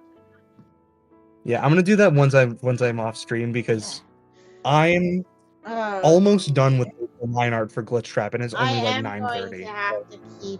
I'm not going to change my fic over this, because there's nobody else suitable for F10, because I want there to be a reveal that F10 has been specifically narrating this to somebody at the end, and being able. It's David. No, because he's narrating it to Andrew. Yes, he has to be narrating it to a naturally born spirit, because they're basically at the end going to like compare and contrast what it's like to be an artificial life form versus a spirit. And yeah, and it can't be David because David's a mimic. Yeah, it can't be David because David's a mimic, and also, you know, if F10 would be saying a lot of different things if it was her explaining how things went down to David. Like, she'd be fucking using the second person pronoun whenever she was talking about human David. It's fucking pronouns. Even when you try to escape them, they still fucking bite you in the ass. These liberal pronouns in my 5 minutes already. Yeah. So yeah, I'm gonna keep it in that there is a just separate Toyshink. I'm not gonna name them. Separate Toyshink Kelsey. Yeah. It's. You could make it. This is a fanfic. This is a fanfic. You can make it Kelsey. Yeah, well, no, I'm just not going to give a name to that character. Kelsey Afton. I'm just going to tag it at... Well, no, they can't be an Afton, because an F10 would be saying other things. They're just a random kid. Yeah. There's just a random kid who's Yeah, running now I'm like, UCN. now you're writing the like F10N4 fanfic, and then I'm gonna have to write the human Fiona fanfic. Yeah. And this is just F10. Basically, what happens like F10 pings UCN. It's like, hey, can I come in? I want to torture William Afton. And then the Avengers is like, who the fuck are you? Explain, why are you different from me? It's me, Fiona. Oh my god. Oh my Absol god. thinks Cece is blonde? No, I think being in Golden Freddy No, makes you Vengeful blonde. Spirit is blonde. No, the Vengeful Spirit is not blonde. Could be blonde or not blonde, as we just established. No, like specifically the like Vengeful Spirit Oh, yeah. in Ultimate Custom Night blonde. Yes, that is just a The one you should not have killed, not the like wait a minute. actual ghost behind it. Wait a minute. You believe in David Toyshank, but you also believe in Moondrop, don't you? That yes. How does this affect? How is David who William should not have killed? Light of 83. Oh. Yes. Okay. Because the specific phrasing of the one you should not have killed is hella weird because William shouldn't have killed any kids. Well, I always thought it was you shouldn't have This killed is me like because this is a singular I'm fucking spirit vengeful being and all high and mighty and being like, I am the one mistake that you made in killing. Yeah. But it's funny, it's not the one you should not have killed because it's two people. Well, he killed Tulpa David. Yeah. Like he's like, I don't care about Cassidy. Just like T-Dreads. Cassidy don't mean shit. Cassidy don't mean shit. Yeah, but like he is specifically like, I am the one you should not have killed. Because you shouldn't have. I died in that accident with the moon. Like, you should not have killed me. Wait, so then does that mean Tulpa David doesn't want to exist? He doesn't want to exist in the state that he's in. He wants to be a kid. He wants to be David. Yeah. But he's being forced to be this ghost inside Golden Freddy with this lame-ass kid who keeps crying all the time. Yeah, well, no, because you like, should, I think that, like, David is an... I already died in Moondrop makes it sound like he's like, I'm supposed to be dead. You shouldn't have been able to kill me twice. Yeah, because I don't know how much, like, the Tulpa David... I'm trying to figure out the characterization of the Tulpa David. How much it's like, I'm a dead kid who's trying to come back to life. Because I think it would think of itself as, like, a ghost, pretty much. Yeah, I agree. And it's, like, trying to possess this Cassidy kid, this lame-ass crying child, and then that body dies, and now he's bonded to this stupid little crying spirit who cries like a little nerd. The funny thing about all your Tulpa theories is, like, you explained this to me when I was reading Nona the Ninth, and I legitimately sat and, like, thought, you're not gonna know these guys at all, are Electo and Nona Tulpas? I was like, I'm now on the lookout for Tulpas in anything I read. Mm-hmm. And no, I don't. Yeah, basically any being manifested by thoughts is a Tulpa. Yeah, well, the thing with Electo is she's like the spirit of the earth, given human form by a guy who gets magic powers. He is honestly a little bit Edwin coded. In that when he's like panicking and he needs to give Electo a body, he gives her the body of a Barbie doll. Like, that's hilarious. Obvious parallels, and then also like parallels. When you're like obvious themes are obvious, but also that it's like a twist for the reader because her body's been described before, but by a narrator who does not know what a Barbie doll is. And so then whenever you reread it, you're like, girl, you're down bad for Barbie. Bro. Your forbidden love of a corpse in a tomb that is the antichrist of your religion is fucking a Barbie. That's so lame. Imagine. Yeah, imagine being so down bad for Barbie you think you doom the entire universe. Bruh. Moondrop is the theory that Jerry died from the moon thing from him. Yes, Minuad. Yes. Which I believe though, like, it was popularized by Candy Bunny because she made like a whole video on it, and also about like Edwin being in the moon. And I'm like, maybe.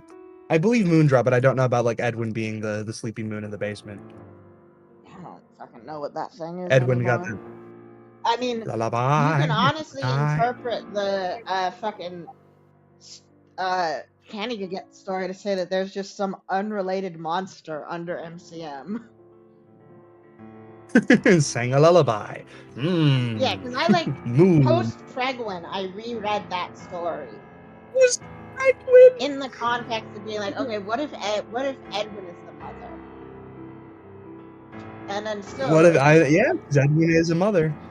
Nothing adds up for who the monster is unless there's been a completely separate monster under the MCM place the whole time. That mimics things. Yes. Yeah. So yeah, I can't make sense of this, but I can't believe we solved the new kid. We solved the new kid. There is no golden duo. I mean, we also kind of like solved a general thing about Golden Freddy, or at least like came up with a possible explanation. But it tracks that being Golden Freddy makes you blonde, because then that explains why William had to paste over that kid's face, because he was suddenly not recognizing his former self because he was blonde now. Yeah.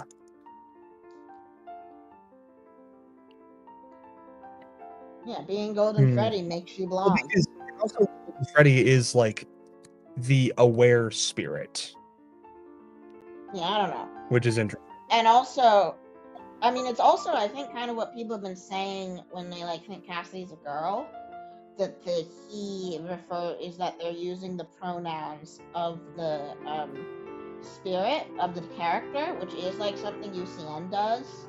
It still uses he, him. Oh, I have seen him. The one you shouldn't have killed. Yeah, is that they use he, him pronouns for the puppet, even though Scott already knows there's Charlie in the puppet in UCN, and they very specifically. And also in the movies, the puppet is referred to as a she. Yes, and I think that is so that audiences don't get confused when it comes to what pronouns to use for Charlotte. Yeah. Which I So, forget if it's ever referred to as the puppet and not the marionette. No, Because I know there's security puppet. It's the marionette throughout all of the movie, but other official sources have used both for the game's version of the character. Yeah.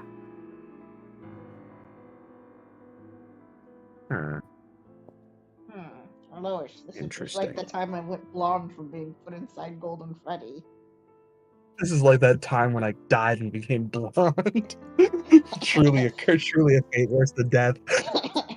Yeah, blonde and forced masked. Yeah. Oh, and forced mask. Insane. Yeah. Testosterone from beyond the grave. Well, I mean, that's what I think happens to Gus. December holiday? Yeah. She got forcibly non-binary. Well, not forcibly, but like Gaster was like, "Hey, I invented the non-binary HRT. It turns you into the Roaring Knight." Check out December. You can become a genderless freak just like Chris. Holy peak. I should check that shit out. Yeah. Becomes the night. Yeah, that's actually it. There's a like I don't know what you call it, but like the movement effect the night has. That's actually just a side effect of non-binary HRT. It's just a side effect of being non-binary. I would know. Yeah, same. But yeah, the Golden Freddy. I can also float around with my ribcage open. I just don't show it off on stream. I'm humble like that. Yeah. So Golden Freddy makes you blonde. Terminal errors in chat. Someone was thinking of me. I am a tulpa. Is Eladol Tulpa Charlie? Yes. Charlie bots in the books are Tulpa Charlies. Terminal error. This was a question I had earlier. Does the terminal in your name refer to a computer terminal or in an error being fatal? Disease. Is that what he said? No, I'm. Yeah, my latency is actually really, really low. Yeah.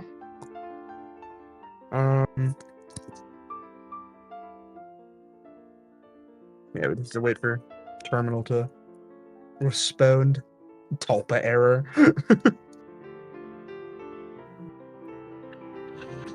Computer terminal. Oh, okay. Thank you for answering that question. I am computer. It's all computer. It's all computer. I love my computer. My friends are on it. I love my pewter. My friends are on it. Oh, my friends are inside it. Me and pewter. Me and Peter. I love my Peter so much. I love my pewter. I love my You Peter. and talking about what? I love my Peter too much. You do love your pewter too much. I love my Peter too much. Alright.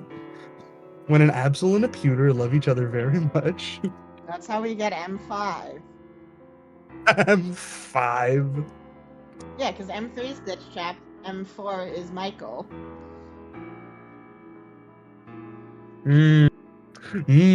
Wait, that's true. Yeah, not the Michael you know, but F10 was just like, I need me a Michael to defeat William Afton, and that's what the Need me a is Michael. for. Bro manifested a Michael. Yeah, bro manifested a Michael, and then put it inside Golden Freddy. Michael Festation. Michael Festation. Yeah, with the fields. Michael Topa, I guess. I guess it is Michael Topa. Mike Tulpa. Yes. And that's like the Michael alive theory, is it just he's a Tulpa? Yeah, well, it's not the same Michael. And the difference between David Tulpa and Mike Tulpa would be that F10 isn't trying to make a living being. She's just trying to make an AI Michael that she can use to defeat William, and that's who the audience for the wall code is. The build the breath thing? Yeah. And it's not weird advertisms? No, I think it's F10. F10 can't communicate over the network to the Mike, as we call him. So she's wrote it on the wall, and the room is because she's using it is to train a mimic to be Mike. I have a whole edited stream thing on my channel explaining this, but like basically because the ones with Soul and F10's mine are her and M2 and David Tulpa. And yeah. You know. Well, so I've basically through my Tulpa theory, I've sort of come to the stance that agony beings aren't real, they're just Tulpas. Oh, absolutely. I was telling someone about that with specifically in relation to Shadow Freddy, where it's oh yeah, no, Shadow Freddy is not an agony being, it wasn't a being that formed itself from the agony of the big bite. It was William Afton being oh damn, my child is dead. That freaking sucks. Because it was, my Davidisms from Fiona, and then Shadow Freddy's son. I need to generate a Michael Afton from that universe where my firstborn child is a girl for some reason. Yeah, Michael Afton in the movies is Shadow Freddy. In the games. Keep up. That's... FNaF lore is perfectly understandable. Michael Afton in the movies is Shadow Freddy in the games. I don't get how you wouldn't understand this. God. Get on my freaking level, guys. At this rate, you'll never understand the Locked Tomb lore. At this rate, I'll never understand Deltarune. Oh, that's a much better joke. At this rate, you'll never understand Kingdom Hearts. Oh yeah, I don't know if I'll ever understand Kingdom Hearts in general. Oh, I mean, so the thing about Kingdom Hearts is if someone tries to explain it to you in a top-down way, it will be very confusing. But if you just play the games in order, they'll introduce you to each concept in an understandable way. Gotcha. Because I am now like, I kind of had the lore explained to me by a friend. And she was basically like, so there are 5 Soras. And I'm like, what? Yeah, but if you encounter each Sora in a row, it's like, oh, another Sora. Perfectly understandable. Ah, this makes sense. Mm-hmm. But also, you have to play every single game because they made every single game have more importance. Oh, yay. Even the fucking rhythm, but they're really good at, like, when they closed down the mobile game, they released all the cutscenes officially. Yeah, but you have to play every single game to get all the lore and understand it. Even the fucking rhythm game. See. They gave him, yeah. I need an image of this guy's foot. Like, when Google, they were like, show me this guy. hey, we want to make a GBA adaptation of the game, but we're going to have to change a lot to fit on the GBA. They were like, The best way to experience Kingdom Hearts is not getting explained by a fan. Damn it! Well, I've already lost that, I guess. No, you need to play it. And if Gibby is Play the darn game. And according to Gibby, you even have to play all of Days, even though that does not have an official HD re-release. You got to play it on the DS for everything that's lines and cubes. Release. But according to Gibby, it's the best game. Hmm.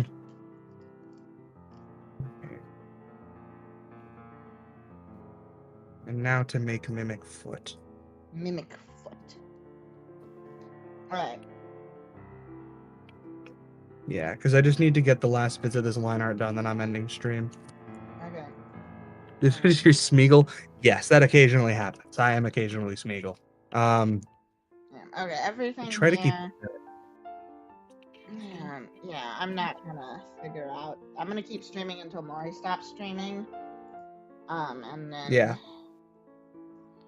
Because we've been dual streaming this whole time. Yes. Full stream theory. Stream theory. Not as opposed to dream theory. Yes. Alright.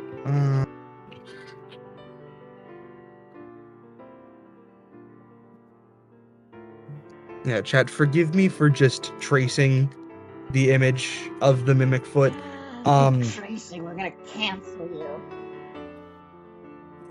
Yeah, because it's either that or I like try to do my weird approximation of it.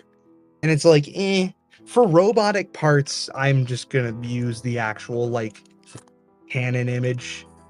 Yeah. Especially since I got a perspective of it that was like exactly what I needed.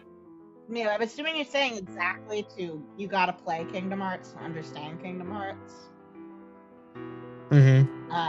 Minion says Glamrock Freddy is an AI slot recreation of Mike, and that is exactly what the Another Mike theory is about.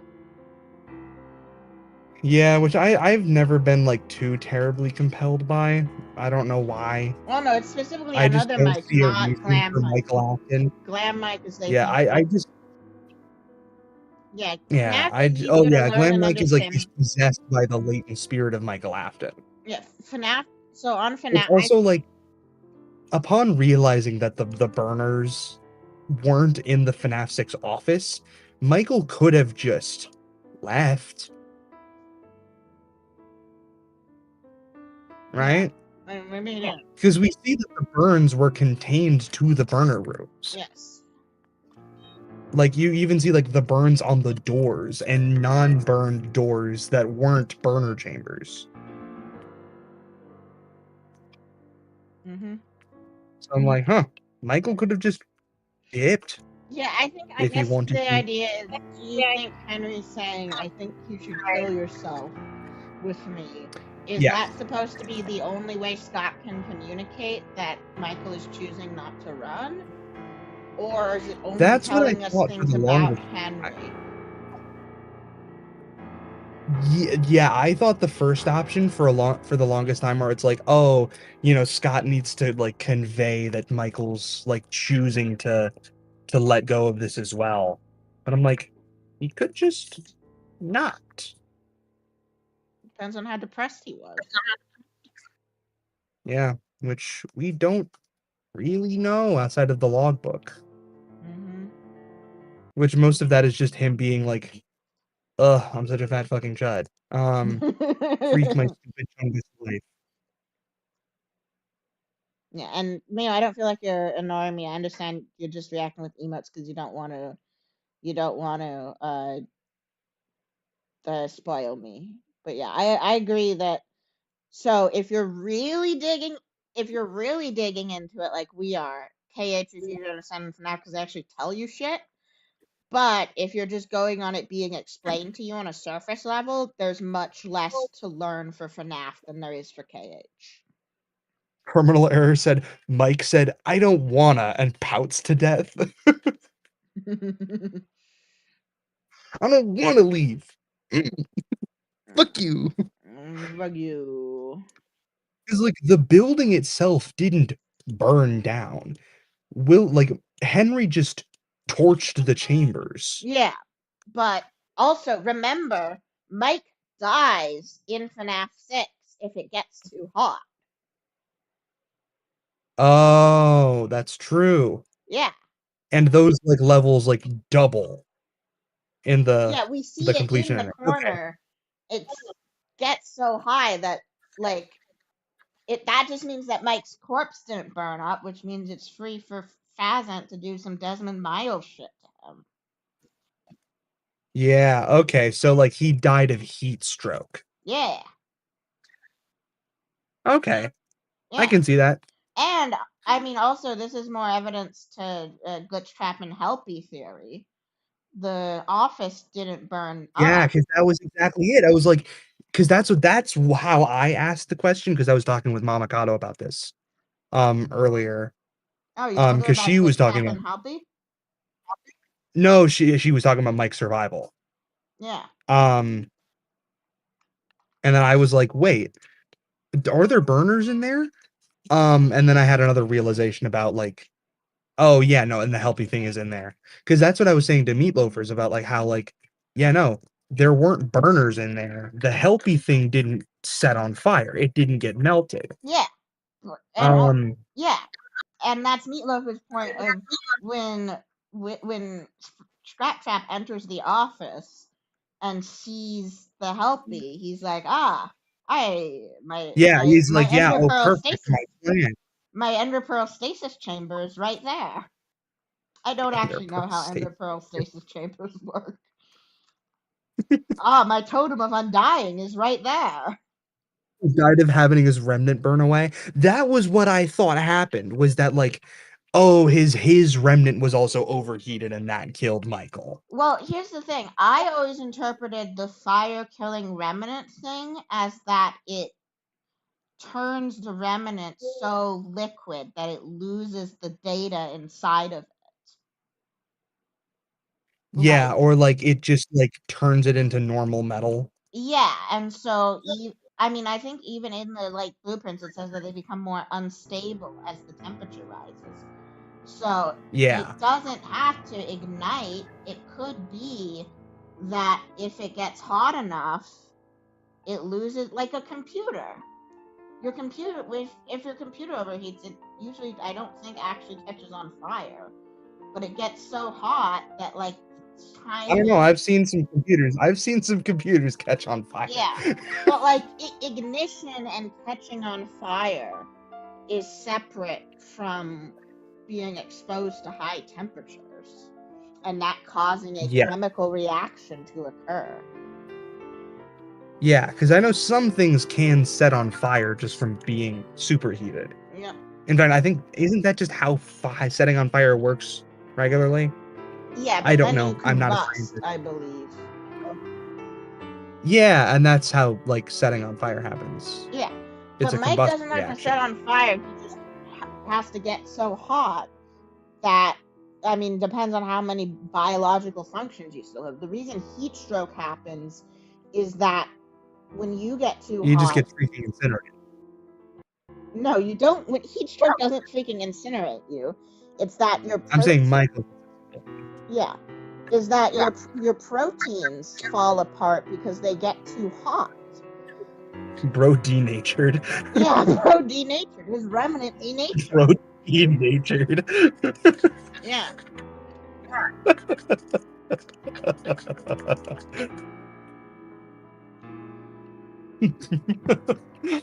Bro said, hold on, I can feel my molecular structure destabilizing as we speak. I'm head out. That's insane. Yeah.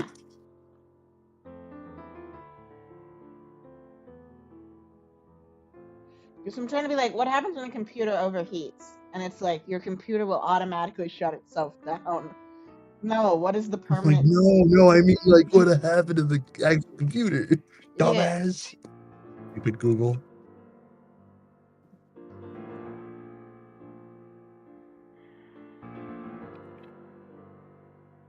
I want to know how to set my computer on fire. Yeah, does your computer set... Because I know computers can't... Laptops can start fire if they get too hot on, like, fabric, but it's the fabric that combusts, not the computer. Yeah.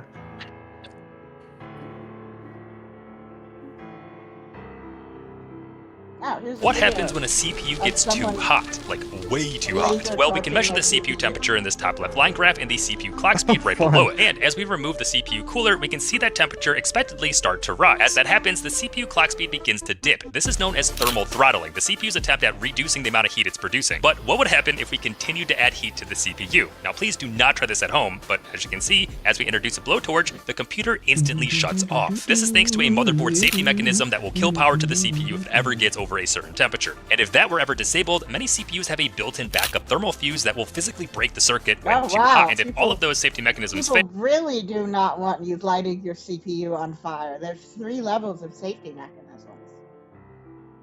Damn. well, the CPU Darn. will literally cook. There goes my Traces will weekend become deformed, plans. and transistors will become permanently damaged, reducing the overall... Okay, so they did not really go into detail, but it's not that they combust, it's that they cook. And you don't have to literally light something on... Yeah, which is just denaturing. It's that, like, the complex semiconductors, like, the complex structure of a semiconductor just falls apart, which is always how I assumed heating remnant works, that it loses the complexity of its structure. Imagining Also, I'm Michael pretty sure feeling mercury has a very low boiling down. point. I'm pretty sure mercury has a very low boiling point. What does? Mercury, which is what it is. Which is what remnant is said to like resemble. implied. Yeah. Yeah. And also, like, the sublimation of mercury, very alchemy coded. They love they love sublimating stuff. Me when I'm sublimating. Oh, okay. So if I light my CPU on, if I can't light my CPU on fire, can I light my friends on fire? Asking for another friend. This is terminal error. Maya points out that what starts a fire in a computer is typically hair, dust, and debris that are inside of it that ignites. Oh, okay. So yeah, if you've ever seen a video of a computer on fire, that's it. It's like shit in there. Yeah, and then obviously that will cause the stuff nearby it to cook. Because cooking is just denaturing the proteins. Bro cooked his proteins. Yeah, okay, FNaF 6 ending, what is our maximum heat? Yeah, because it hits like 200 or something, doesn't it? I could have sworn it went up to 600. 600? You played right into our hand. Gift for us. You gathered them all together in one place.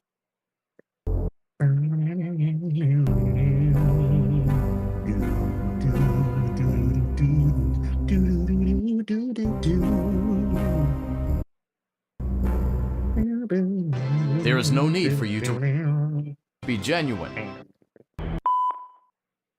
I think I believe Tulpa David right now, but it's David Afton. This ends. It's close enough, man. For all of us, in communication. As long as it's a tulpa named David, I don't give a fuck. Okay, it only gets to 176, which in terms of chemistry is not that much. But that reaffirms the idea that that is the temperature inside Michael's office and not the temperature inside the burn rooms. Yeah, because if it's on freaking fire. Yeah. So it's not going to boil off mercury, but And this is also the residual temperature from the burners. yeah, well, you know, if you're in a room, Like, if you're like in a down the room, hall being, damn, yeah. it's hot in here. Yeah, if you're in a room next to a room that's on fire,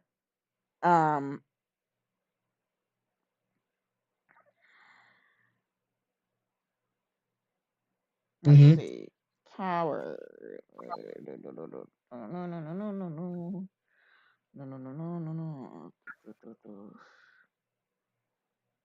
True. Trying to figure out what's the temperature Mike dies at in game. Yeah, that's a good temperature to figure out. Yep. Because I'm with you in the dark. Oh, yeah. So in at 120 degrees Fahrenheit, Mike fucking dies, which is like abnormally low to cause instant death. Usually that takes many hours at that temperature. Well, I think it would be like he faints from heat stroke. Well, no, because when you faint and then the animatronics in FNaF 3, that's what happens. You go blind from the mysterious gases. Well, those are two different kinds of fainting. Fainting from heat stroke. Like he's like experiencing oxygen deprivation versus heat stroke. Yeah, well, also if you die of heat stroke and don't receive medical treatment, if you faint of heat stroke and don't receive medical treatment, you just die. You die. The stroke in the term heat stroke is not a joke. Well, yeah, then I'm assuming that's what it would be. It's like he's just locked in that room for 6 hours and dies of heat stroke. Yeah, good point. It's like, oh, that's the implied ending of the game. Yes.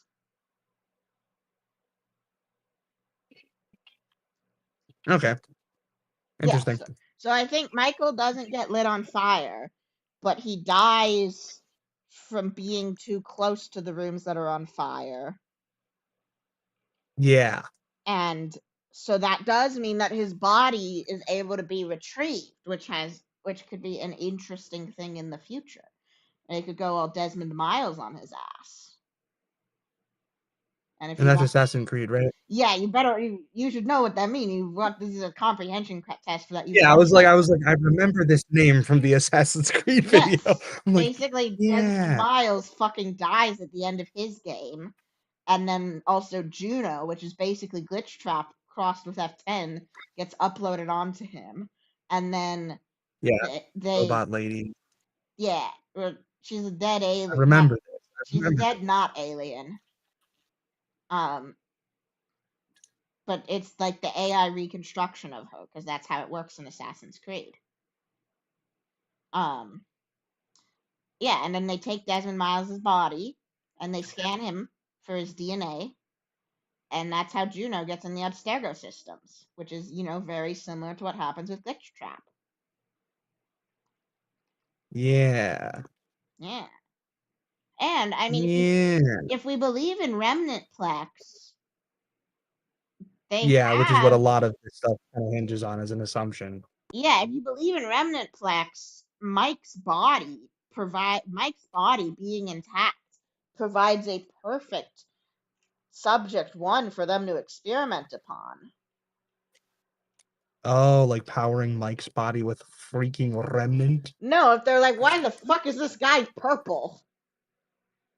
Oh, why he orple? Why he orple? And then the autopsy is like, he has no organs, and he hasn't had any organs for 30 years. He has no face. He has no soul. If you cross him, he'll send you to hell. Wait, is that the DK? You know what I'm referencing with that? It's the DK. Yes, the YTP of the decay, specifically the Decayer app. Okay, I've not seen that one, but I recognize I'm. It's a very specific YTP of the DK rap. Oh, okay. I'll send it to you. It's pretty funny. Okay, so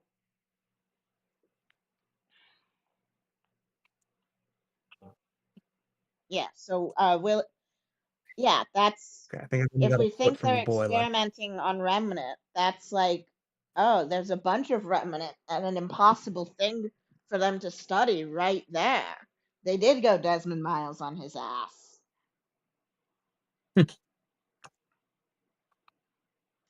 And then they also, found Helpy, cracked him open, and gave that stuff to the. Cracked Helpy? They cracked Helpy. They gave that shit No. to the Help Wanted team, and that's where Glitch Trap Yeah. comes from. Which is also why I think that Helpy is such like an ever-present mascot. Yeah. Which I'm definitely gonna bring that up in part 3 of Yeah. like why is Helpy everywhere in the Steel Wool era? And it's because it's another thing that William stole from Edwin. Yes. And it's the same reason why Steel Wool loves Music Man so much. Like they're basically just taking their opportunity to like put their characters everywhere. Well, Helpy's a Scott character. He's from FNaF 6. Yes, but they're like taking him and making him into like this bigger thing, which is exactly what they did Well, with they Music Man literally as made well. Music Man into a bigger thing. True.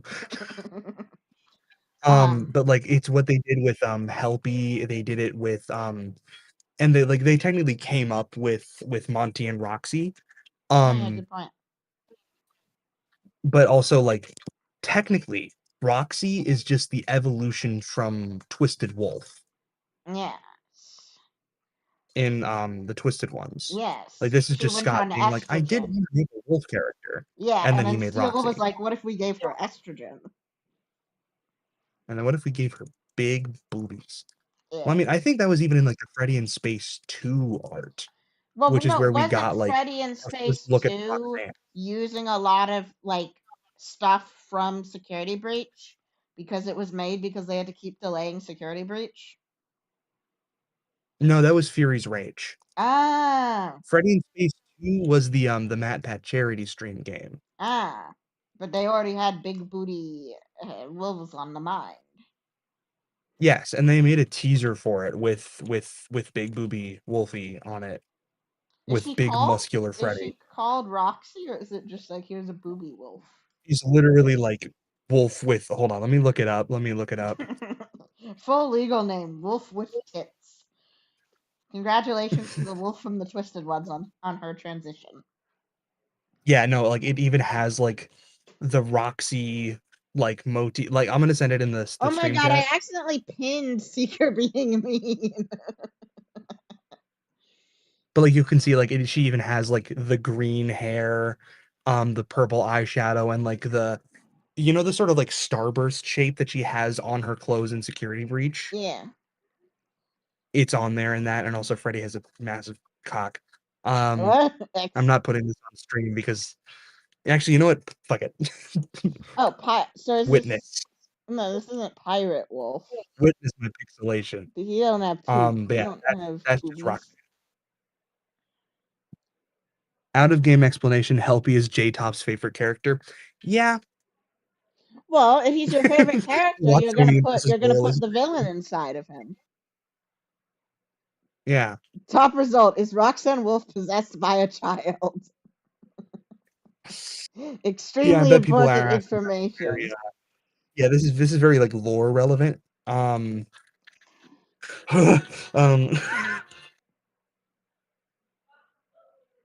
Oh, here it is. I found it. It's like a pulp sci-fi cover.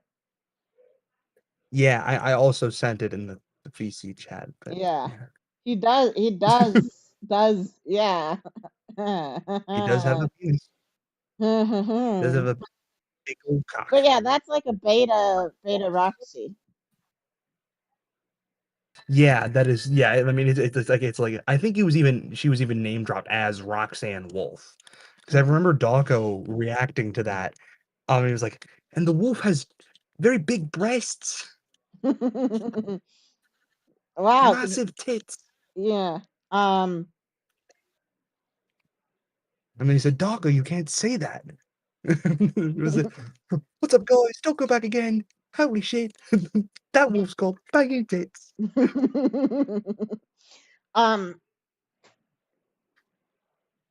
Yeah, Helpy's everywhere because Helpy is glitch trap. Yep. Because I guess I would call that theory like help trap or something. but help trap is already taken. By what? That's the internal name for the arm that gives you the poppets in Help Wanted 2. Interesting. Yeah, the arm. So like the glitch trap arm that gives you the memory puppets is called Help Trap. It's just called help trap? Yeah, That's insane. because he's a glitch trap, but he's helpful? Question mark. No, because he's healthy. Oh yeah, maybe. That's like one of the most obvious things ever. Oh my god. I don't know. Well, because like it doesn't in the actual game. It's shadowed in a way that it could, like, you never get a clear look at it. That it could feasibly It be. was meant to be Vanny as well, by the way. Yeah, but apparently they call him help. It's like it's called help. I'm gonna make sure I got the. So straight up confirmation victory game says yes. That's what we call confirmation in Yeah. this Okay. community, which we do not get every so often. We only get once in a blue moon.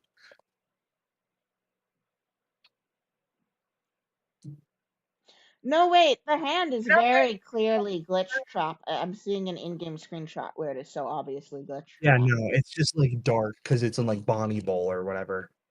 Yeah, and you can't Or get Bongo. too close with it in VR, but somewhere I read that it's called Look help at it, trap. unless you just lean in and give it a little smooch. Yeah. Like when but I remember that they were somewhere I read would. that the hand that gives it to. Yeah. When unlocking each doll, the player will be handed the doll by a glitch trap arm named Help Trap in the files. That's interesting. I feel like that's more obviously it's just because it's glitch trap, but he's helpful. I don't know. Because like, why would it be that like? Because Helpy is the one who, like, while you're in the like main lobby, is like, go to the stage and you'll get a thing, which is like the Phas Force things that start the glitch trap ending. But that's not. It's not the glitch trap ending. It's the ending where I mean, IO. It kind of seems to me like Well, both. that's true. It's the Princess Quest ending where glitch trap freaking dies. So the memory puppets are the ones where the memory puppet is the ending where glitch trap freaking dies. Yes, because that's Princess Quest 4. Yeah, which means glitch trap seems to be helping his own demise. That's weird. Or alternatively, like, these are pieces of glitch trap. And what you do, like, because, okay, I think, so my theory of Help Wanted 2 is that every level is a memory of F10's. Every level that isn't, like, just the player's memories, like working at the Pizzaplex and then moving through the Pizzaplex after it was destroyed. Which one do you think player is? Yeah, Cassie's dad, but it doesn't really matter. It's just a Pizzaplex. Yeah. So, like, the levels where you work at the Pizzaplex are your memories. And then the hard version, the hard mode version of those levels, where you're going. Why did glitch trap have Vanny end himself? Is he stupid? That's so true. He is stupid. It's They should have renamed him Dumb Trap. Then the levels where it's the ruined pizzeria are the player's memories of they have to go through the pizzeria to reach the FNaF 6 pizzeria where they've set up the computer terminal. And then So it was what they did directly before Help Wanted 2. Yeah, and then the rest of the memories are memories. My theory is that the virtual world is Glitch Trap's mind, and that all of the memories are mostly Glitch Trap's repressed F10 memories. Because Glitch Trap is a copy of F10 that has been infused with after. That William did all of his agonying on. Yeah, he agonied in her. That agony inside the dog. Yeah. It can't be the player's memories then. Cassie's dad was a technician not working in L chips. How do you know? Yeah. Scope creep. Fucking responsibility creep. Bro got promoted. No, they just make you do more work because fuck you, we're Fazbear Entertainment. Fuck you. And Hell also, yeah. actually, like a lot, it's like test stuff. Like you're serving, like you'd be testing like the staff bot meal delivery system, and Yeah. feeding Chica to keep her contained, and like And marking. also in the Fizzy Faz models levels, you're managing staff bots. Yeah. I mean, a technician is a very broad term. But Yeah. he's not doing like necessarily doing normal work. I mean, I guess you'd have to just look and see exactly what a hand unit is telling you you're doing. But I could have. And also, a lot of your like intros to these levels come from the head staff bot. Yeah. Where it's like, oh, we have a human worker. Interesting. Which doesn't make sense because as like something that accurately reflects what is happening. Mm-hmm. Because that's the other thing. They might be twisted just like the memories of Fall Fest are twisted, which also would be like. Plus, you don't fix the drink dispensers. Yeah. The description for Help Wanted 2 labels it as a training sim. Yeah. So yeah, you could just be testing. Oh, that is what hand unit says. Yeah. Testing the training sim, because like and one of them, the one where you do the memory game with the endos. To me, that's like a fictionalization of marking training data. Hey guys, I think I'm done with the lineup for Glitch Trap. I'm just looking to make sure I didn't forget anything. Ooh, rabbit time. My screen capture's been frozen for since before I finished the foot. Oh yeah, no, we're still on the foot. When you do lovely. the Princess Quest 4 ending and squish Glitch Trap, the Helpy screen dies. That is true. So like Helpy is guiding you. So yeah, Helpy is guiding you to do the mask bot ending. Mystic Hippo is guiding you. Mystic Hippo is guiding you to get the poppets. And when you kill Glitch Trap, the Helpy screen ends. So presumably that is Helpy being used as an avatar for Glitch Trap in Help Wanted 2. It's just really hard to explain why he's giving you the poppets. I don't know. I mean, I'm not even really sure what the poppets represent in universe. Because it's supposed to represent the missing kid. They all but no, have the missing what are they? Why does having them I get Princess Quest is tied to Glitch Trap and Vanessa. And so playing Princess Quest 4 does shit in the cyber world so that Vanessa can kill Glitch Trap. But what in universe? What on the flip side? Every action is symbolic of stuff that is happening on the flip side. Why do you need the memory poppets to play Princess Quest? I thought I understood Help Wanted, but I'm realizing I don't. Yeah, because the memory poppets are what you put on the graves. That's everyone thinks is death order confirmation, and I'm agnostic on many things. Yeah, well, yeah. You gather the poppets, and they appear in the Help Wanted lobby. And I don't remember if they appear in the real world and I know they appear in the virtual world. I'm not sure if they appear in the real world. And then once you have all the poppets, Mystic Hippo will give you a glitched token. that you can use to play the Princess Quest that 4. you use to play Princess Quest 4. And then when you get to the graves, and actually you do not have to light the graves in the correct order to get the ending. Oh, you don't? No. I thought you did. No, I was being a little shit and I lit them in what I think the death order is. And then it let me go through and I got the ending. And the Bonnie mask and everything? Yeah. Pretty sure I got the Bonnie mask. It might be that you only get the Bonnie mask if you do it in the correct order. Yeah.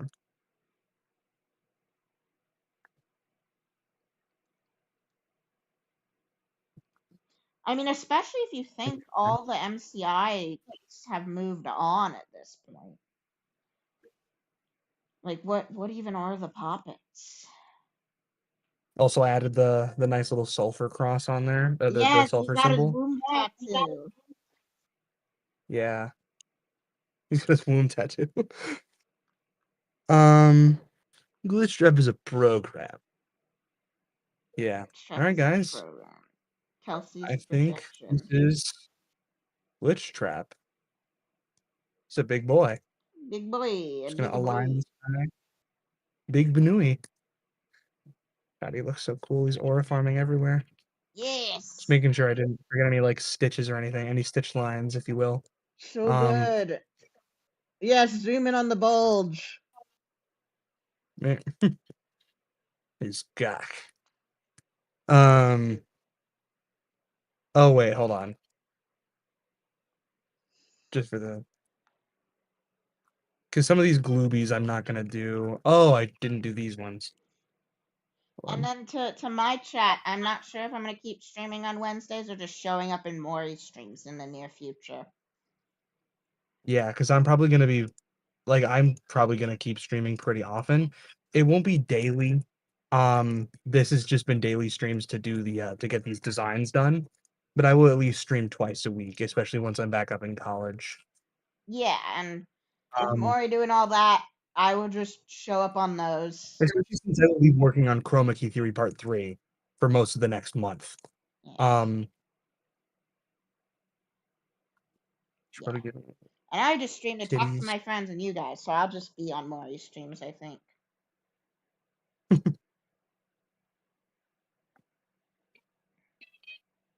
Yeah, I just want to make sure I can get as many tiny details as I can, because that was the thing that like peeved me off about F10 and 4 and had me like doing that for four streams on end. Was the fact that I like missed some tiny details with her and had to go back in. Because like the one thing that I'm like, do the legs have enough? Like specifically like around the thigh mid crop, like the thighs. Yeah, I think it has enough detail. It looks good. Okay. Cool. So with that, chat, I will Okay, I'm see gonna go you chat. Victory Game says tomorrow. you only get the Bonnie mask if you put in the grave order.